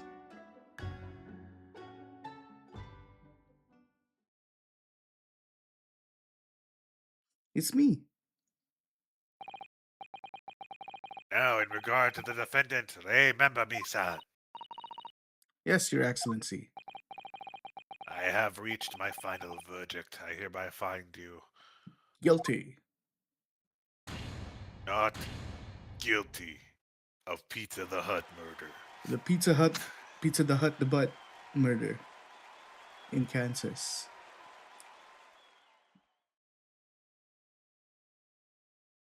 Yay! Court adjourned. Amazing. Bim, bum, bum, bum.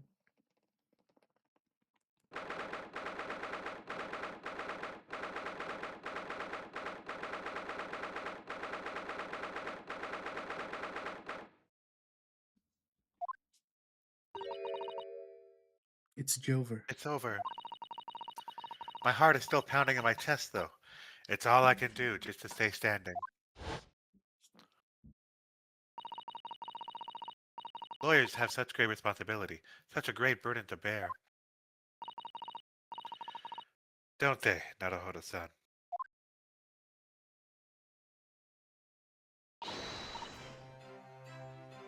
Susato. Thank you. Thank you so much. You were dashing in there. You were so gallant. Ray and Father. Honestly, I'm so touched by everything you've. Oh no, I think I'm going to cry. It wasn't easy, but together we made it. I was on the verge of tears at the end too. Especially when he lost his hair. The only reason I'm still here is because of you. Oh no, I can't take all the credit. It took courage to tell the truth there. You did wonderfully, Ray. Sis, so I would have to say that the congratulations belong to you.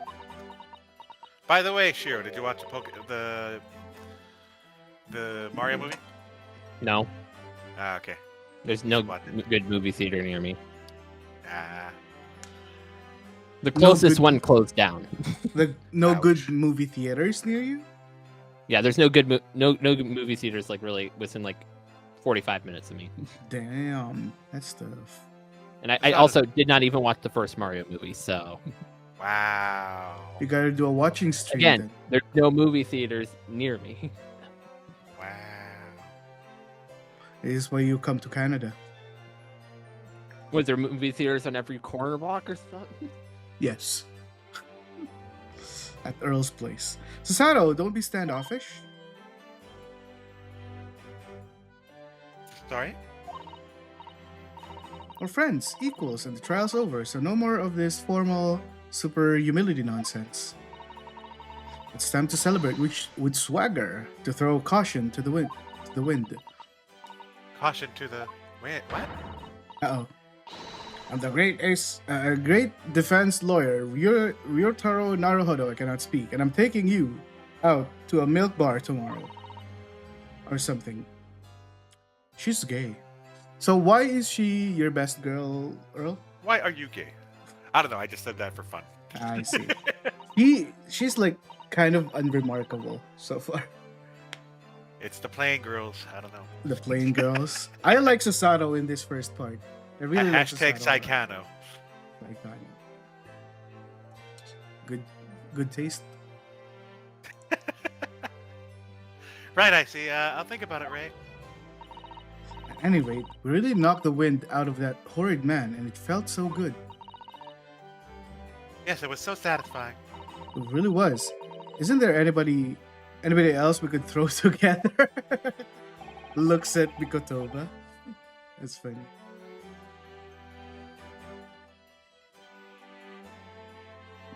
I hope you're not looking at me, Ray.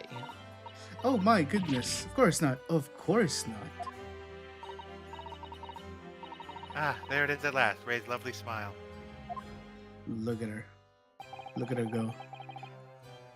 You fought for your friend to the very end. As your father, I'm extremely proud of you. Defense attorney Ryotaro Naruhodo. Thank you, but I couldn't have done it without your help. Anyway, it's time to bid farewell to Ryotaro, I think. shall miss him in a way, but No, I'm gonna miss This is him Haruhi Kotoba for too. now. No, can I just like keep her? Is this the costume that you're talking about, Shiro? No. No. This outfit is only in this case. I'm sad. Unfortunately, it would be fun if you could wear this alongside Yeah. Ryunosuke, but no, unfortunately not. So I'll never see him again then. What a terrible shame. I agree, Ray. I agree. What? What? What is happening? Our old friends. Ah, Saseki-san and Inspector Hosonaga. I do hope you've been keeping well.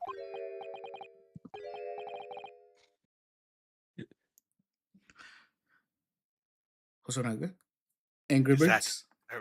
Really you? If we go back to Britain, I hope we bring Hosonaga with us.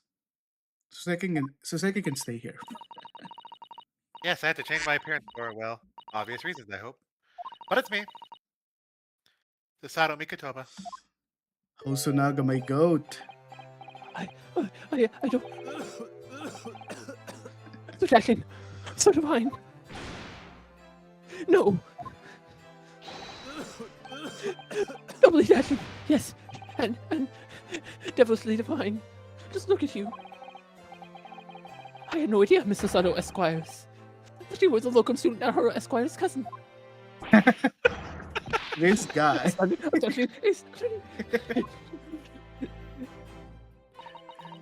Ah, Poor Saseki-san, so confused.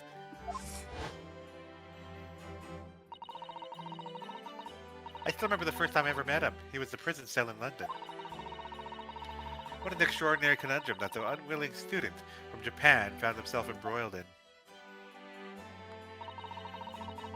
But after Naruto-san's skillful defense at the Old Bailey, Saseki-san was free to return to Japan. Amazing. Now he's famous. And now he seems to have earned himself great fame as an author.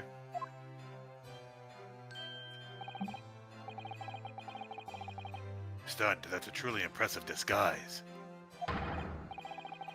Even I had no idea that I'm a chief inspector at the police bureau, who came up with Mr. Turtle, no less. Not sure you should be admitting to that, Inspector.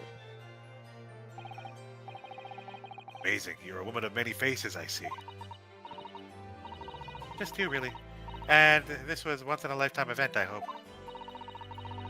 Oh, I'm not a patch on you, though, Inspector. Well, I'm a professional, of course. My goat. I do worry about Inspector Hosonaga sometimes. I really do. 9 months ago, when he appeared here at the Supreme Court to testify, he was undercover, disguised as the head waiter at a restaurant. Dude. And then on the steamship to Great Britain, of course, disguised as a sailor to keep us safe on the journey. Yeah, for real. He was the goat here. Even though it's my least favorite case. So that didn't help you, did it, Kazuma-sama?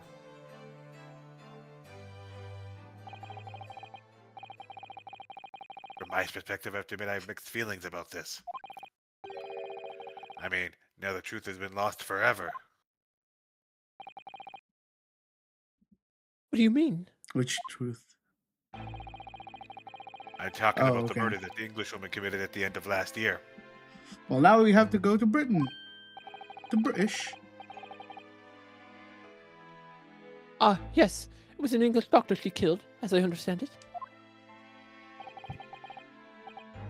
Dr. John H. Wilson, yes. The man I invited to Japan personally.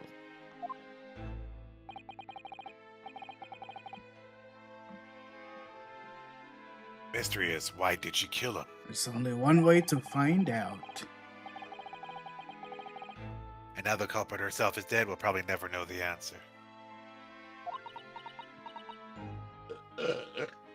Damn, is that what the ... sounds like? That came from the heart, apparently. On the voyage to Great Britain, we had a most unexpected encounter. Quack. With Miss Sherlock Sholmes, as a great detective, I mean. Yes, I remember Mr. Sholmes well, of course. My arch... My arch nemesis. How lightly you utter his name. Who? He's Furnish Holmes. Well, according to the stories published about him in the Adventures of Sherlock Sholmes, the detective once had a partner who helped him solve crimes. A best friend. And he is dead. And that man was an exceptional doctor of medicine by the name of John H. Wilson.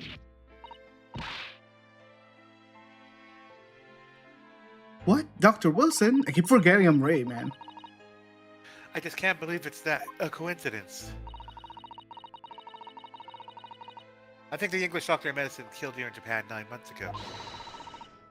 Must have been that friend and partner of Mr. Sholmes.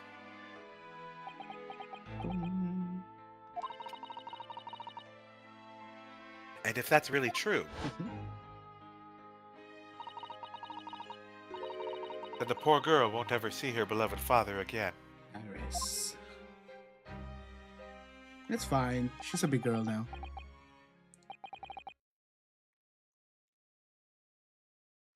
As you know, I traveled to Great Britain once myself to study. It was around the time you were born. Oh?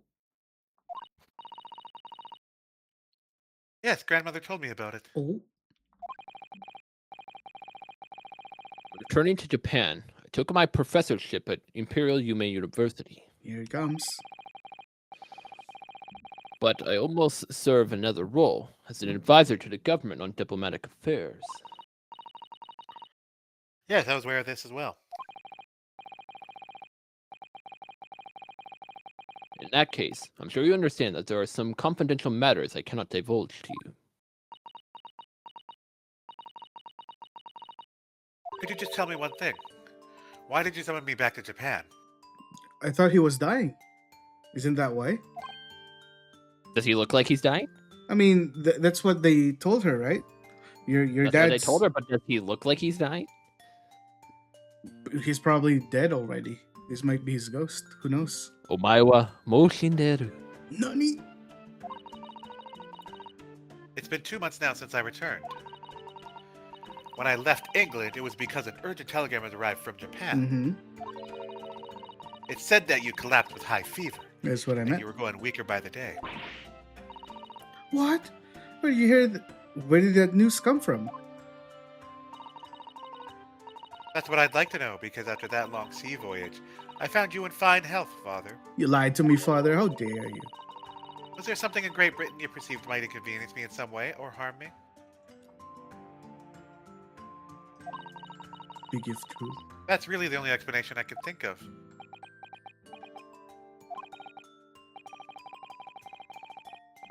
Dear me, do you reserve your most cutting glares for your father, Sasato? I'm sorry, my dear. I simply... let me go! Many memos, son. Eh, I thought you're in prison now. Any memos then? So, one throw wasn't enough for you. I've just got one last thing to say before they take me away, Professor. Me? I know the truth. I know you had a hand in what went on. And that visiting student's fate. Visiting student, Giselle Brett, you mean? No, not her. The student of law who left for Great Britain 8 months ago. Okay. What student of law? He must mean Kazuma-sama. What are you talking about? What does anything have to do with Kazuma-sama? Nobody here in Japan knows anything about it.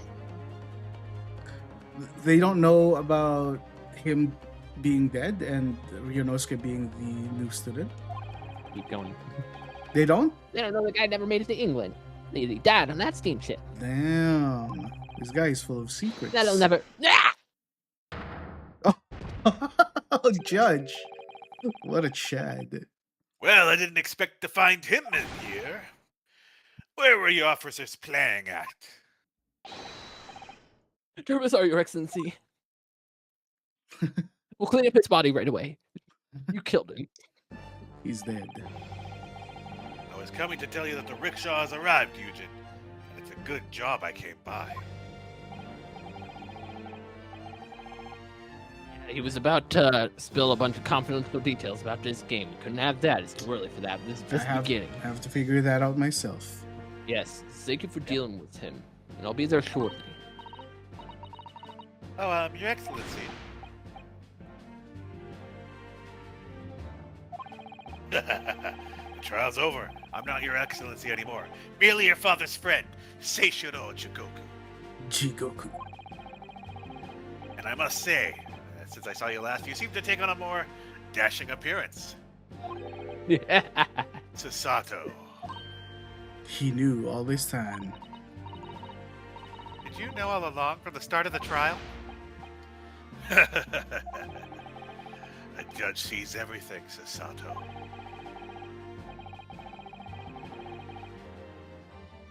Couldn't let you take the risk if Seishiro here hadn't known and he'd recognized you. So I had a word in his ear beforehand, as an old friend.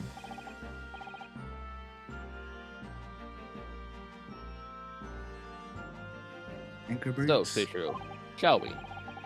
Yes, having ruled on that case, we now have various diplomatic issues to address. Before you go, Father. You never answered my question. Sorry, my dear. We shall have to return to our earlier conversation at a later date. No! We're talking about it right now.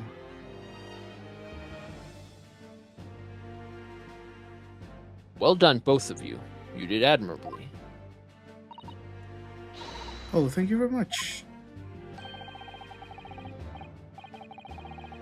What did you think of my Seishiro's ring, hey? It's been a while since I sent a man flying like that.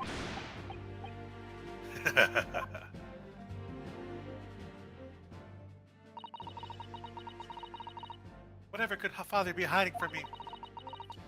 About Giselle Brett, about Dr. Wilson, and now it seems, according to the reporter, about Kazuma-sama.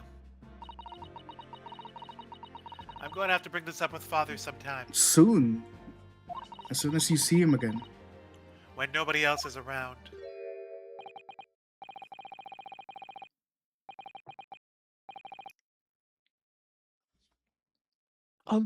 Traditional Assistant Mikatoba Esquires, could I have a word?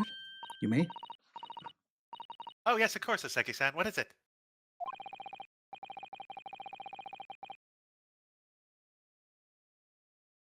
I think perhaps it could be fate that we're meeting again, like this now. You see, there's something I need to tell you. Oh?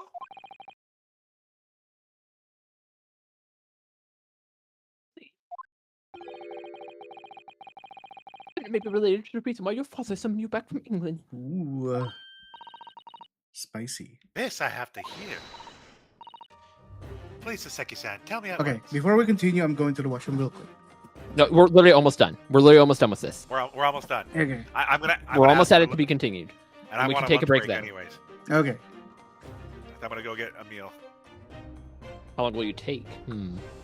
Depends on Derek Queen. We can take like a lunch break. 30 to an hour lunch break. I could do 30 minutes. 30 minutes. 30 should be enough minutes. time for meeting. Because I'm going out to buy lunch as well anyway. It might take me longer. We'll see. Okay. Well, we'll go 40 minutes then. 1 o'clock. We'll see how it goes. I don't know what 1 o'clock is. It's 2:10. Okay, it's 12:10 right now, so 40 minutes from now. 50 minutes, you mean? Yeah. Okay, once Just, yeah, just okay. play this out.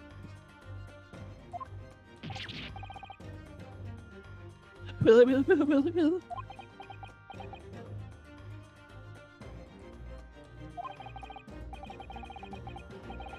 As you know, my time in England was terrible. Cursed, I have no doubt. Such awful things I was embroiled in.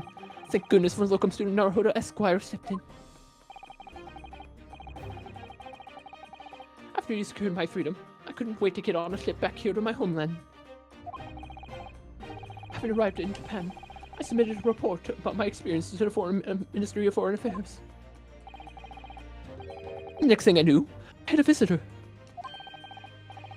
It was your father, Professor Mikatoba. He wanted to ask me all sorts of things about my report. What?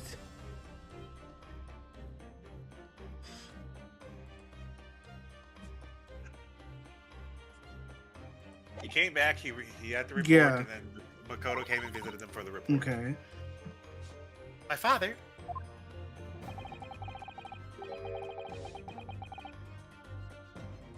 He seems to be especially taken in by a particular part of the report. Anyway, he left eventually after sternly quizzed me. But the very next day, he sent a telegram to you asking you to return to Japan. Oh, he learned he got a new information that got him scared for Sasato. What was it then? The particular part my father was interested in? It has to be one of the 4 names, no? Just Do like you he had remember nothing the to do with names? the 4 names. Oh, Just he for the doesn't top know. set, He I doesn't think. know. Okay. So the 4 names came at Right. the right, end of the right. game, so Seki left after 1-4. Yeah. What could it be? We know one of We the don't know names exactly. was Wilson, Right. and the other name was the inspector. We Or, had the Do we Potato want to eating just tell guy. him? Do we want to just refresh him on what the names were? Cause it's Yeah, been a while. refresh him. It's Okay. been a while. Okay. Yeah, so it's K Asogi, A Shin, T Shin. Gregson, Ray Wilson. Asogi, Shin, what was the Gregson Wilson. Gregson, and Wilson. Yeah. Mhm. Does Soseki know about all those 4 names? He does. He No. should not, in theory, know that list at all. Okay, so what? But do you remember them? Those 2 terrible cases I was caught up in. Of course, I could never forget. Your father seemed to concern himself mainly with the second case. Your father seems to concern. Okay, refresh me on the 2 cases. So here's the deal. You only know about one of them based on your playing. Yeah. Huh? So Seki the- was involved in 2 cases in Great Britain before he left. You only know about the first one as of right now. The second one is the next case. I see.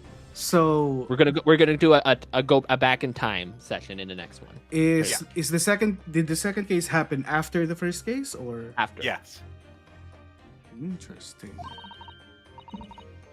The second one, you mean? The one Mr. Sholmes forbade any of us to talk about in public. Okay, I'm lost. I forgot everything. Well, you'll get refreshers when we get to the next case. Okay. Which is why it was. Oh wait, no, that's her. Which is why the only case involving you that any member of the public is aware of is the first. I don't have to listen to what the dastardly detective says. Anyway, the point is, it seems the case somehow holds the key to all these curious unanswered questions. A horrific, hideous, heinous crime in case the case of the haunted lodgings. There we go. All right. That case somehow caused my father to summon me urgently back to Japan. Japan. I thought the whole business was over, but it seems I was wrong. Tabun, Hajimete yo. Perhaps the story is not yet told. He was I trying. don't know how to act. He was yeah. trying. I can't There even. was do an it. One attempt. an Well, yeah. attempt. I need to refresh. I've been actually getting lazy on my Japanese. I do it. Perhaps the story is not yet told.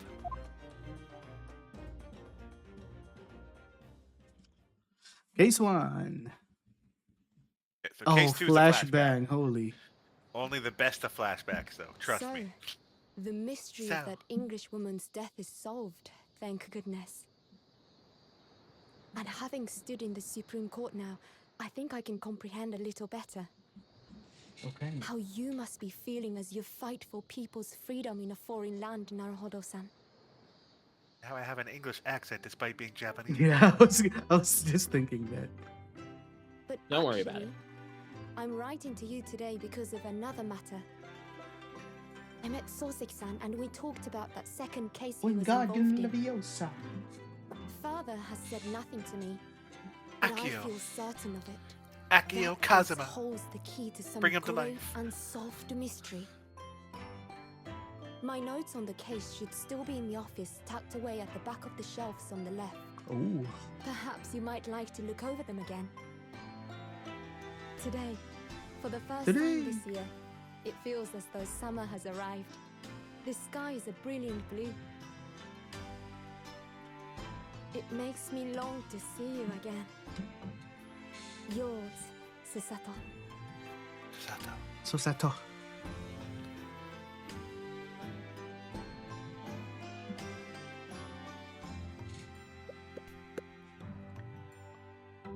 Part 2, Case 1, week. 6 out of 10. So far. Damn. I do like the camera is my favorite part there. The camera evidence, the crack. Definitely my favorite. Yeah, that was it was really cool. Like that is a neat way to do it. Okay, we meet at the hour. Yeah, and I will Or also we say tried at this you do get an achievement if you would turn on all the costumes, but like that is up to you if you want to use them or not. Okay, Yeah, how do do it I do later. that? How do I do that? So go hit back. Title screen? I Turn, saved. return to title screen. Please be good. Special contents. Special content. The whodunit of every episode. Taylor. Taylor. Okay. So if you click them, it'll switch to the outfits I remain for it, and then Sholmes gets the Japanese outfit. Are these not spoilers? They're not spoiled. No. Okay. So what's I'm approving of them because you can use them. okay? So there is They some look cool. funny context, funny lines at some points with Sholmes because they reference this detective outfit, even though like if you're wearing this, it's just like wait what? Okay. Like if you look at Sasato's, like imagine playing that case and then calling Sasato a tomboy while she's wearing that outfit. Yeah. I wish I could like Sasato could wear the Ryutaro outfit. I want that. So should I go with these costumes? It's up to you if you want to keep them. I personally didn't, but it's your experience. We'll keep them. We'll keep them vanilla. We'll go vanilla. Vanilla. All right. No one likes I vanilla will anymore. select- All about- I'll click continue, right? And then I'll leave it at the No, start. just leave of- it here. You can just leave it here.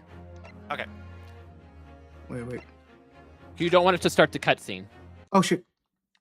What's it? We're watching the cutscene. Yeah, So you stop leave it here. here. Just leave it here, and then you can hit no when we're back. Okay. Okay.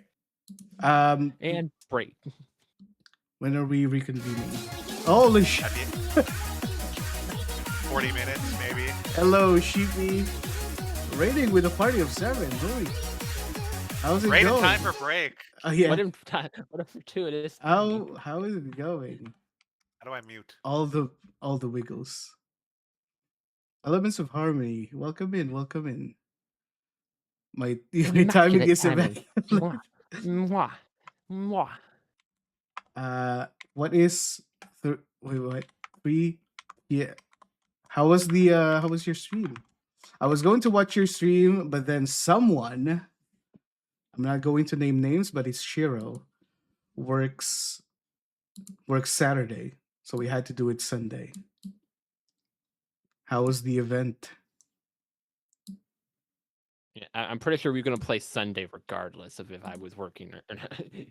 Oh well, if you're that not worked out. working Saturday, we could have done it Saturday. Well, blame the owners of where I work. They're the ones that set the hours. Oh, stream was good. I hope people had fun. I'm sure people had fun. Who didn't have fun?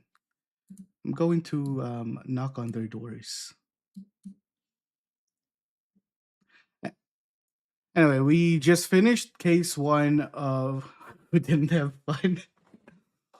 It is illegal to not have fun in Chippy stream. I'm still pretty new to this Twitch thing. Let me see if this works. It does. But please follow Sheepy. She's a very good sheep. Actually, she's not even a sheep. She's a. she's a The fact that shepherd. I shouted out Cheapy, not you. Wow. Did you? Yeah, it says the Lord here shouted out Cheapy TV on my end. No, I did. I did. It says I did on my end. Yeah, let me just screenshot that, bring that right over here to the lounge chat. Just drop Yeah, I that couldn't right see. there.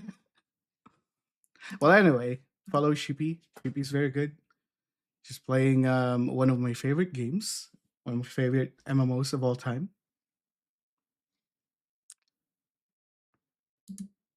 Okay, we are taking a lunch break. We will be back in roughly. Remove the S on that. It's Eastern. You need just say Eastern time. Don't say Eastern Oh Standard my time. goodness, you're so picky. I Fucking Shiro's time. got 3 p.m. EST is There an we hour go. and 40 minutes away. All right, Shiro's time. Is that good? I don't Go to even know Smack. if there's a restaurant close to me. Yeah, that's open because it is Easter Sunday, right? Or is Canada still open for that? Oh, you're right. Have fun. Hey, wait. Hello, I'm waiting. If any of my viewers are here, He needs to follow Sheepy. But like, to be fair, keep it at 6-7 so I can annoy Shiro about it. Shiro loves 6-7. Shiro loves 6-7. Oh no, Elements of Harmony! Welcome in. Thanks for the follow. We need to leave 6-7. No! How could you do this? One more. Shiro, are you oh my God. Now I'm gonna ask DG to unfollow. So we go back to 6-7. All right, I'm heading out. I'll be back. Exactly one, not 2 followers. Exactly one. I'm going to ask not Sheepy. I'm going to ask DG to unfollow, so I'm back to 6-7, and I can annoy Shiro. And then Shiro could unfollow as well. So we're back to 6-7 every time. That's my plan. Stop! Who's that? Shiro? All right, I'm going to buy food and then I'm coming back. And then we'll continue case 2, part 2, case 2. BRB. BRB.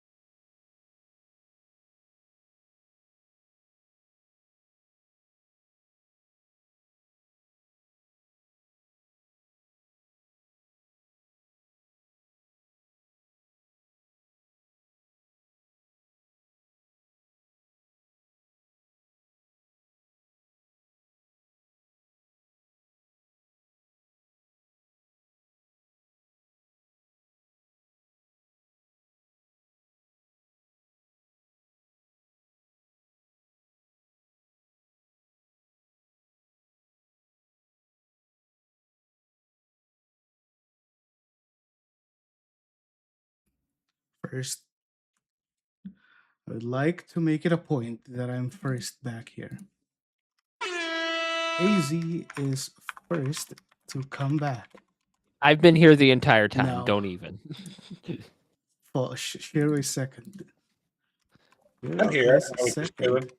finishing my meal. Earl is third. Izzy is last. No, I'm not late. I'm also just eating. I didn't say late. You were not late. I said last. No, I refuse. Tell me a good Well, story. your refusal has been refused. Tell me a good story while I eat. Lunchtime No. story. You said you came back first and it was a lie. So no. I mean, I'm just watching YouTube over here.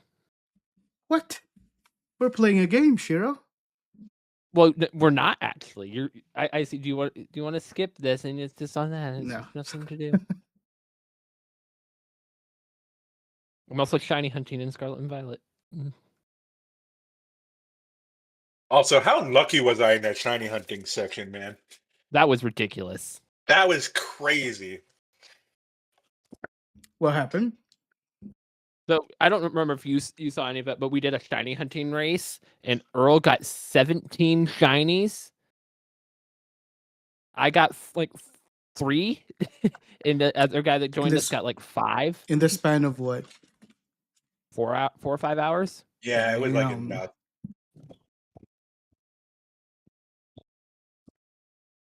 Yeah, Earl was hacking for sure. I was not hacking. Speaking of hacking, my friend Kylan is doing the fire red or whatnot. And he glitched it so that he's doing that shiny hack so you get all the. You know what I mean? No, I don't know what you mean. Like fire red leaf green, they have a glitch where you can change your trainer number to match a Pokemon.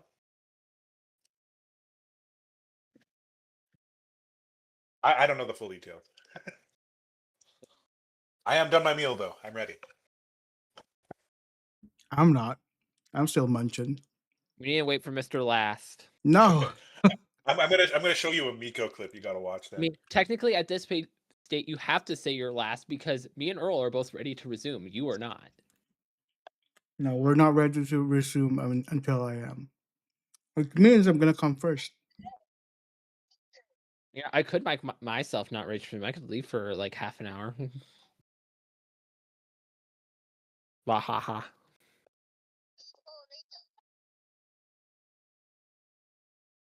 It's a Miko clip. You're gonna fucking laugh at it. Send it to you Facebook message. Facebook message.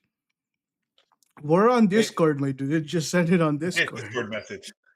I sent it on Discord. I'm currently like overheating due to flamethrower sauce and flamethrower DQ. Well, that sounds like a personal problem. It is because it hurts. Maybe don't eat something spicy. I can't help it. It's flamethrower sauce is too good.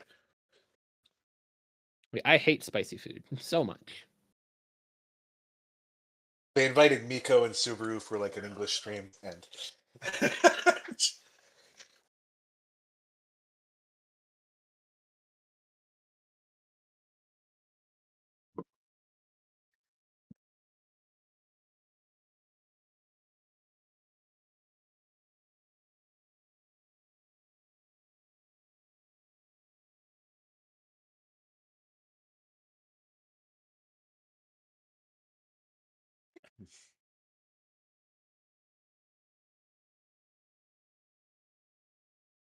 elite Miko English is so amazing.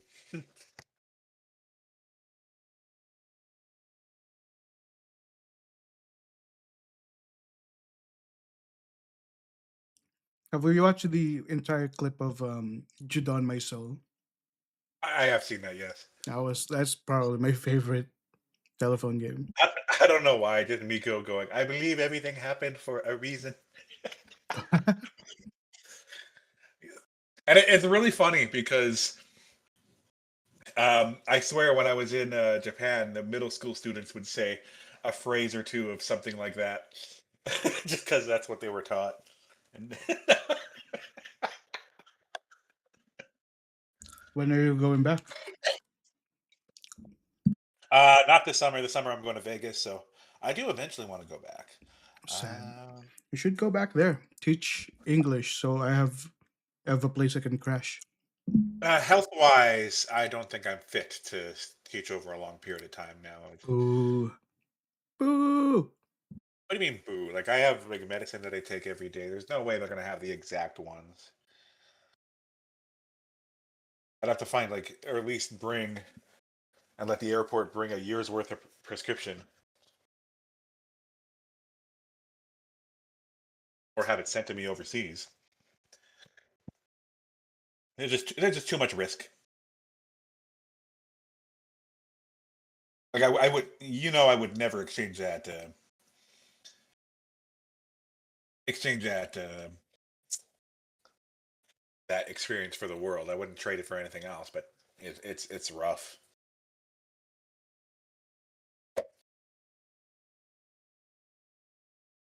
Unless I got a girlfriend and she lived in Japan, and then I would make the conversion because at least I have someone that could, You know, it's funny when we went through immigration. I'm still munching. Went through immigration. In front of me was our man, and our man.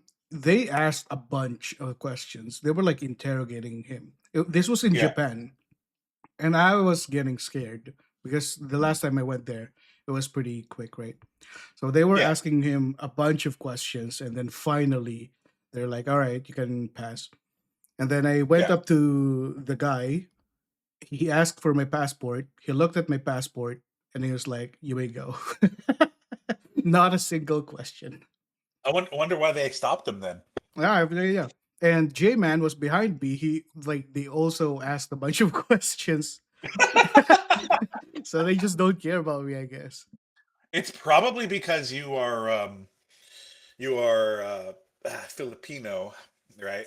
So no, that might have something to do with it because Filipino people travel very often to Japan and back, right? So they're probably used to it. Well, Whereas a person, right? And then they probably, the time you went to having all those issues with Trump and all the tariffs and stuff like that. So maybe they're being extra cautious of people with generic white male backgrounds. So I have brown privilege, is what you're saying. That could definitely be a thing, right? I used my brown privileges.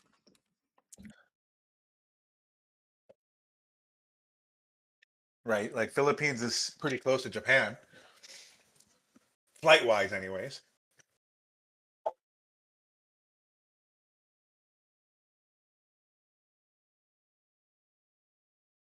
Then again, I never got questioned at the border.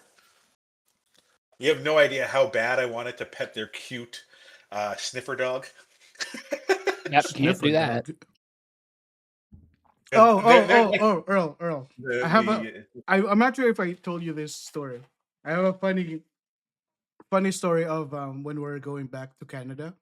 So we went to Super Nintendo World, right? Yeah. And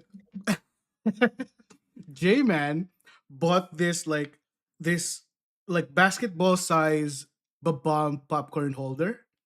Okay. And he couldn't fit it, like when we're ready to fly back, he couldn't fit it in his suitcases or his bag. So he has to hand carry it. Like he has to carry it over his neck through airport security. It's just like a bomb in front of him going through airport security. Oh, no. And he has to go through airport security in Japan and in Vancouver. And I was just like waiting for him to get stopped. And They have to know it's just a bomb, right? Not a bomb. It was still. I'll show He's you. got a bomb. He's got a bomb. Let me find the image. It was funny. I didn't get the image of him going through, but I have the image of the bomb in front of like the airport, the airplane. Oh no.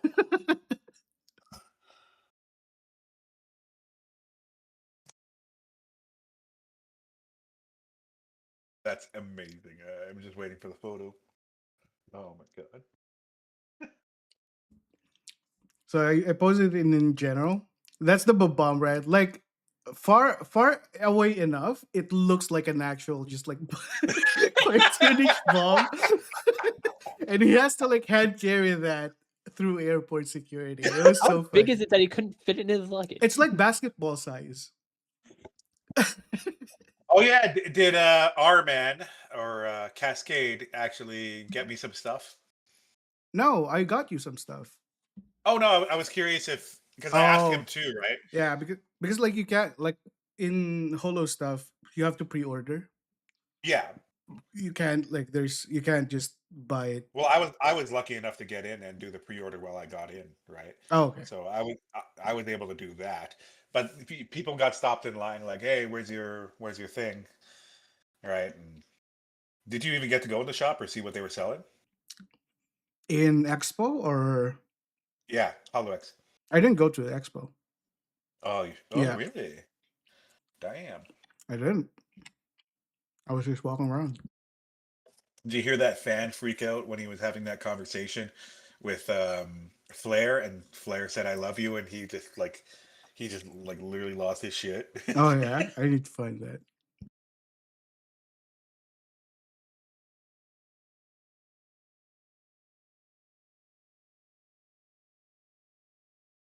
I'm finishing my cell phone game before we start. So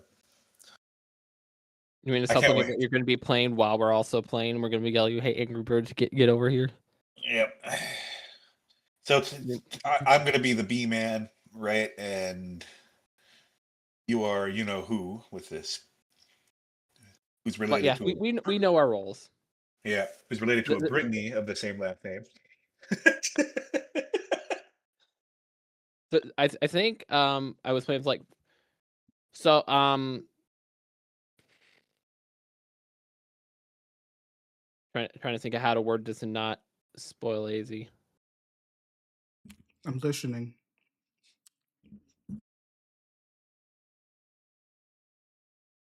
I think I inverted the jurors, so I am evens and you're odds this time. You think? I'm trying to remember how I picked this out. Okay, I'm gonna go check the bathroom real quick to make sure I'm not flooding it. Get some liquid.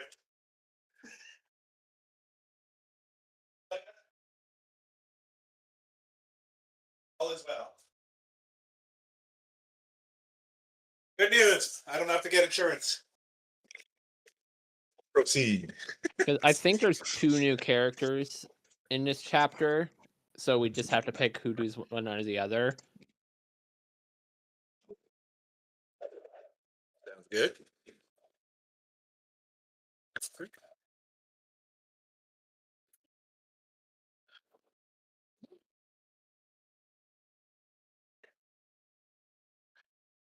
Get him to 69. Are you at 69?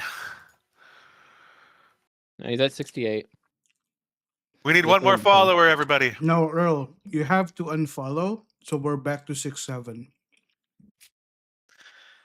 What did I lose my mod privileges? No. Don't worry about it. No. You don't lose mod privileges just for unfollowing. It's actually quite funny. So you can actually mod someone who's not following you? Yep. That is funny. I should do that. Just like mod random people. No, don't do that. That is extremely stupid. Just like me.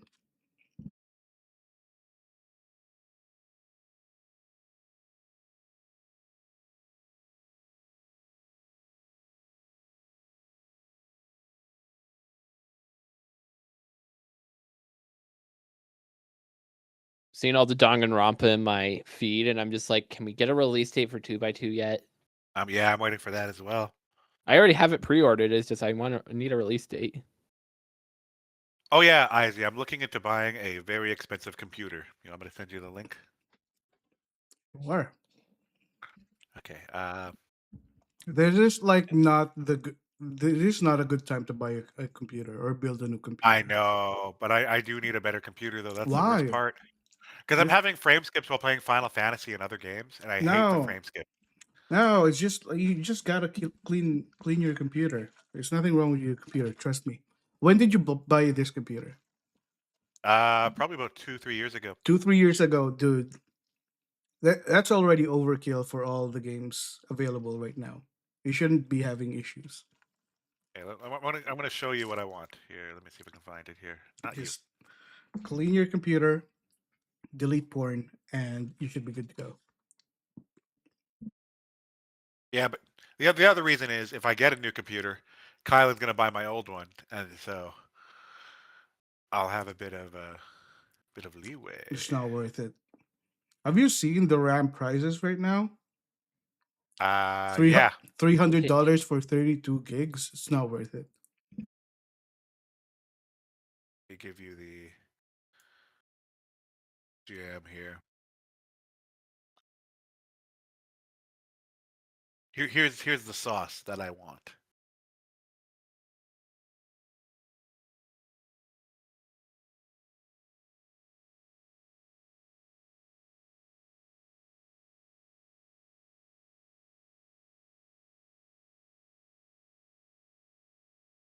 Best Buy.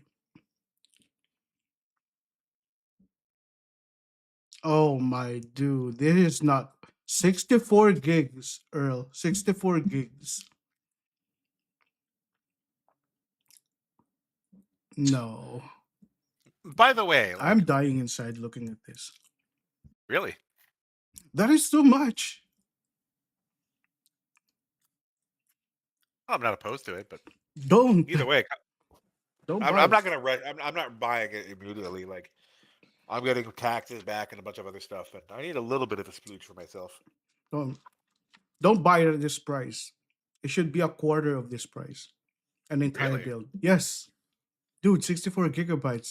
It shouldn't be that expensive.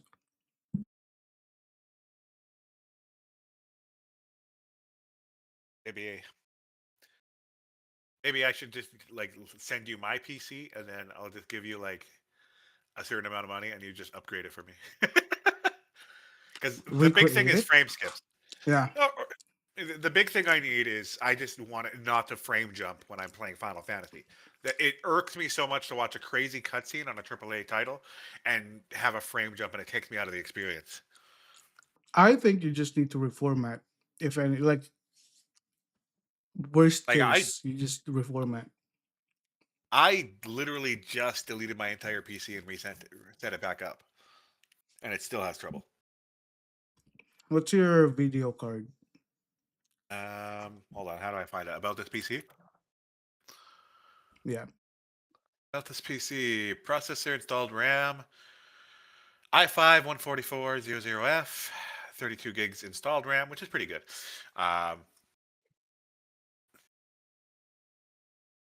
is it on device manager? It might be on device manager. 32 gigs.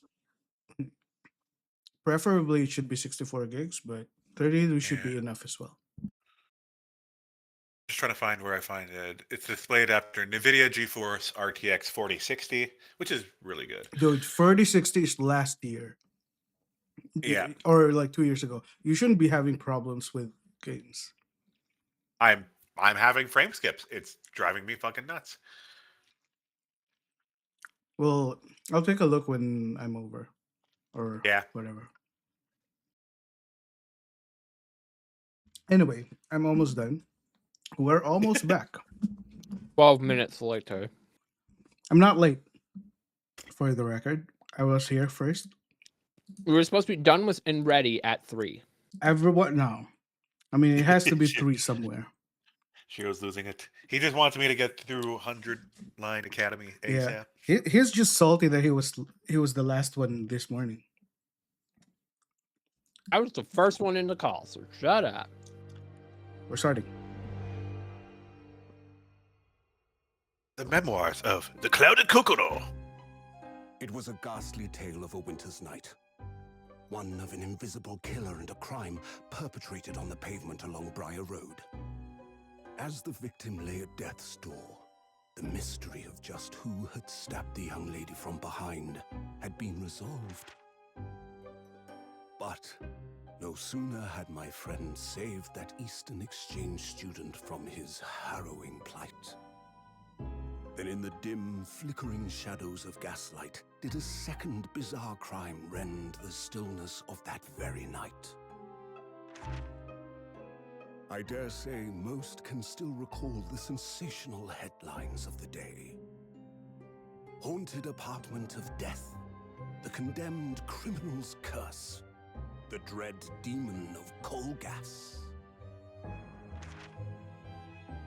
Yet, though the great detective had at once discerned the truth upon his arrival at the scene, it only proved to be the overture that announced the rising of the curtain on a most tragic play. Who this guy? My name is Ryunosuke Naruhodo. I'm a fledgling lawyer, just starting out on my journey. 6 months ago, I arrived as a visiting student of law. Having made the long voyage across the sea, I can never know how to pronounce that word. I hear people pronouncing it differently. Which one? Voyage or voyage? Both are correct. It's just dialect based. Across the sea from the Empire of Japan to here, London, England. And on the way, in quite extraordinary circumstances, I made the acquaintance of a world-famous detective.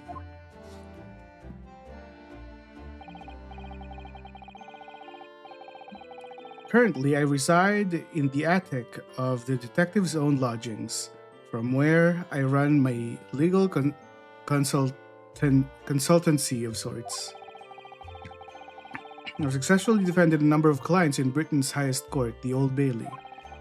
But since a particularly grueling and unforgettable legal battle 4 months ago, I haven't returned to the courtroom. In truth, I lost my right to return. That epic trial was just one small part of an epic tale, a tale which was now about to awaken from slumber. So he is referring to the 1-5 case there. Okay.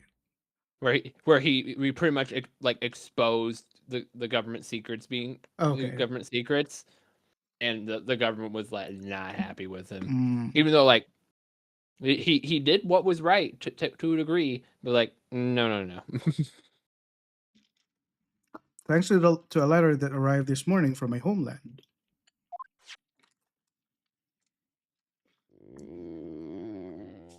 What? Is that Wagahai?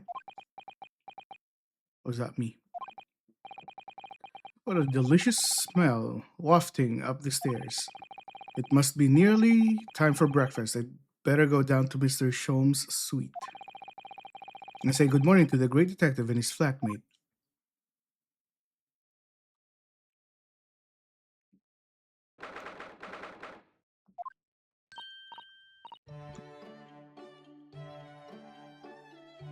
Bruno, good. I was just about to call upon you.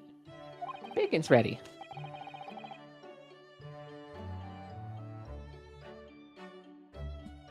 I keep forgetting my character. Good morning, Iris. It smells delicious as usual. Before we eat, though, I have some news. Not another word, Mr. Naruto. This could be the absolute thing for my pre-breakfast technician, repelling mental stimulation, my dear fellow. Morning to you too, Mr. Sholmes. Ah, yes. I see. So that's it. Let me get right up in your face. The truth is clear to me as day. The faculties are my faculties of observation are akin. You got it. You got it. Great job. What are you talking about? You, Mr. Naruhodo. Me? You, this very morning. This morning? Met with a surprise. Really? Well, is that not the case? Really, my dear fellow, it barely wants an explanation. Firstly, your hair is particularly unkempt, somewhat reminiscent of a bird's nest. Secondly, you have neglected to fasten the third button of your jacket. Clearly, when considered together with these two facts, point to you have been flustered this morning. Can I talk now? But of course. I don't look for admiration, you understand. My hair always looks like this. It's been this way since I first met you. Oh? Yeah. And the button was ripped off last night, if you remember. By you. Harley pulled off one of your buttons? What were you doing, Sholmes? Ah, yes. I recall the incident now. It was after supper, was it not? As the evening advanced, I picked up my violin and began to play the wailing notes of a haunting tune. But then, to my utter dismay, the third string snapped. Why did it have to happen? Why?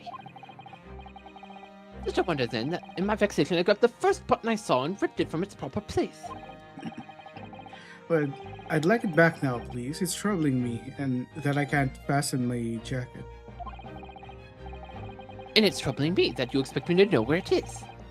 And why thereabouts on the floor. Helpful.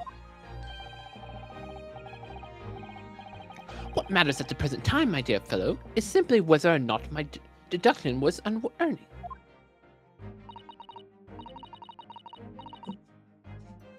But Hurley, when he said it when he came in, didn't he? I had a surprise this morning.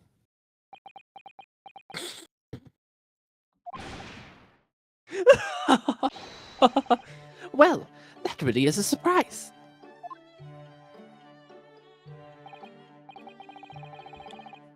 Yes, this man is the pride of British Empire, the famous consulting detective, Mr. Sherlock Holmes. There can't be a single person in the world who doesn't know his name. Except me, apparently. It's 6 not a months name ago. announced to me. Alright then, enough of this silly conversation. Come in and eat this bacon before it gets cold. Bacon? Let's get this bacon. I want bacon. And I have a new herbal tea for you to try too. It's my latest special blend. And here we have Iris Wilson, James Wilson's daughter, Mr. Sholmes' lodger and companion. A truly exceptional young girl who's the author of highly successful serialization here in London. Yes, The Adventures of Sherlock Holmes, as published in Rand's magazine.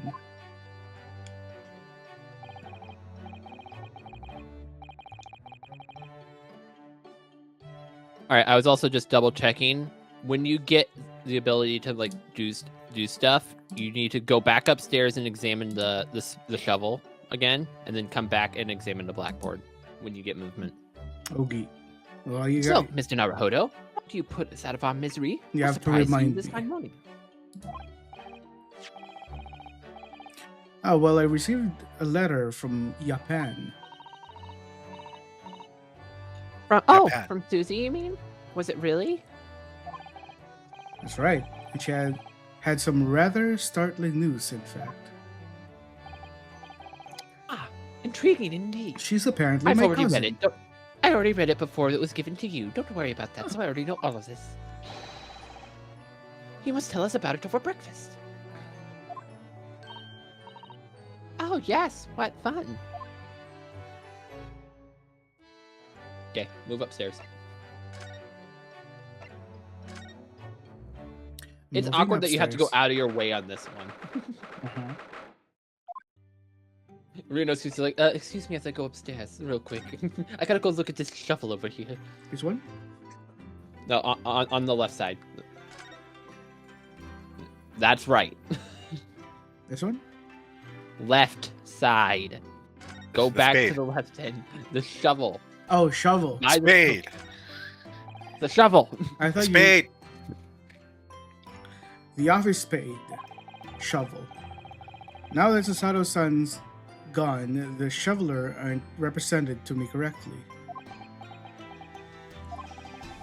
Maybe I'll have to do it myself. It's not a spade, Naruhodo-san. It's a shovel. And then go back downstairs, you said? Yep, go do the blackboard now. Move downstairs.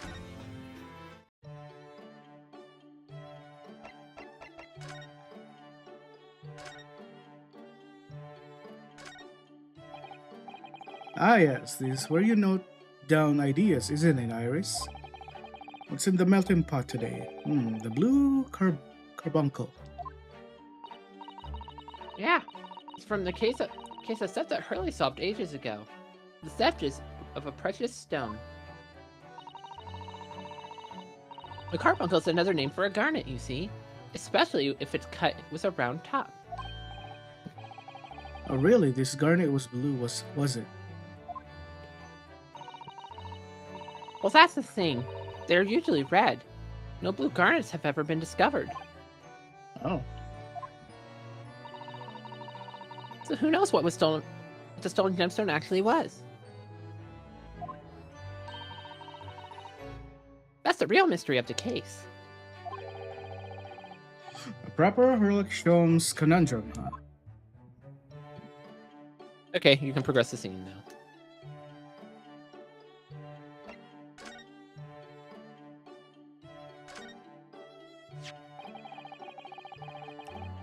This is the letter that arrived from Japan this morning by international post.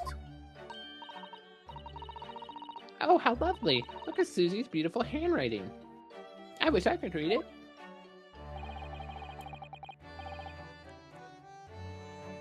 And how is your judicial assistant faring, may I ask?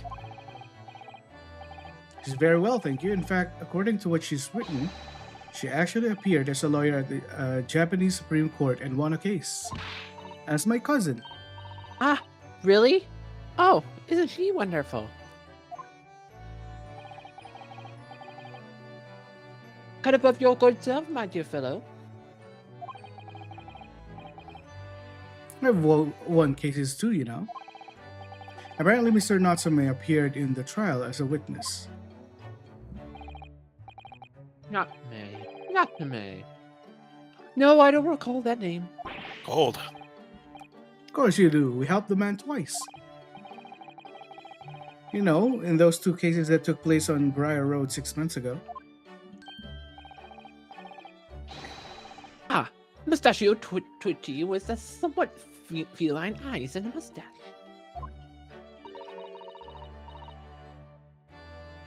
He doesn't have two mustaches, Hurley. Not much for me to do, huh? Not yet, at least. Yes, who could forget those two cases? They made a very deep impression on me, and I even forbidden you from talking about one of them. Although I must confess the details are a little hazy now. Translation, I just don't want to talk about it.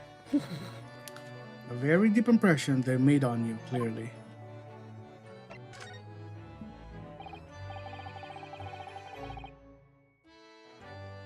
So what was the startling news? Do you remember the case of the haunted lodging, Mr. Sholmes? He doesn't.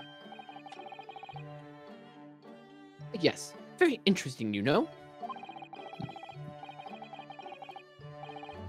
I don't feel entirely uncertain that the case of that nature did not occur. Not occur. It's totally forgotten then. Anyway, in her letter, Mrs. Sato asked that we read over her case notes again and investigate further. What took place half a year ago? For what purpose? Is that before... Wait, one sec. Is this second case before 1-5? So this takes place between 1-4 and 1-5. Ah, I see. So this is the... I think this is the day you got back... The day after Soseki's case ended. That's where this timeline is. I see. Actually, refresh me on all the cases. Case 1 is Jailbreak. Case 1 was Johnny Wilson's death. Wilson. Case 2 was Kazuma's death. The ship, yeah. Case 3 was the Mason's death. Case 4 was the girl getting injured. Wait, what Mason? And then Mason, the brickmaker. Okay. Yeah. Case 4 was the lady getting injured by the flying knife. and then case 5 was I see. the pop winged. Yeah, so 4 is the first case of Soseki. Yes. And then the second one happened right after that. It happened the night immediately after. The night of. Nice. So Soseki's case ended that night. This crime occurred, and you're on the next day. Got it. Oh, hello, DG. How's it going? Because of something that Mr. Natsume said to her, apparently, I just clicked on Twitch and it opened the stream. Why are you clicking random links? Oh yeah, that's a scam website. That's a scam link. You'll end up with a guy talking with 2 circles above his shoulder. Yeah. 2 ghosts. I mean, no one wants to see that. Might have something to do with the case of the haunted lodgings. Oh. On Mr. Natsume's return to Japan, Miss Osato's father questioned him about the case, she says. And something Mr. Natsume said appeared to trouble Professor Mikotoba, prompting him to send a telegram. Oh, that case, yes. Okay, so I understand why they're doing it this order. It was very strange, wasn't it? Yes. And I compiled the whole story into a nice, neat manuscript. Also, I just realized I should be more specific. This scene right here is taking place 6 months. I think 6 months after 1.5. But when we read the notes, it's going to transition us into actually like playing the scene from between 1.4 and 1.5. So we're going to do some sort of flashback? Yeah, we're going to flashback. Yeah. In this moment, we are in present day. So this is after 2.1 is concluded. Susato sent a letter to us. Because of that letter, we are going to transition into a flashback between 1.4 and 1.5. Got it. I just realized I wasn't specific enough because this scene is actually modern day. I compiled the whole story into a nice, neat manuscript ready for publication, too. But then Hurley here was all funny about it, remember? He was very mean. The story must not be published, you said. Very mysteriously as well.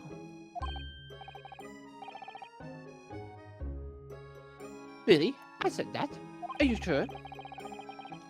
You perhaps know something about it as well, Mr. Sholmes. About why Miss Susato was suddenly told 4 months ago that she had to return to Japan.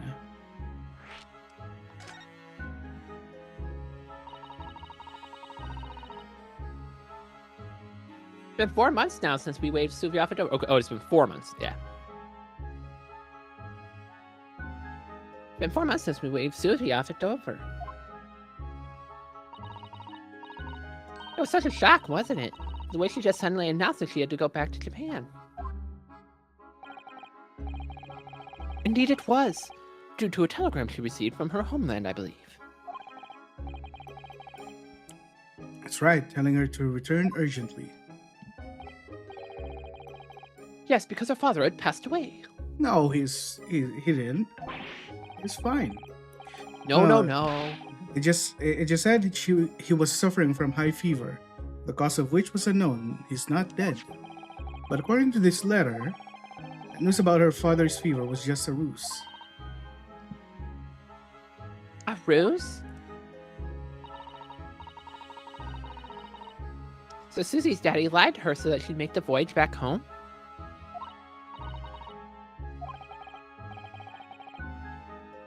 Why would he do that? He said. I have to admit, I have absolutely no idea. But she believes it's almost certainly related to the case of the haunted lodgings.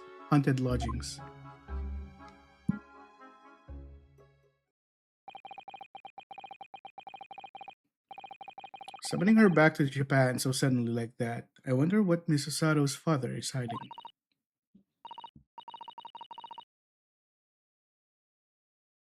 Hurley, do you know what it's all about?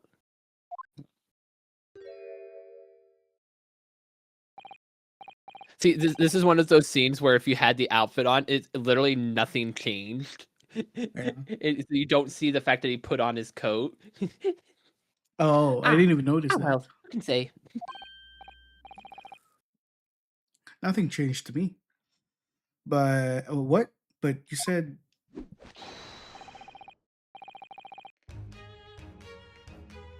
Please, I have engagement, my dear fellow. My calendar is quite surprisingly full today.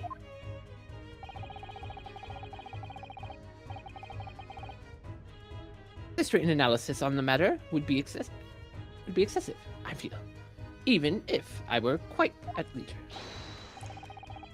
So, man the fort in my absence, won't you, Iris?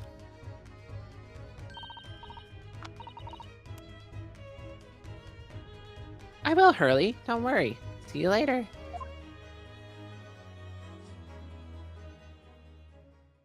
Angry Bird. He scuttled off rather quickly there. I think perhaps Professor Mikotobe is the only person hiding something here. The second son was involved in 2 cases, but only one of them was forbidden from being published. By, of all people, Mr. Sholmes.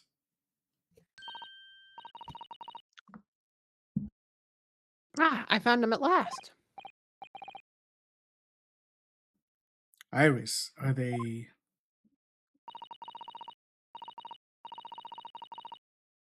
The notes about the case, that's right. Susie and I compiled them together. The case of the haunted lodgings. Do you want to read them, Runo? Is this the one that they had pawned at Winterbanks? No. Okay, that was this is in between.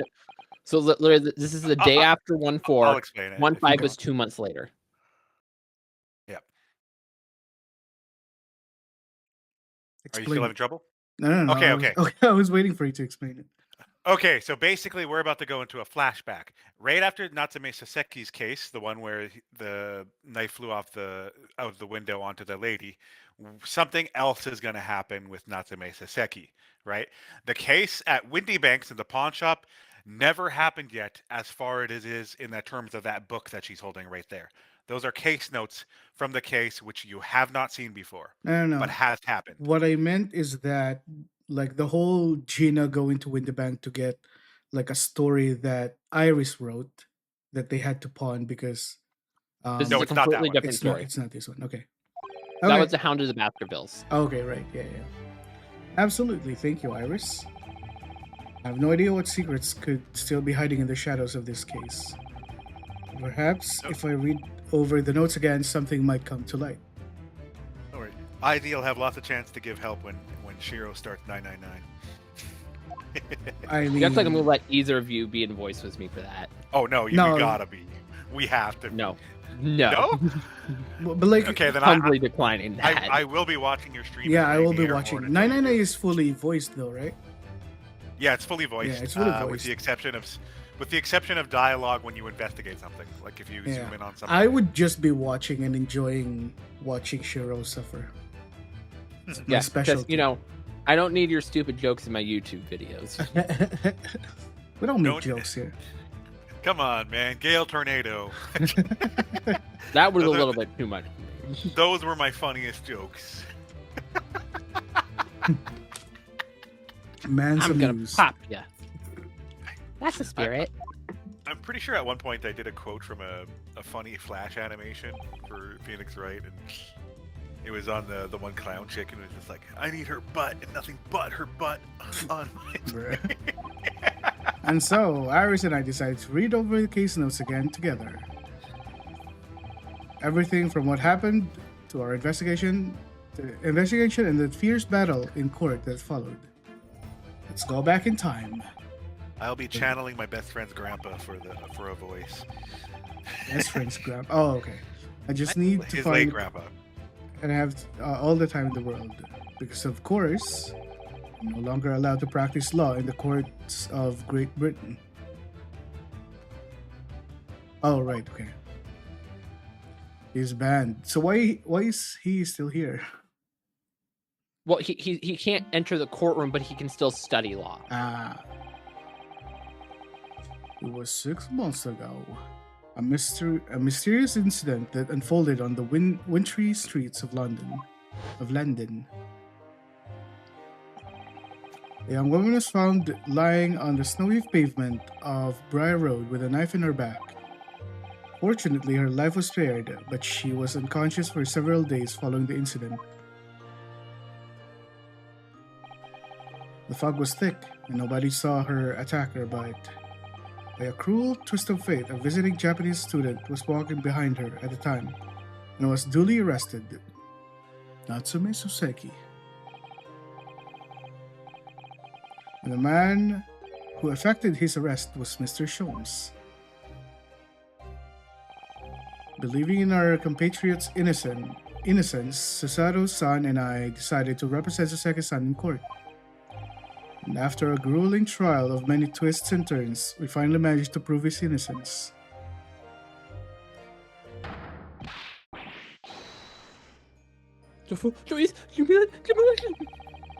Was the man's reaction after the trial, but his jubilant jubilation was short-lived. We received a telegram from Mr. Sholmes the following morning. He's arrested again. The victim of the Briar Road stabbing has regained consciousness. Hurry to Bart's at once. So Susato-san and I summoned a hansom and headed immediately to the hospital.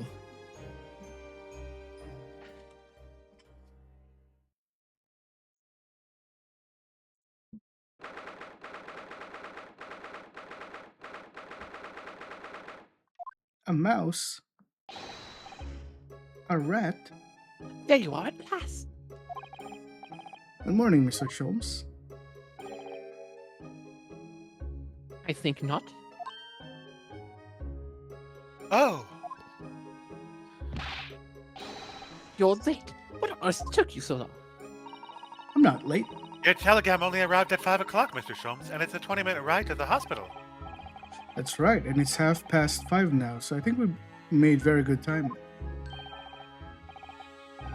Time is utterly irrelevant. The fact is, I've been waiting here for like half a century. Half a century? You are a half a century. I'm a few half centuries old.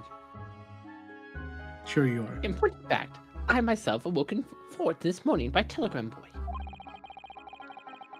Even though it was somewhat unjust that I alone had been roused at such an hour, I sent one to you. Well, thanks for that. Anyway, you're here now. The victim is over there. She's only just regained consciousness. Olive green. You should introduce yourselves, and I shall observe from here. So that's the lady who was found on the snow-covered pavement with a knife in her back. Her name is, yes, here we are, Miss Green. Examine. I guess I'll be very green Yeah, you're green. today. You're green with envy. I'm green with cake. Good morning.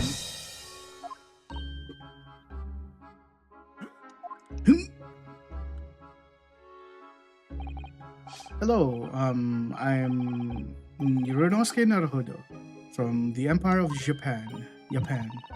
Oh no, was it your knife? Are you the man who... No, I'm a lawyer.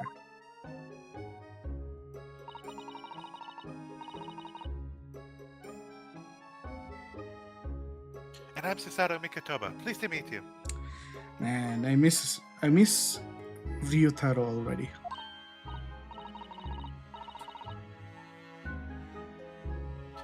Oh no, was it your knife then? Are you the one? No, I assure you, I'm Mr. Naruhodo's judicial assistant. We heard that you regained consciousness and wanted to come to give you your best wishes.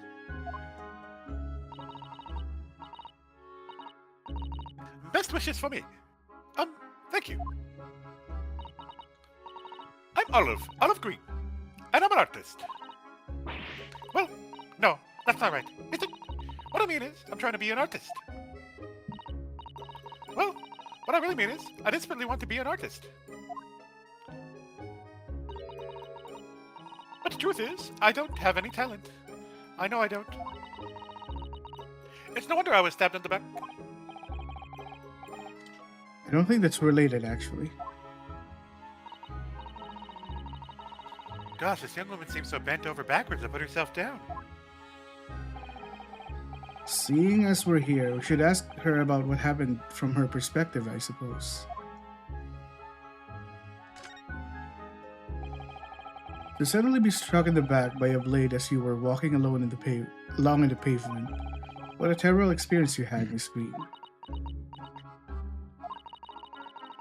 It was so cold that day, and the fog was so thick. I couldn't see a thing. That was 4 days ago now, I think. Is that right? Yes, that's right. I'm afraid you've been comatose all that time. But the case has been solved, hasn't it? While I've been here in the hospital, I mean.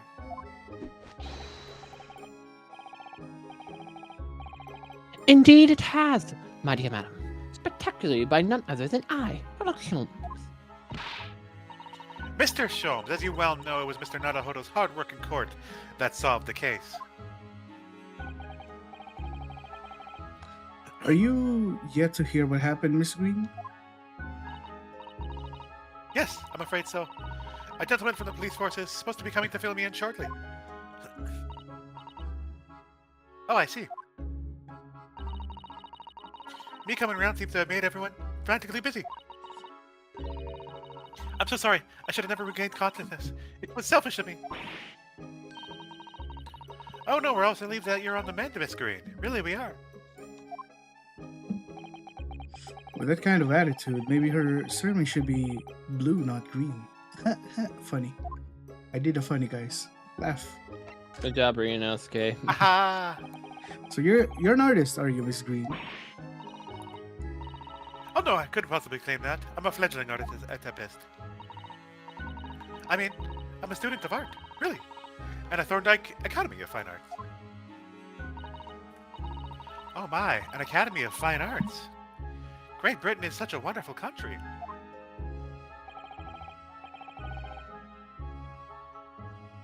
Tell me, Miss Green, do you live hereabouts?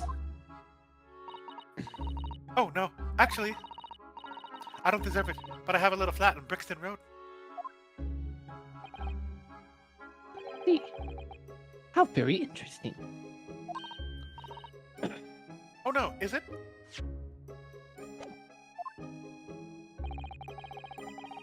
Brixton is some 10 stops away on the underground from here.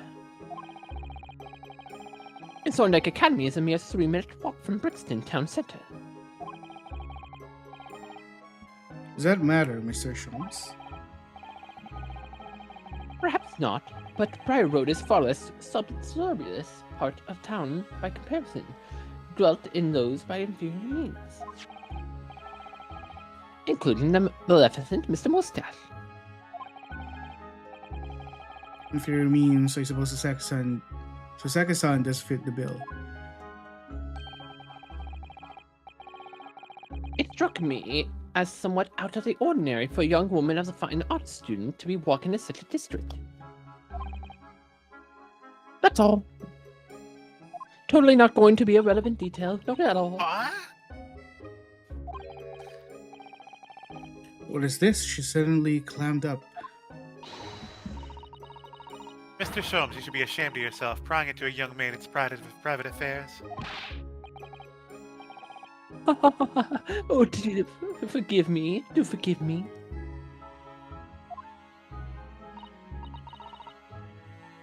If you don't mind. I'm being discharged shortly, so I need to pack up my things. Oh yes, of course. We won't keep you. Thank you so much, Miss Green. You wake up from a several-day coma, and they're just like, okay, get out of the hospital.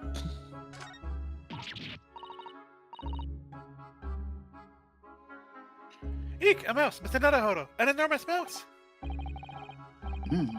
Vermin in hospital. That doesn't seem the best.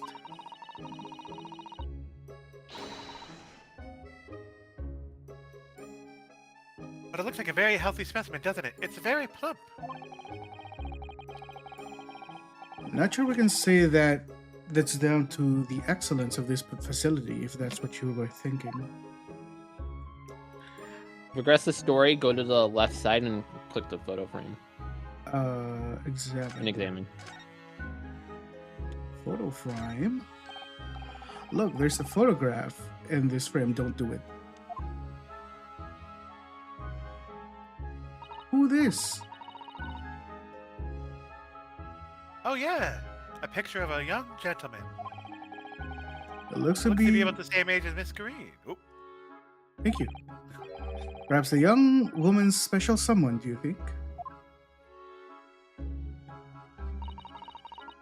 My, Mr. Naruhodo, I didn't know you had a sense for matters of the heart. Maybe it's her. Not in the least. I sincerely said the first thing I thought of.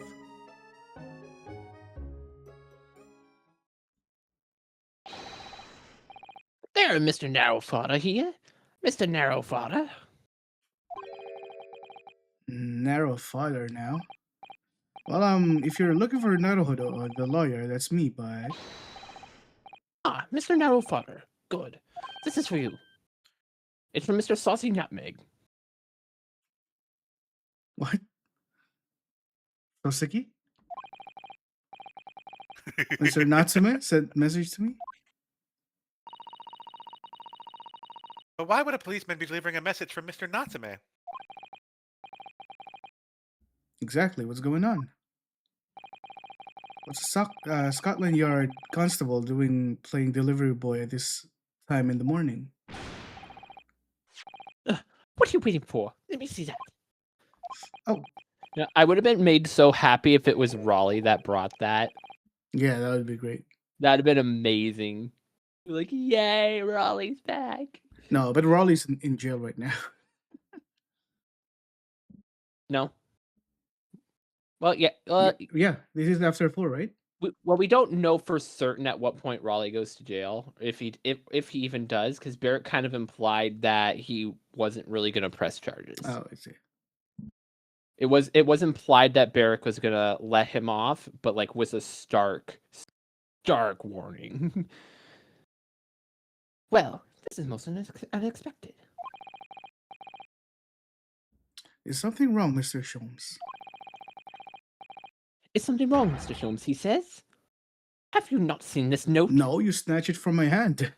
What are you talking about? No, how could I have?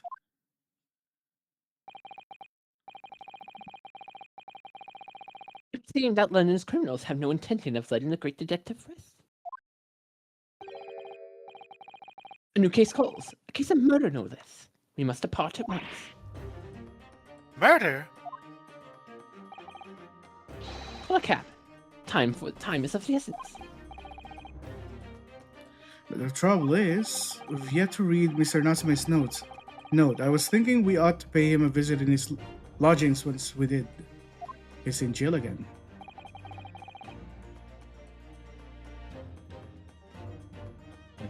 That will be entirely convenient.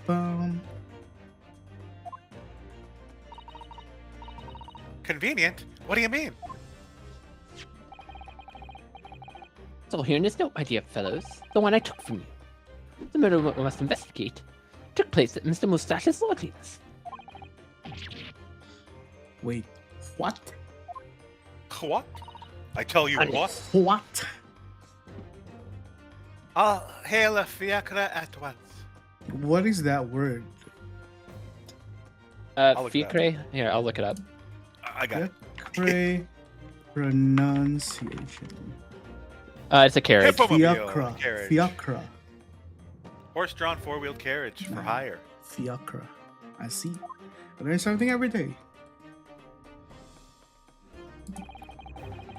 It was only yesterday Soseki's son was in court and we were dispelling doubts about his innocence. And now the very next day, he's in trouble again. There's a murder at the man's own address. Ooh. May very well be the unluckiest man alive.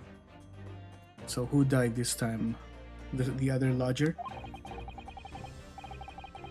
Or so it seemed to us at the time, but we were soon to discover it was worse than we thought. What is going on with this man?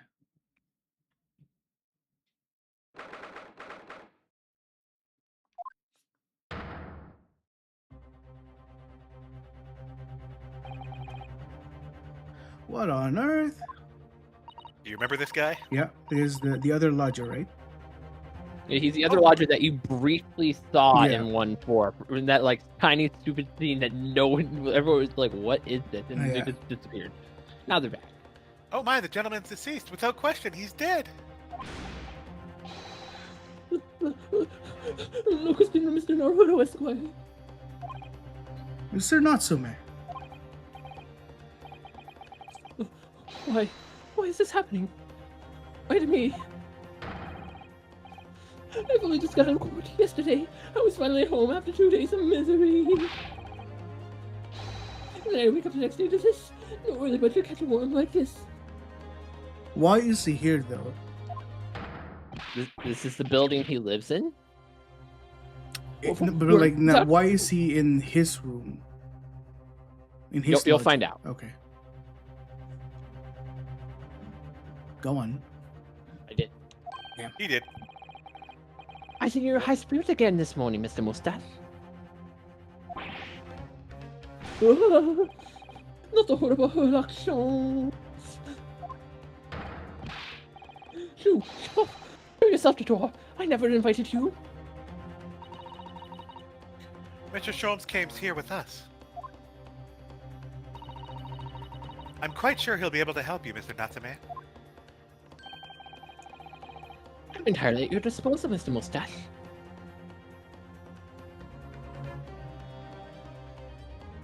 What can I do for can I you? do for He you? says. Well, didn't realize another line came up. Here they are already. Busybodies. Ah, Inspector Gregson. What a pleasant surprise. Pleasant, is it? Gives me heartburn every time I see your face at a crime scene, Sholmes. I think it's more the food that you're eating, Mr. Gregson. Ah, I deduce, Inspector, that your heartburn is a result of your excessive consumption of fried food. Good morning, Inspector. This is a crime scene. Don't go touching anything. Or good morning to you too, sunshine, as you would say.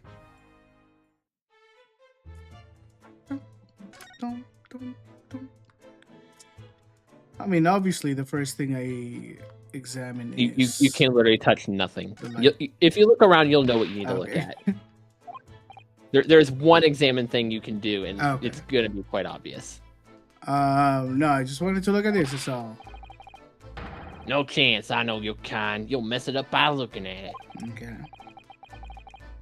Someone's in a bad mood.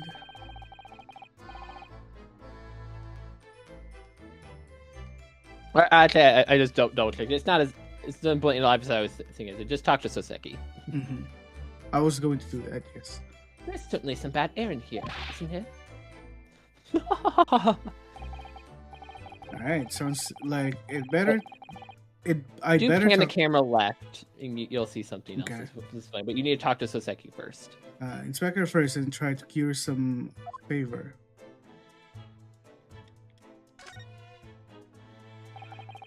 What a terrible thing to have happened. It's only been 3 days since I was arrested for the incident on the pavement outside. Then, having finally regained my freedom, it starts happening all over again. And this, excuse me. So the victim lived here on the ground floor, and your room is just 1 story up, isn't it? Yes, that's right. In a way, we're neighbors, I suppose. So did you know the victim? Were you friends?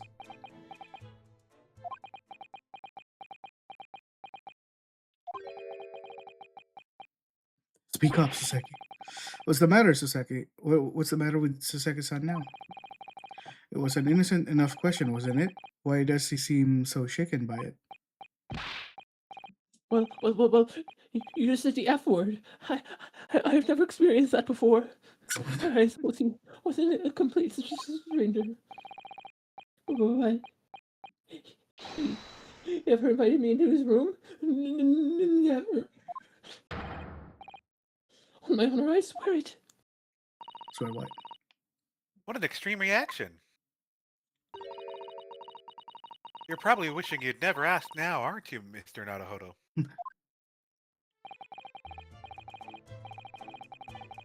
When we found him here, I felt wretched, which is why I sent word asking for you to come. So is that inspector over there? So Pan left? Pan left. Yeah. Oh, wait, where is he? Shelm's still supposed to be there. Talk to Gregson then. Then maybe it'll worry you. So, Inspector, what was the victim's name? Who was he? Mr. William Shakespeare. It's a lodger here. As you can probably tell, he was an actor. Bit of dread loss as it happens. Or just dead.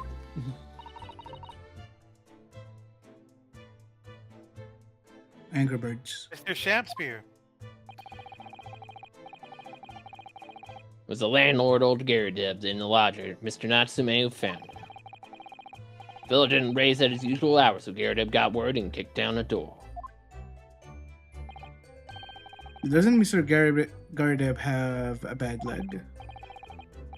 Ah, yeah, you're right there. It was that jittery Japanese hunchback over there who actually did the kicking. Really? So Seki-san. The victim is pretty hard up, it seems. Even done some time inside for petty crimes. Interesting. He had no money, no place, no friends. His only acquaintances were people in the house. Miserable life and a miserable end to it. So what exactly is Mr. Natsume doing here? He's not involved in the investigation, so shouldn't you have sent him away from the crime scene? Well, I'm not saying it's because the fellow looks odd or anything, or he acts suspicious. But I thought it would be prudent to take a statement from the culprit. Cohabitor. You nearly said culprit there, didn't you?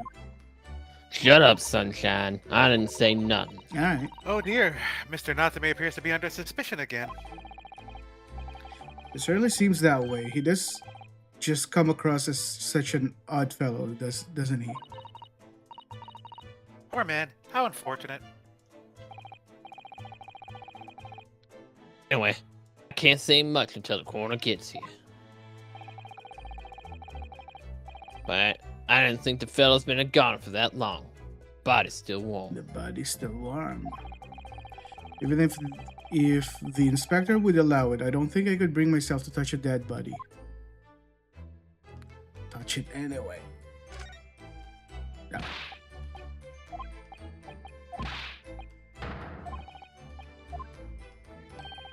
Alright. We're looking for Sholmes. What you doing there, Sholmes? I'm just performing on stage over here. Don't worry about that, Mr. Naruhodo. You only need to observe it to know it, my dear fellow. Investigating, naturally. There's nothing natural about that pose.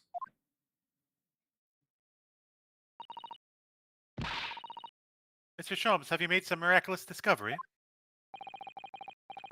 Patience, my dear madam. Patience. We've not been in this room a mere 5 minutes. So far, all I've managed to deduce is what actually happened. My goodness.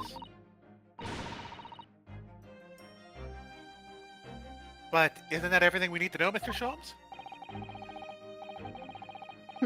Now that you propose the idea, I do believe one could indeed see it that way. At the present time, I've managed to draw two incontrovertible conclusions. Are we dancing? First, is that there was a physical struggle here last night in which the victim fought for his life. Really?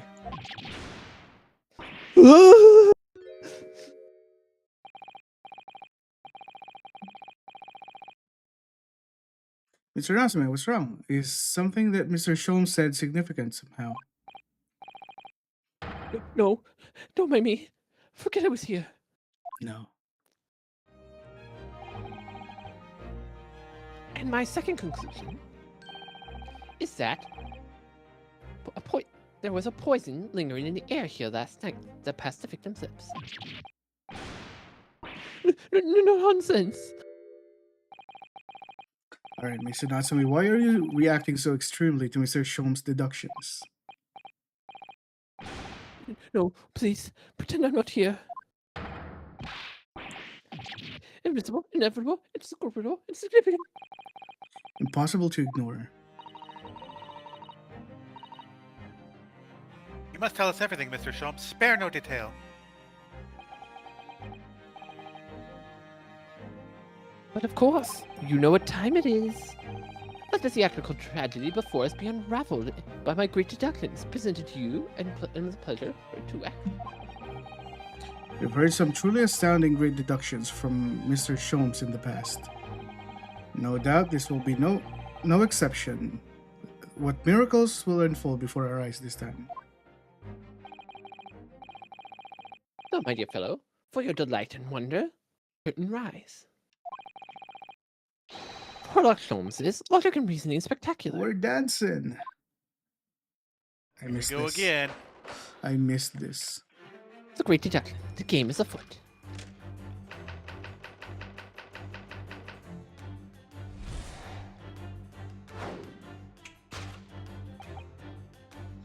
Careful observation of the victim reveals to us the events that transpired in the disconsolate room last night. Form at the mouth of the deceased clearly indicates the use of poison. Next to the victim, we notice a large landing plate, which contains, you'll observe, one half of the sizable bar of soap. Meaningful? Indubitably. Why is soap set so purposefully upon a dish? Like the victim's Last Supper, in fact. Yes. Could it be that this man was about to eat? Of course, the fork reveals the answer.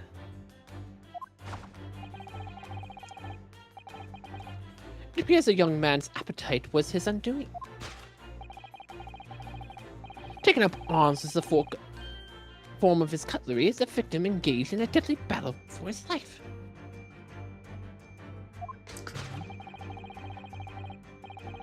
Yet the struggle against his hunger was in vain, for in the end he couldn't resist devouring the slippery feast.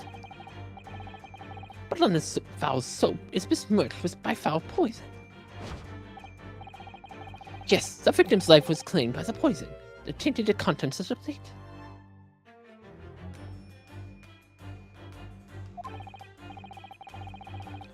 The soap and the lather about the young man's mouth are too perfectly matched to ignore. Cause of death was clearly intoxication due to ingestion of foul soap. But personally, I have greater interest in the taste of foul candle wax, of course.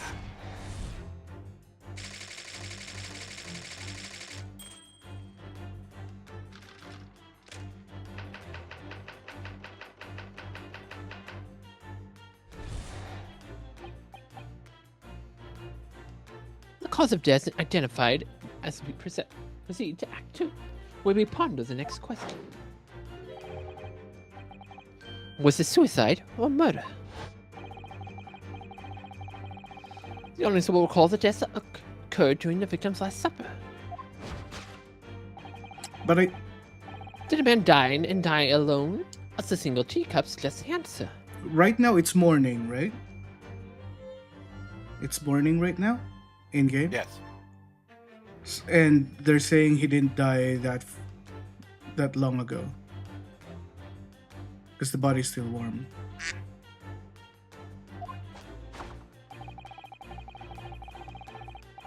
To draw a conclusion on such meager evidence would be foolish, however. Certainly. A careful criminal would have absconded with his own cup to cover his tracks. Well, allow me to lift the veil in doubt, my dear fellow.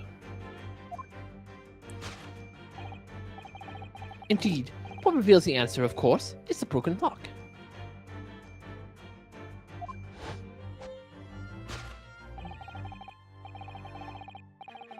Though forced open now, at the time of the incident, this door was locked.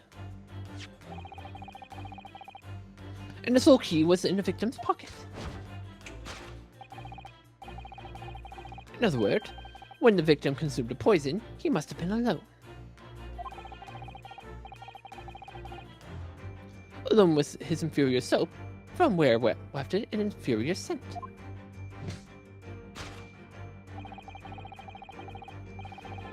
And with that acrid aroma lingering in the air, the victim met his end in tragic sorrow. Let me see.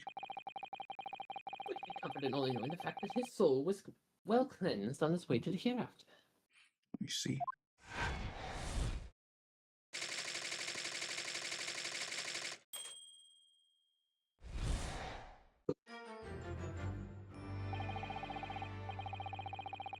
Concludes the final act of Sherlock Holmes' giant deduction. Great deduction, whatever.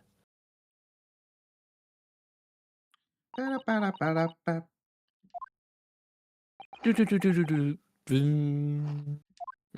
That was a crapshoot. I can imagine Gregson just watching this out of disbelief. These guys It's selling like, it again. it's like, what drugs is this guy doing back at home? I really need to do something about her. I need to get her somewhere better. I need to take one myself. There's just one thing, Mr. Sholmes. You are disposed to identifying just one thing, are you, Mr. Naruhodo? Pray, what concerns you? Well, no matter how hungry he was, do you really think the man would have been in soap? It is quite apparent that this man had barely a penny to his name. It is a curious thing, but to one so destitute, soap can suddenly appear quite irresistibly appetizing. How extraordinary. In truth, I've tried a little soap myself in the past. You've eaten it, you mean? My dear fellow, it was some time ago now. My postulation was it would cleanse my gut. And did it? As I writhed in agony on the floor and spit the contents of my stomach, yes, I believe it did. Maximus taught me a valuable lesson. Soap is quite poisonous. It had an unpleasant taste and it leads to great discomfort. In summary, I could not recommend. Believe me, I wouldn't eat it if you did.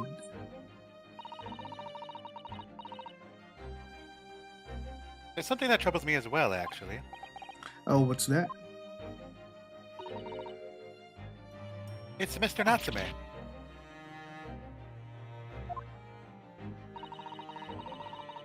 I couldn't help notice things shuddering and quivering out of the corner of my eye.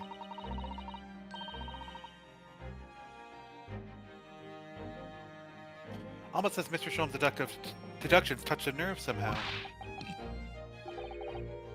No, nonsense. Well, the clenched teeth episode didn't last.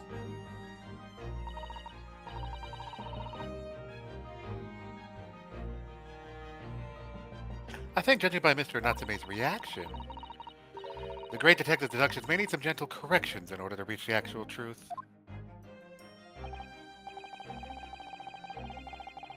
Yes, Mr. Sholmes' observations and deductions are sometimes a little too sharp. He has a tendency to hit the nail on the side of the head and drive it in at an obtuse angle. When he does that, it falls to us to straighten things out. Alright then, let's see what we can do. Yes, we must pick out the key words in Mr. Sholmes' quite brilliant deductions. And discreetly exchange them for something that makes a little more sense when IZ doesn't notice the obvious, you know?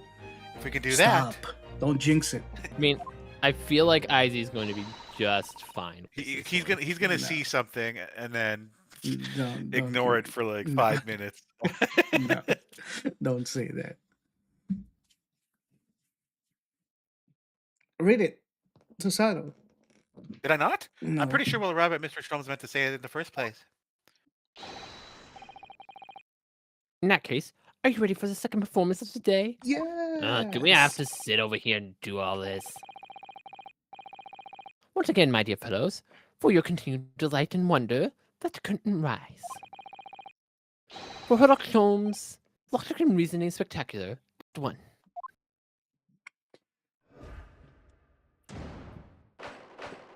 Course correction. Hold it, Mr. Sholmes.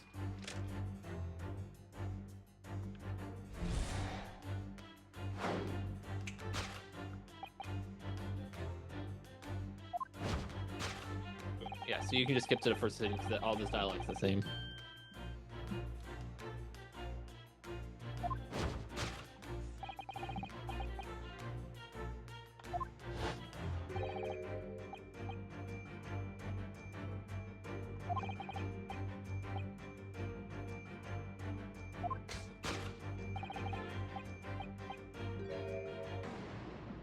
Okay. I'm lost. Again, deny the fork implies the man was eating something or about to eat something. Yes, that's true. If I were to decide to eat some soap, I should prefer to use a fork than attempt it with chopsticks. And of course, only half of the bar of soap is left on the plate. But there might not be some other explanation? Something material that proves whether or not the man really ate some soap. Oh god.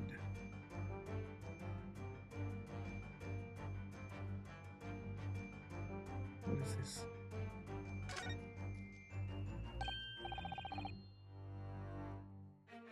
Look, there's more soap on the floor here. Mr. Shakespeare really have loved this stuff. Must really have loved this stuff. Let's not jump to conclusions, Mr. Naruhodo. Look closely at the soap. Do you see that it would fit together perfectly with the half bar on the table? What the? How could that be? I'm a lawyer now too, bitch. I heard that they are two halves of the same bar that broke apart. Oh, did I not select the... No, you just investigated it.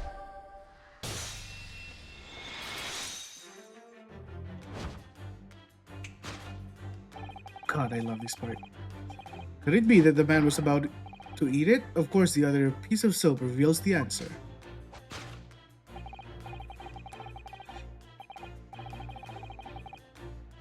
It being the other half of the soap on the table. In short, the victim was not eating soap at all. And I knew that from the beginning. Trust me. But it's obvious, really, for no depths of hunger could drive any man to attempt to eat soap.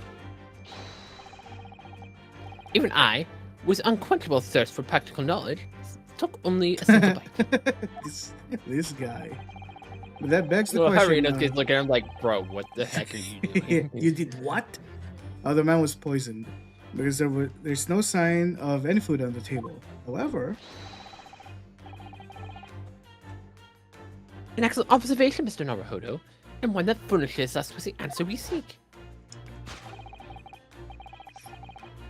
For London's foul smoke is besmirched by foul poison.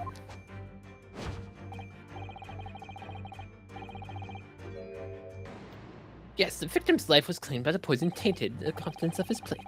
Mr. Sholmes is still pushing the soap argument then. Perhaps he's suggesting the man licked the soap rather than ate it. if soap in London is that poisonous, I don't think I want to be washing my hands with it. There are no signs of any food in this room at all. Of course, food isn't the only thing that passes people's lips, isn't it? Take that!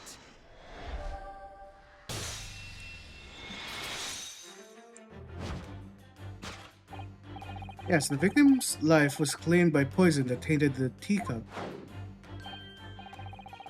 Indeed, cups have been a vessel of choice for practicing poisoners over the centuries. And it would appear that the victim drank every last drop. There's no sign of food anywhere in this room. Which leads us to an immutable conclusion. Dum, dum, dum, dum, dum. The cause of death was clearly intoxication due to ingesting poison contained in a teacup.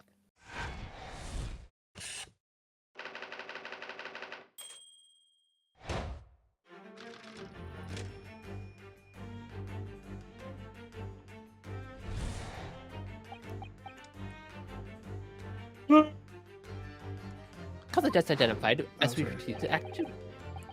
Was it suicide or murder?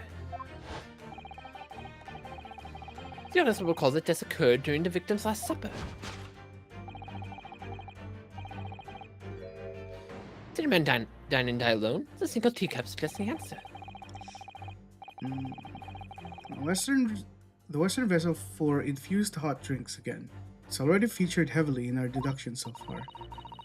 Yes, we can imagine it shortly before his death, Mr. Shamsbury was having a drink of tea. There'll be nothing quite remarkable about that, but what troubles me is... It's Mr. Nasumi's reaction when he heard Mr. Shom suggested. It's more to this deduction than it seems. We must closely examine the scene of the crime again for more clues.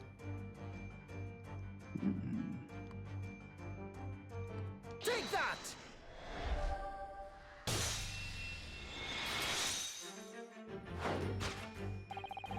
With a man dying and die alone, this other teacup suggests the answer.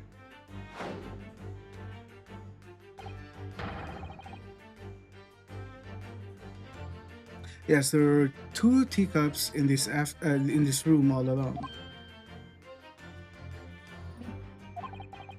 In other words, this is a strong indication that at the victim's last supper, there was a guest present. At the very least, we can say now with certainty that somebody else was here in the room last night, taking tea with the victim. He is shaking. What are you talking about? Utterly unbelievable, unjustly unreasonable. To draw a conclusion on such meager evidence would be foolish, however, certainly. In which case, what more can we deduce about this possible guest at our table? Well, allow me to lift the veil of doubt, my dear fellow. You mean to say you know who exactly was in the room at the time of the victim's death? Indeed, to reveal the answer, of course, is the broken lock. This I don't know. I'm not sure I like where this deduction is going. I'm afraid it's too late to go back to the halcyon days of eating too much soap. But the identity of the guest who was in here last night when the victim passed away is something I have a very bad feeling about.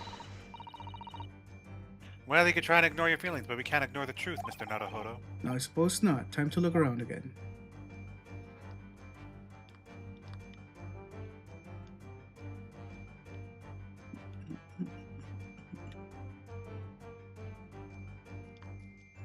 The identity.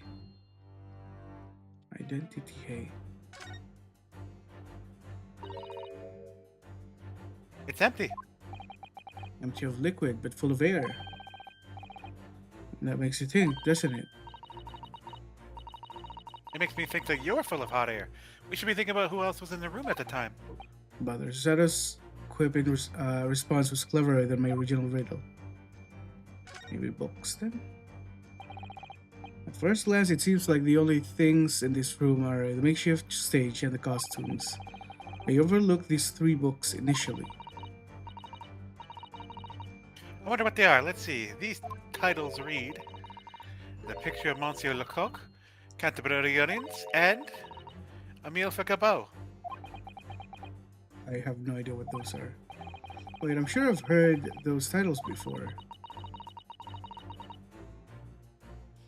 It could just be an incredible coincidence, but they're the exact same 3 books that Natsume purchased the other day. Let's see. What? Yes, on the day of the unfortunate incident when Miss Green was stabbed, Soseki-san had just been to a bookshop and bought them. That's right.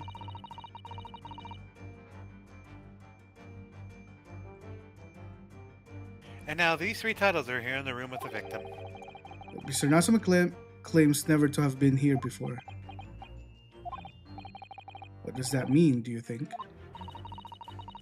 I really don't know what to make of it. Take that!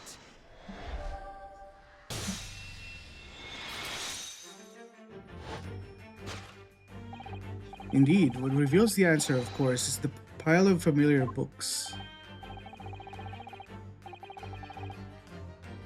Quite so. It's no mere coincidence that these 3 titles are here in this room. It's a link to the truth.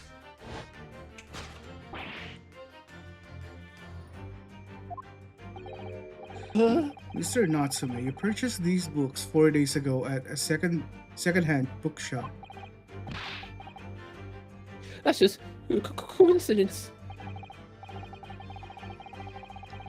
In that case, you will bring us these strange new titles from your room, will you not?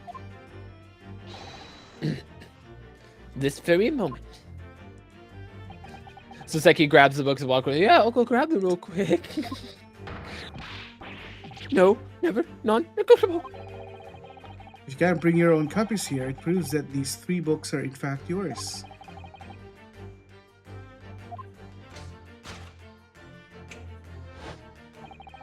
Having purchased the books 4 days ago and returned to your lodging, you were arrested the very next day. So you could conceivably have brought the books here that evening, but you never mentioned that. In other words, could have only brought these 3 books here to the victim's room.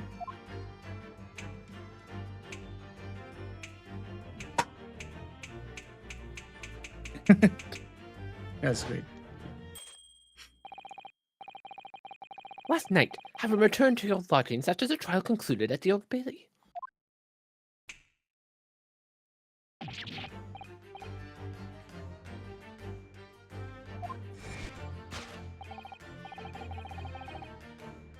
In short, there's only one possible conclusion. The victim died here in the room last night as a result of poison. And that same night, the victim had a visitor.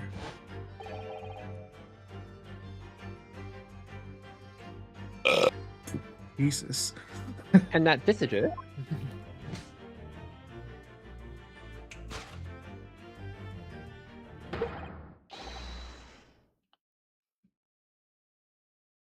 was you, Mr. Soseki Natsume.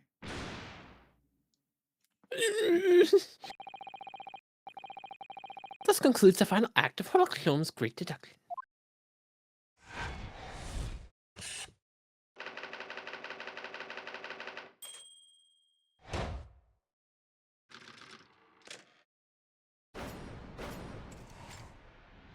Elementary.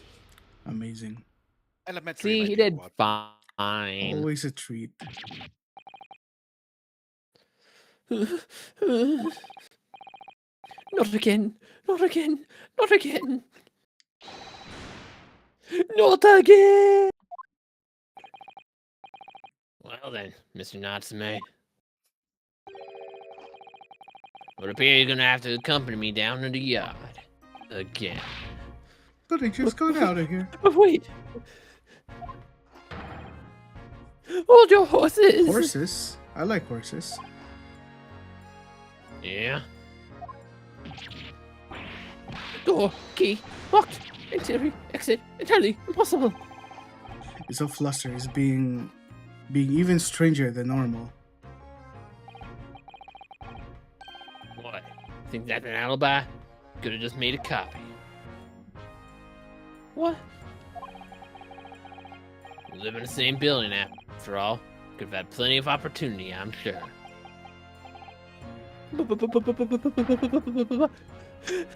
Misery me! Sorry, sir. You'll get your chance to give your side of the story later. The facts speak for themselves, Mr. Mustache.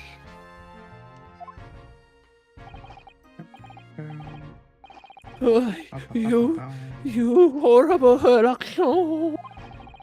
He really found himself an arch rival now, hasn't he? Come on now. No dilly-dallying. Outside, there's a carriage waiting. Look up soon, Mr. Naruto, Esquire. I never imagined I'd be in this position again, but... You have to help me, please. Please. I'm innocent. Alright, I understand. We'll come to your cell later and talk about it. And one more thing. Oh, yes?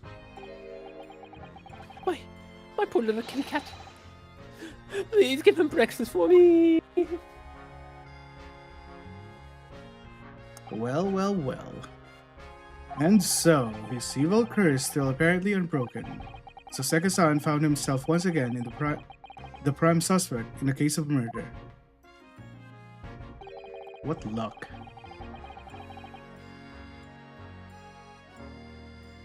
Thanks to the incriminating deduction of the great detective.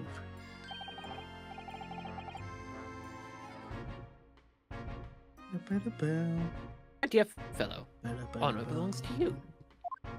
You're the one that pointed out the stack of books. That was not me. You're the one that fingered him as the suspect. Fingered him? I didn't finger him. Well, at least let me... You pointed your finger. You pointed your finger. I didn't finger the moving finger. At least that means Inspector Gregson is no longer here. Susato, it's not you. We're gonna examine the crime scene in more detail now. Yes, that's right. And of course. What? Have you forgotten what the inspector mentioned before? It was the landlord, Mr. Garrideb, who discovered Mr. Shamspeare. Ah, Mr. John Garrideb, yes? I expect we can find him sitting in his room on the top floor as usual. Right, we must remember to go to talk to him later then. Guy must be lonely without his wife. So can I move up now? You need to examine first. Okay. Right. What do I examine? The body? Oh, the poor man. So young to die. He'll be Do fine. you suppose it was a very painful death, being poisoned as he was? I don't know. All we can do now is hope that he'll be reborn to a better life. Yes, I suppose you're right. I wonder. Um, Do you think that putting our hands together in a Japanese prayer will help a British soul? Sorry? Slap it. I made sure I had a reference at the ready just for such an occasion as this, actually. Slap it. That's my Susato. This book is titled The Beginner's Guide to Praying for the Departed, the British way. I'll just reread it now. One moment. Slap it again. There's quite a spine in that book, isn't there? What else do I need to examine? Ooh, what is this? Nothing particular of note. You What? didn't hit it. I don't think you hit it right.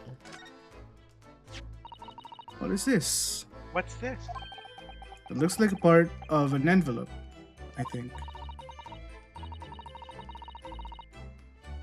Yeah, I think you might be right. Perhaps it was torn off when the letter was opened.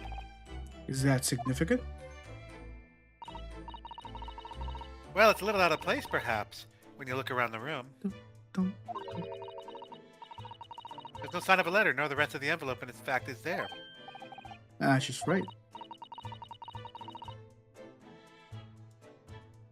And yet, here we have a torn off edge of an envelope.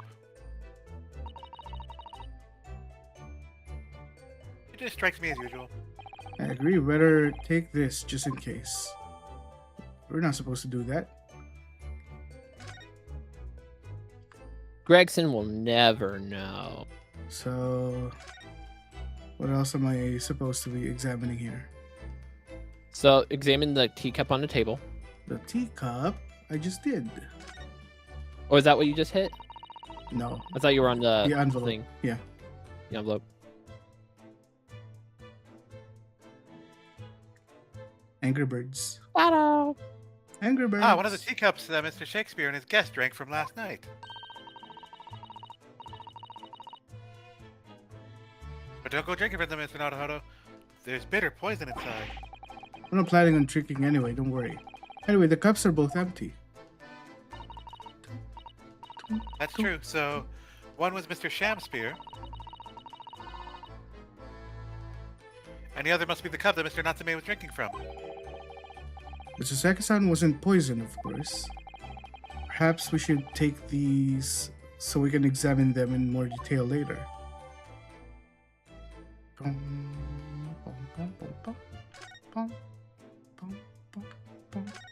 What else?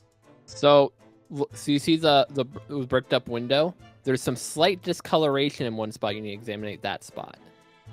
Slight discoloration? There's no cement in between some of the bricks. I think you can click anywhere on the window, but there's like a specific spot it's going to have you go to. Okay. As we've seen from the outside, the window is completely bricked up. A vestige of the former window tax that Britons had to pay. You're completely bricked up. What strange things they used to tax in Great Britain. I mean, making people pay for the number of windows they had in a property. It's extraordinary. It's heartbreaking to think of the poor having to block up their windows just to avoid an unaffordable tax. Oh. What is it, Miss Sasato? If you look closely, a number of the bricks are loose. Let me see. Soap. Oh yes, it looks as though an amateur has broken out a few of them just here. Was it Mr. Shamspeare who did it, I wonder? Being the lodger renting this room? Ah, look at this, Mr. Naruhodo. On the outside, there's a little ledge. And there's something on it. What outside? What?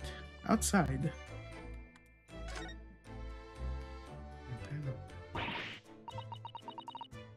Ah, it's so cold outside. You can feel it through this gap. It did snow last night. It would be cold.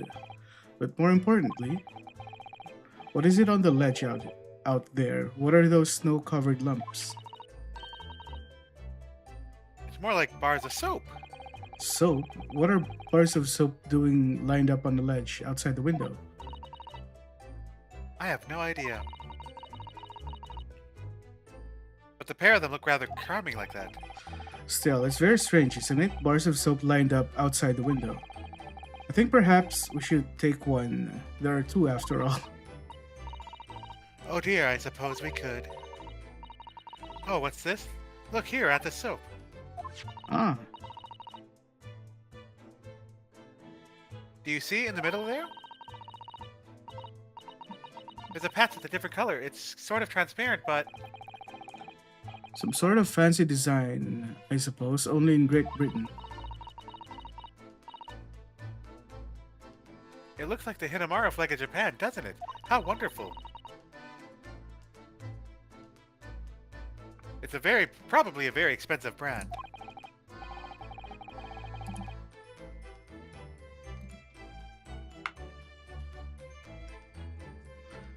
Don't look anything up regarding this. You just don't. No, someone's stopping by later to pick up something at my house. Expensive. Then what's it doing in this ramshackle old room? Bar of soap. I'm going to take a look at that right away.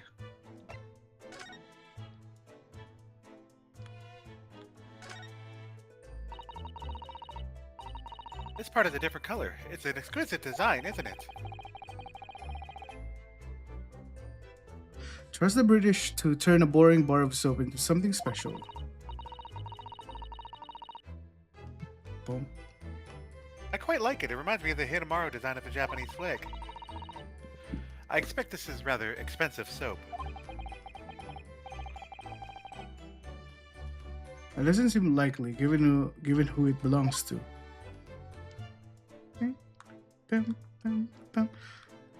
Okay, that's all.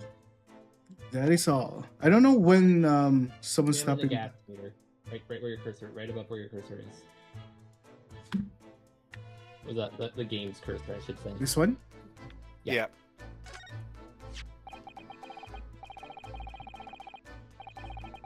And here we have another disproportionate large machine. This looks like a meter of some kind. Ah, so this is a gas meter, I think. Seems that in this district, residents pay for gas as they use it with the coins. I see. Yes, now you've pointed it out. I can see there's a slot just here that looks like it would take a coin. So you mean if you put a coin here? That's right. That would buy you about 2 hours of gas for lights and heating. Man, imagine. So if you were a poor person with no money, you'd have to sleep in the freezing cold?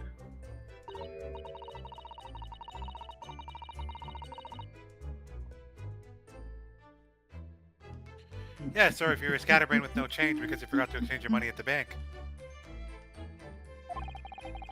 Thank goodness, there's no meter in our office.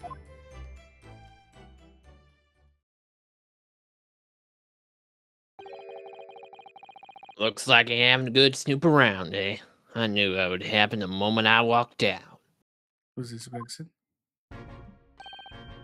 Inspector Gregson, back so soon? After I threw that little Japanese fellow in the clink, I went and reported this to the investigation division. 5 minutes time, this place will be cordoned off by the yard.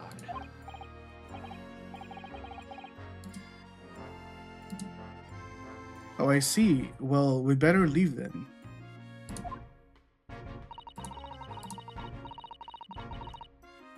Poor Mr. Natsume must be feeling very low.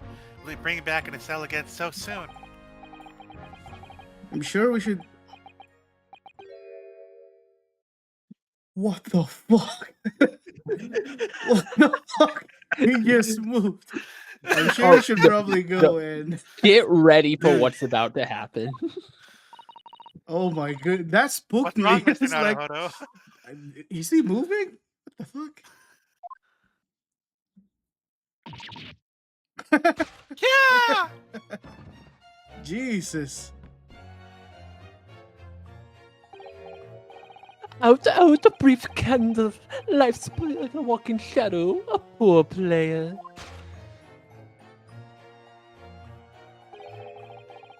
That struts and frets his hour upon the stage, and then it's heard no more.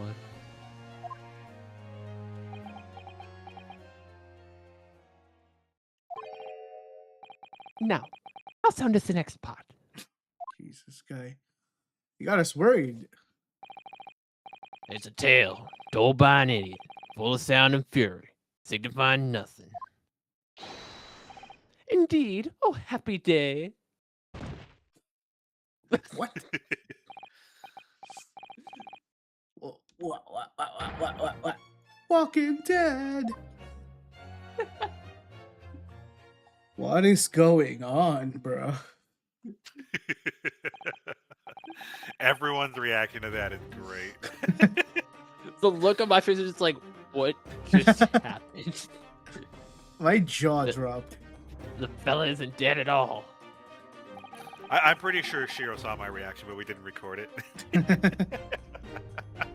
What was that nonsense he was saying, though?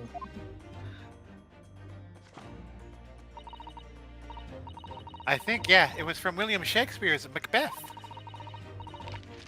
A soliloquy from Act 5, Scene 5. Shakespeare. Shakespeare. So it was that the victim, Mr. William Shakespeare, came back to life. The man had indeed been poisoned. It transpired that it hadn't killed him. He was taken by emergency carriage to a nearby hospital for treatment. And Inspector Gregson evicted us from the scene of the crime, whatever that now was. Okay, well that was not a murder. All right, before we continue, restroom break. Okay, bathroom break. I'm gonna take one too. I never get tired of Shakespeare just slowly getting up. Oh my Yeah, that scene is just great. I'm pretty sure I facepalmed, if I'm correct. I remember facepalming for a long period of time at that after being shocked.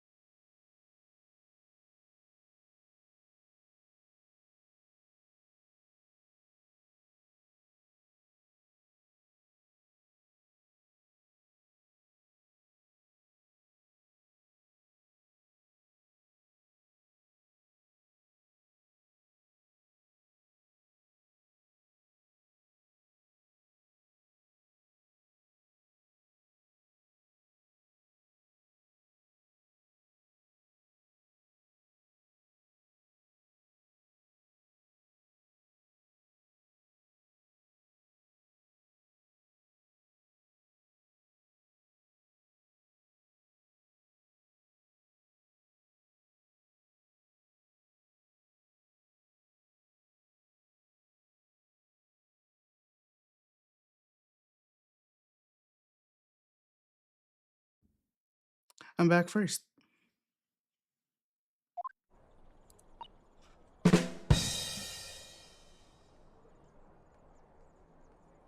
Earl is not back at all.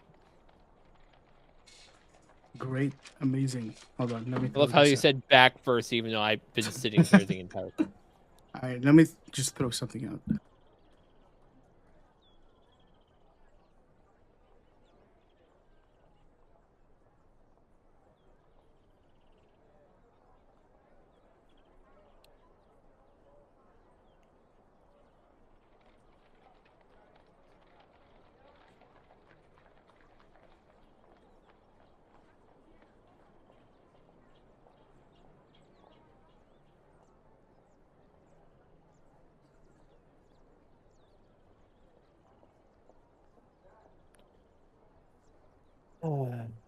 Dare I ask what you're doing?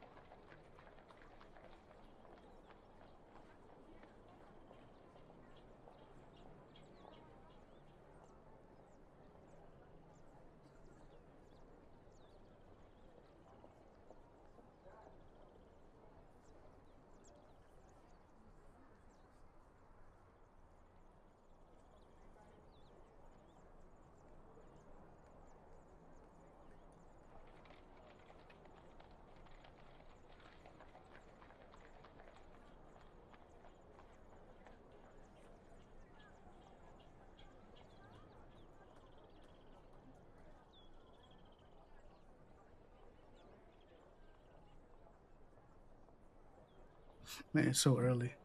I don't know when my friend is stopping by to grab their keys to their house, but it's probably gonna be a 5 minute break then as well. Damn, more than 6 hours strum. What's up, Kirian?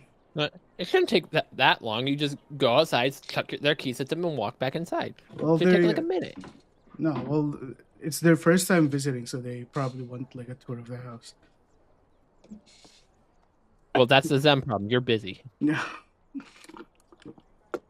I don't know why everything's happening today, and my parents also want me to go stop by their place, discuss things. Ah, what a Sunday, man. Is Earl back, or is he still taking his sweet time? Pooping. Whatever do you think will happen now?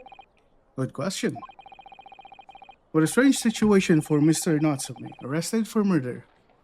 But then the victim comes back to life. I think perhaps the victim was never dead in the first place. Seems very likely that Shamsir did consume poison, as we deduced. But was it an accident, attempted suicide, or attempted murder? Who's that guy looking from outside the window?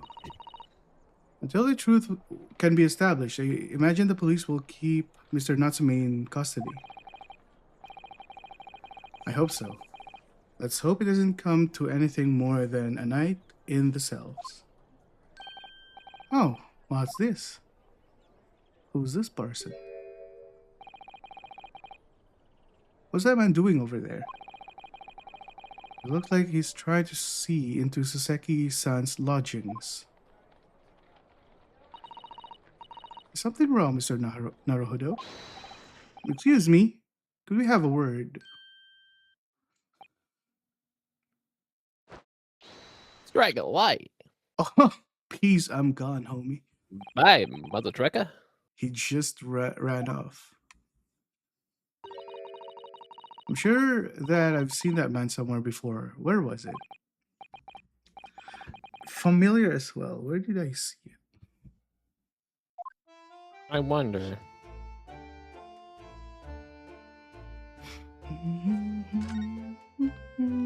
Do I need to examine anything in here? Nope, go to Gary Deb. Oh. With the exception of the top floor where Mr. and Mrs. Garrett live, all the windows are bricked up. Yes, that's because of an old window tax that was charged on the number of windows a property had. In order to pay less tax, the poorer members of society filled in many of the windows. The tax has since been abolished, hasn't it? So the windows could all be opened up again, surely. Unfortunately, it would appear that the residents of this district can't afford to pay to have the work done. Yes, it's a sad state of affairs. Especially for people like poor Mr. Natsume who have to live all cooped up in a windowless room. I suppose that's the price you pay for living in a very cheap accommodation. It all seems rather pointless when you put it like that. Gary Deb.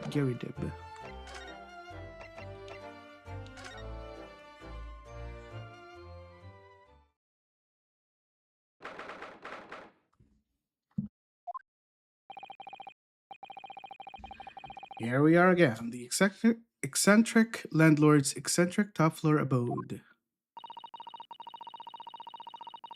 We're here because Mr. Garrideb's the one who discovered the incident this morning, don't forget. Ah, you chaps, eh? Yes, good morning, sir. Thank you for your cooperation in court yesterday. It was quite a trial. Quite a trial. As much for Mr. Garrideb as anyone, really. Came straight back here after the business at the Bailey yesterday. Didn't expect to wake up to more bally nonsense this morning. I wonder if you wouldn't mind telling us exactly what happened here. What happened, Mr. Garrideb? Yes, I suppose you'd like to know about that. Dead loss of an actor chap in the ground floor room. Those are exactly Inspector Gregson's words, weren't they? So as I recall, you don't get him directly referencing that Shamspear is alive here, because the reason for that is because you can do this conversation before getting that cutscene. I see. So I just converse with him? So yeah, you just talk.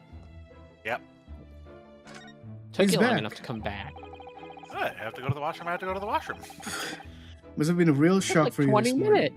I hear that you discovered what happened. Forever, man. Yeah, it took you forever, man. I always take one Ah, to the well, bathroom. hope his actor cab rises at 5 o'clock sharp every morning without fail. But at 5:30 this morning, he still hadn't lit the gas.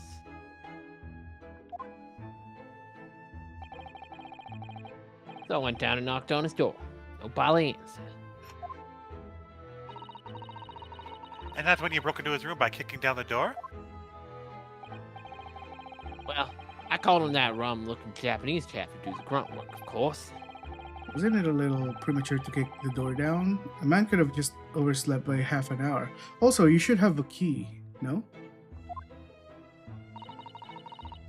That's very true, Mr. Naruhodo. If 30 minutes oversleeping warranted such behavior, I'd have to kick your door down every morning. Shut up, Sasato-san. Doesn't need to know that.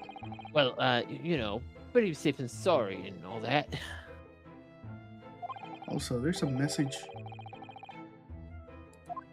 What the? Oh my goodness. It keeps clicking. One sec. Stop clicking.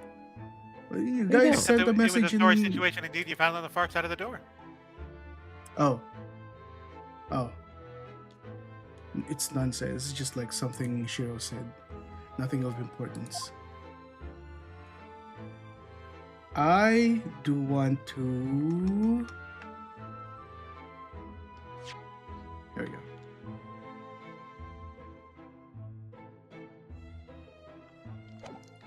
I see. Nothing of importance. The victim's name is Mr. Shamspear, I believe. Is that right?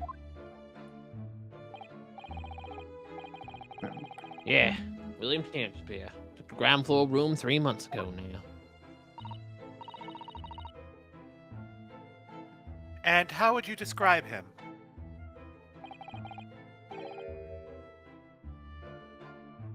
Destitute. Destitute?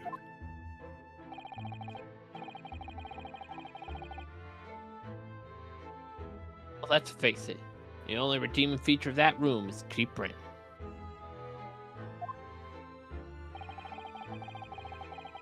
I don't want to live in a place like that. It's either broke or has about a screw loose. So hard to choose which categories the second side would fall into. Both. Mr. Naruhodo, that's a little rude. Nah, he's fine. He was doing research as well. Research into what? Shakespeare, of course. Shakespeare. Didn't you get that idea from his name? Shakespeare? Come on, bro. It ain't that hard. Read a few plays of the old bard myself, you know? Romeo and Hamlet. Romeo and all that. Romeo and Hamlet. It's a bad. It's an odd story there.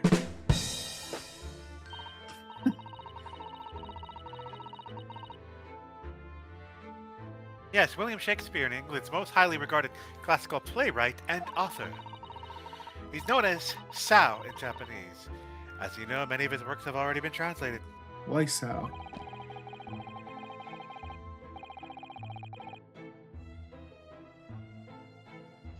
It's incredible that Shakespeare was short into Sao, though. Someone was too heavy-handed there. There were a lot of costumes in the victim's room, actually, weren't there?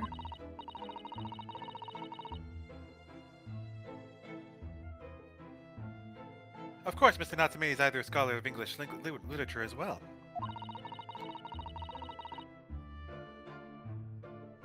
I imagine he and Mr. Shamsir would have had much in common. Shakespeare interruption. Disagreement leads to shocking murder. Let's hope it's not that. Mr. Naruhodo, really, how rude. I'm just staying out of that one. After Mr. Natsume's trial yesterday, you came straight back here, I believe, didn't you? Did you notice anything strange between then and this morning? Well now, must have been about 6 in the evening by the time I got home. Snow was coming down rather heavily, as I remember, and it was completely dark already. Filled our chap was out at the time. Mr. Gardeb noticed there was no light from his room or something, I suppose.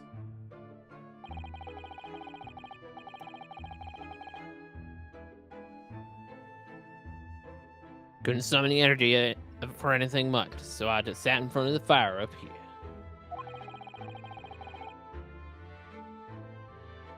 It was after 8 before Shamsir got back. The chap was up till past 1 in the morning, I'll have you know.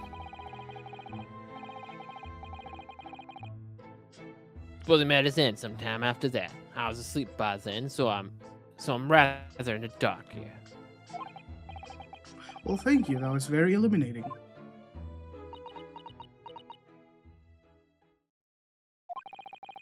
Is everything all right, Mrs. Sato?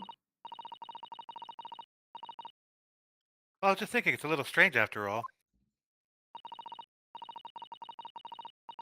Mr. Garrett, you were up in your room all evening, if I understand correctly. Not a big fan of stairs. Not with this blasted leg. Then, how is it that you seem to know the precise movements of your tenant on the ground floor, I mean?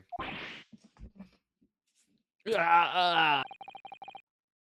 a very good point. Can't imagine you could hear noises from the ground floor all the way up here. This old man liked to spy on his tenants. Is that it? See, I know what you're thinking. You said it out loud. That's a battling outrage. I'm ex-military, don't you know? I don't go around spying on my tenants. Why would I? Why wouldn't you? Then how do you know Mr. Garrett?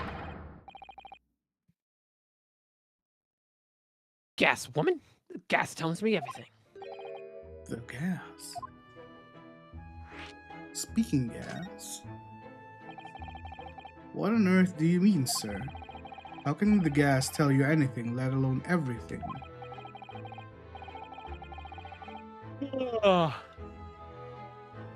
Well, as you're probably aware, gas is supplied to the building by pipes. Yes, I'd more or less work that out.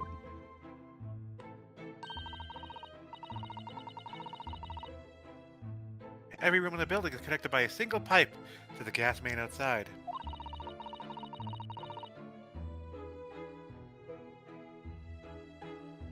And the gas company supplies gas to properties via the main. Yes, I understand that too.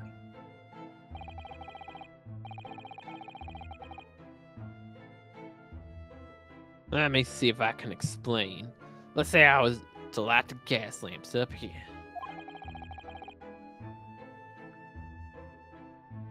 What do you suppose would happen? Well, obviously, the room would get brighter.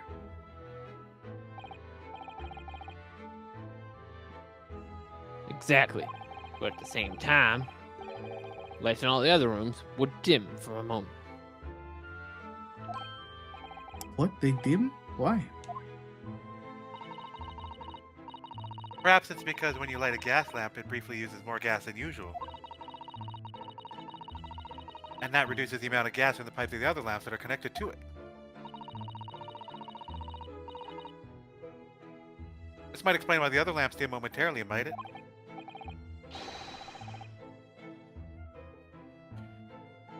Yes, of course, because everything's connected to a single supply pipe.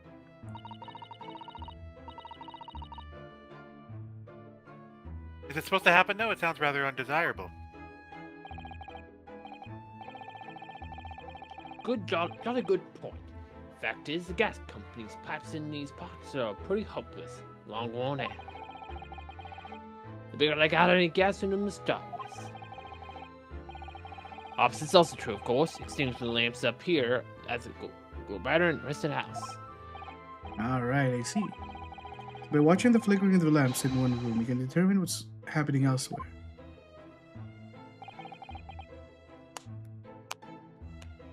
You've got it, he said. You've got it.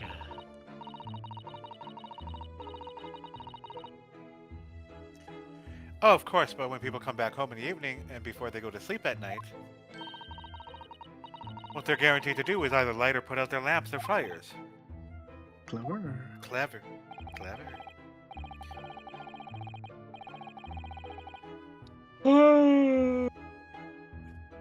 Point of fact, the room on the ground floor is the one above, and the one above it, a slightly different amount of gas. By watching the lights here closely, I can work out almost exactly what's going on in the whole house. Gosh, that's fascinating, Mr. Garrett. Absolutely fascinating. Oh well, nothing to it really. I can't really see that it's going to help us with the case either. What I'd like to know is why Mr. Garrett is so interested in what his tenants are up to in the first place. I feel like there's more to it than idle curiosity. Well, we've done as much investigating here as we can, I think. Perhaps we ought to go to the prison and speak with Mr. Natsume again. Good idea, she said. Good idea. Oogie, go into prison. I'm waging war in the Clash of Clans. Kidding, no, I'm not. Clash of Clans? A lot of my kids like to play that, though. Why? I don't know. They just do.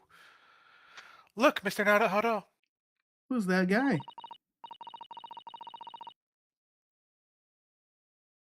Mr. Natsume, have the police finishing questioning you now? Look, Mr. Naruhodo Esquire. Oh, yes. What is he? Tell me. Is he a ghost? Is he here to haunt me? Let me guess. You're talking about Mr. Shones.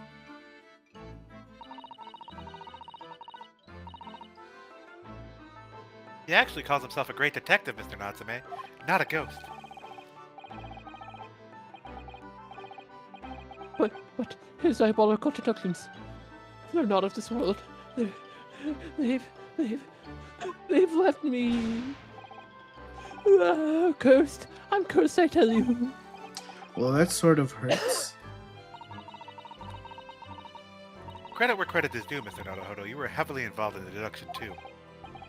Yes, I'm moving on. I have some Moving wonderful on. news. Anyway. Oh, he says. Oh? Someone needs to take off their O. Oh, it's magic. I'm pretty sure we know what O I'm talking about. No, I don't get it. Hang on. I don't get it. It's the special handwritten O I complained about last Oh. night. Man, that's triggering. Get that out of here, Shiro. Get that changed.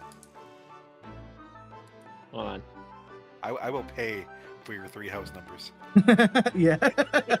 I will sponsor the 3 house numbers. There, I removed my O's. Is it like Look at Discord. Ristro.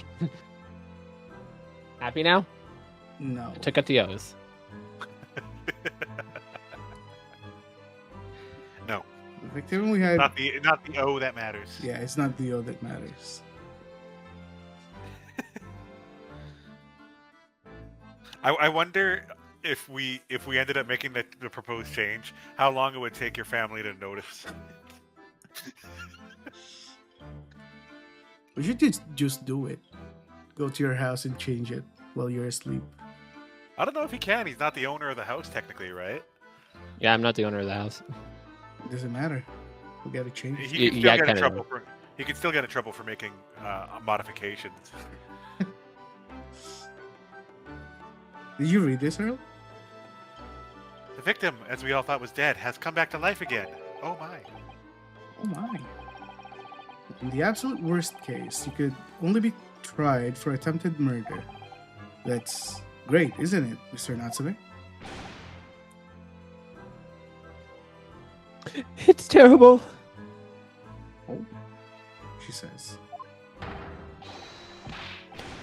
I'm stuck in a cell, suffering from some silly, wrong and distinct.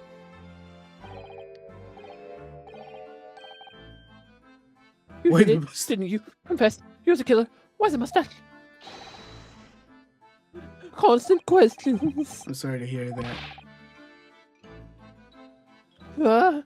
That's selfish, shyster. Make up your mind. You're dead or alive. If you were going to come back to life, why bother dying? Quickly, wishy, washy, him.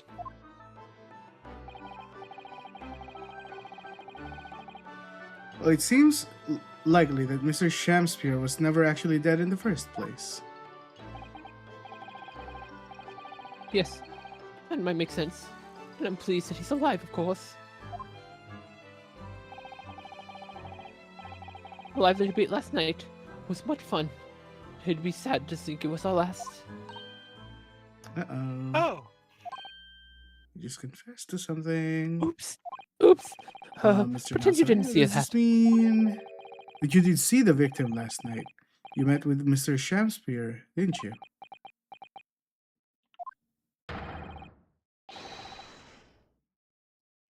I'm not saying another word. I demand to have a lawyer person.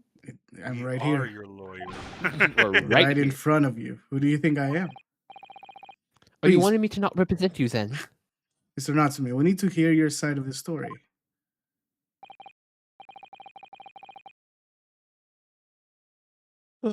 Why am I cursed like this? Converse. What happened?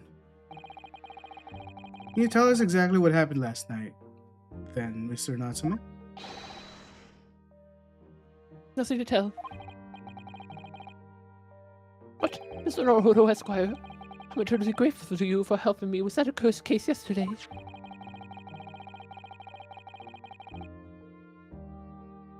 The case that saw poor Miss Green hospitalized after she ended up with a knife in her back.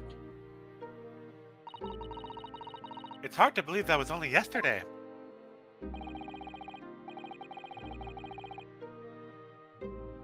As the trial was over, I trudged my way back to my lowly lodgings. That evening, at past 9, it must have been, I visited Miss Knepia. So you did go to the victim's room then? As we feared.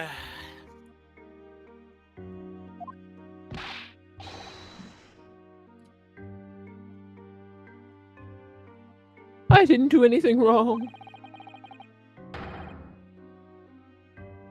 I'd never been to his room before. It was the first time. And what made you decide to go? I bumped into him when I arrived back at home. We got to chatting and it developed into a discussion. But he had to go out, so I bid him a farewell. What ties in with that, Mr. Garrett? Wait, that ties in with what Mr. Garrett said. The victim went out and came back after 8. Oh, alright. 5-minute break. Everyone, I'll be back.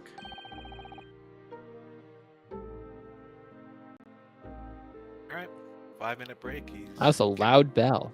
That is a really loud bell. I have to wonder where his setup is in his house. Must For be anyone near the watching, doorbell. Ivy needs 1 viewer for his follower to go. You could be the one to be that magical number 69. Who could be the one? Who could be the one? I'm already wiped out. I'm tired. Old man. I know.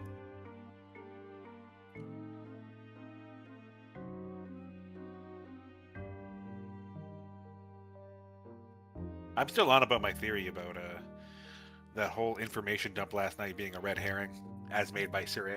How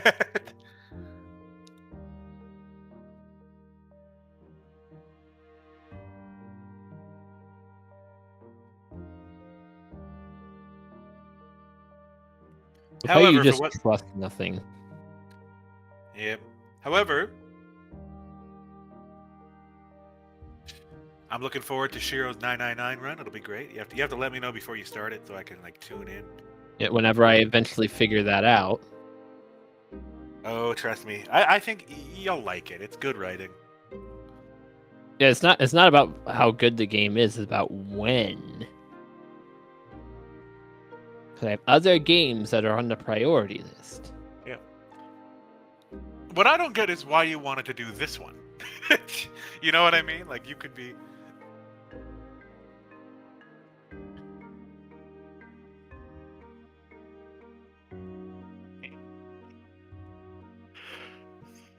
Explain yourself.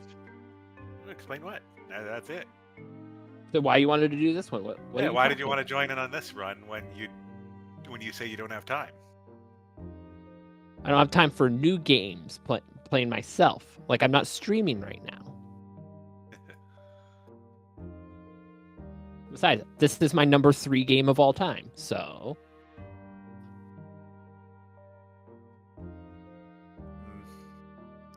I don't know where I rank this. Tales of Symphonia will always be my first. That's guaranteed. I just have so much to do with that game. But First, like, favorite game of all time, like the just because you leave doesn't mean the rest of us are leaving too. what are we talking about? 999? we were talking about it for a couple seconds, and then we ended up drifting talking about the favorite game of all time. And what were you saying? Tales of Symphonia? Yeah, Symphonia number 1. No, hands down. It's good. Well, we met again later that evening at around 9, or just after, and I took him some nice tea that I brewed as a gift. It was you who brought the tea, and that clearly been drunk at the scene then. And I suppose you were discussing the works of Shakespeare, were you? Yes, that's right. Exactly right. Romeo and Juliet, who is stronger? Who's stronger? Delightful debate. Who's stronger? Their power scaling. That's funny. I'm sure.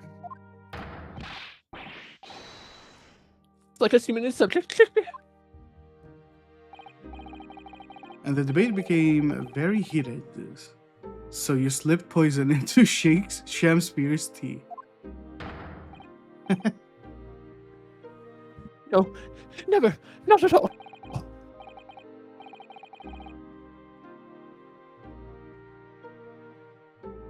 Team Juliet, that was me.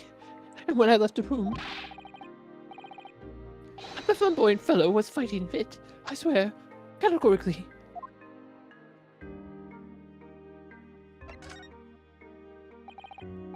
Mr. Natsume, you often say the same thing about yourself, I've noticed.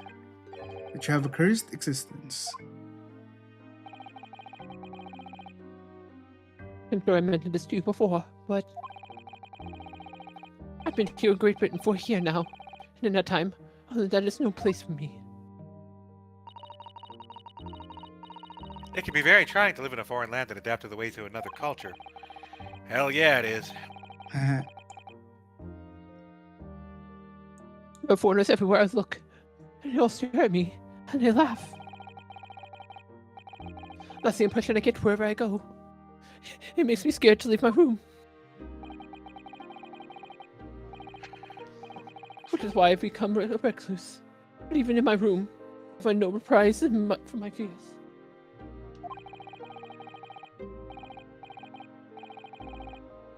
I moved to more times than I can remember, and then, 1 week ago, I moved to Briar Road.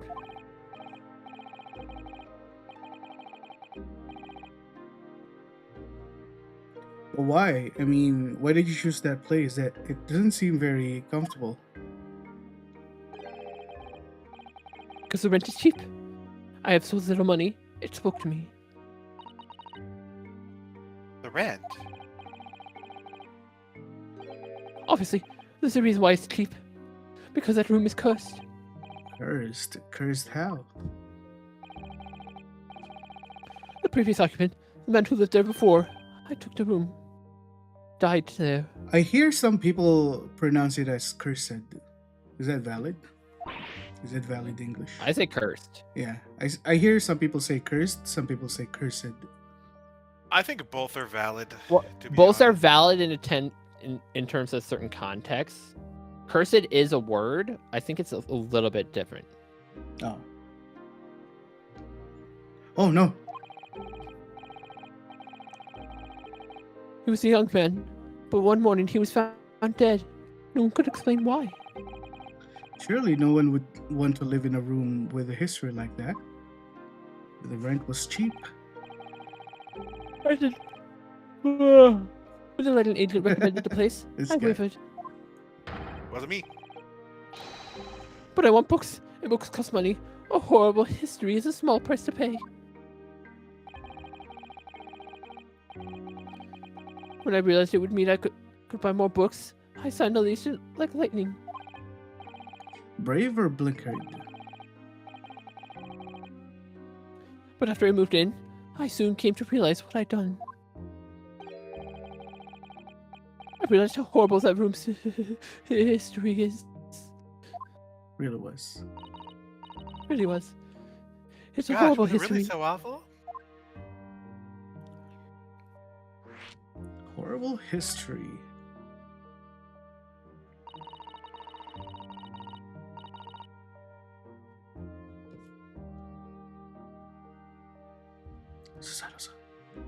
How did the room's horrible history affect you, Mr. Natsume? What happened? What?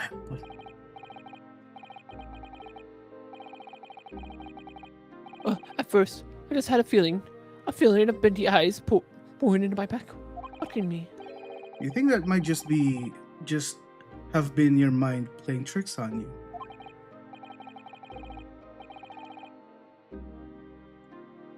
No. My mind doesn't know any tricks. It was something else.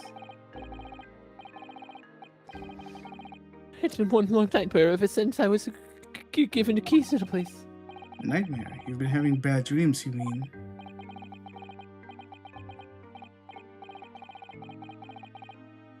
All the souls who've died in the room. I leant over him, leaned me over in my sleep, and tried to strangle me. What is he on about? That really is horrible.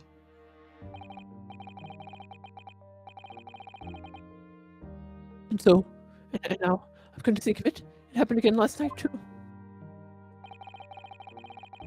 The very same night that Shakespeare was wheezing in agony from the poison in his body.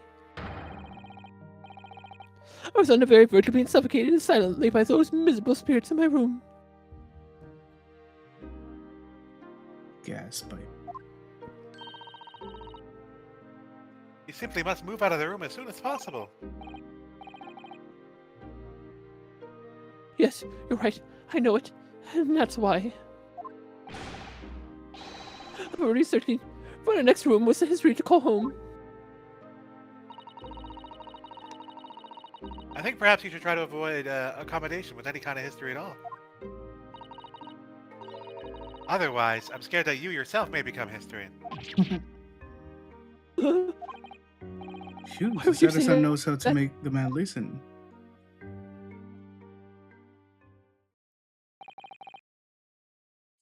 Of course. Mr. Lord of the Manor is worried about the curse on my room as well. You mean Mr. Gary did? Yes. He knows that people keep dying there and never be able to rent it out again. Well, that's true. I, for one, wouldn't go near the place. Ah, perhaps. That may explain why the landlord pays so much attention to the gas lamps and its tenants' movements. You mean because he's worried about their well-being? He does seem to have unusually keen interest in the amount of gas in the pipes. There must be a reason why he keeps such close tabs on the occupants of his let rooms. What do you mean? He pays so much attention to the gas lamps. Oh dear, no, it's nothing to do with you, Mr. Natsume. Please forget I said anything.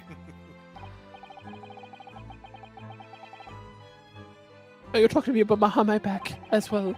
What's important is that Mr. Shamspear isn't in fact dead at all. Once he's come around and he's able to tell us what happened, he'll be able to get you released. Sure. That's totally what's gonna happen, right? Okay, alright. Yes, please. I do hope you're right. Ahem. Excuse me. Inspector Gregson. Shamspear's dead again. Gonna help overhearing what you just said. And on that note, I totally wasn't eavesdropping, by the way. I have some good news, and I have some bad news. Oh. Which do you want first? Bad news. Always, every time, the bad news comes first. Always. When hope is all you have, hold on to it. That is my guiding principle. Right. Well, in that case, good news it is. What's the point of asking, man? Sorry, but it's just a lot easier explaining everything this way. Why give us the option? Why did you ask for my preference? Why give me hope? As you might have heard, the victim, Mr. Shamspear, was just unconscious.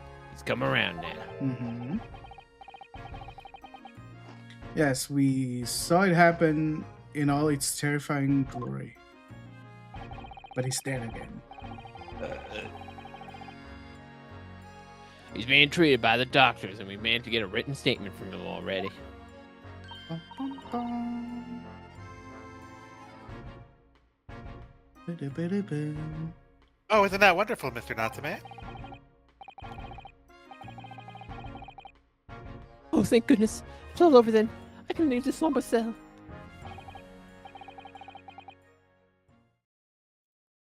Sorry, no. That's not on the cards. What? What? Why ever not, Inspector? Yes, see. Mr. Gansby has implicated someone as being one responsible for what happened last night. Implicated someone? Oh dear. You don't mean? I'm sorry to say I do. Yes, he's pointing a finger at you, Mr. Notchman. What is going on? My sweet poison did sickest to my in my life. That wickedest catalyst, so sick you not to me. No.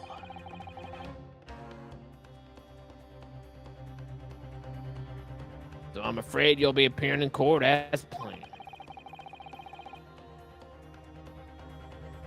You'll be wanting to make the necessary preparations. No.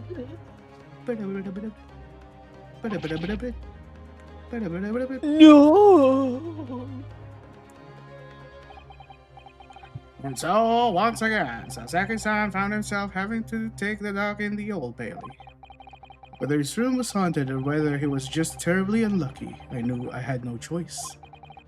The following day, I would represent him in court and do my utmost to break the curse that blighted him. To be continued.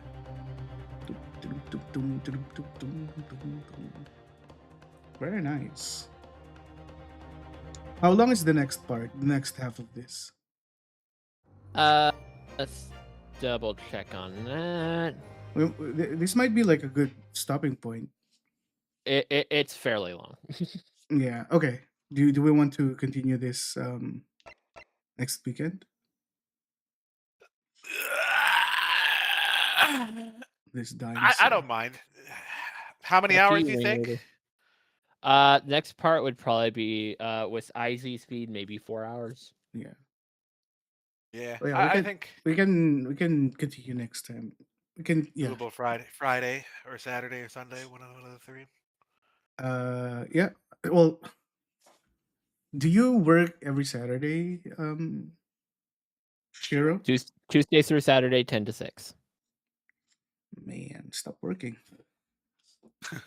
Are you gonna pay my salary? You know I could.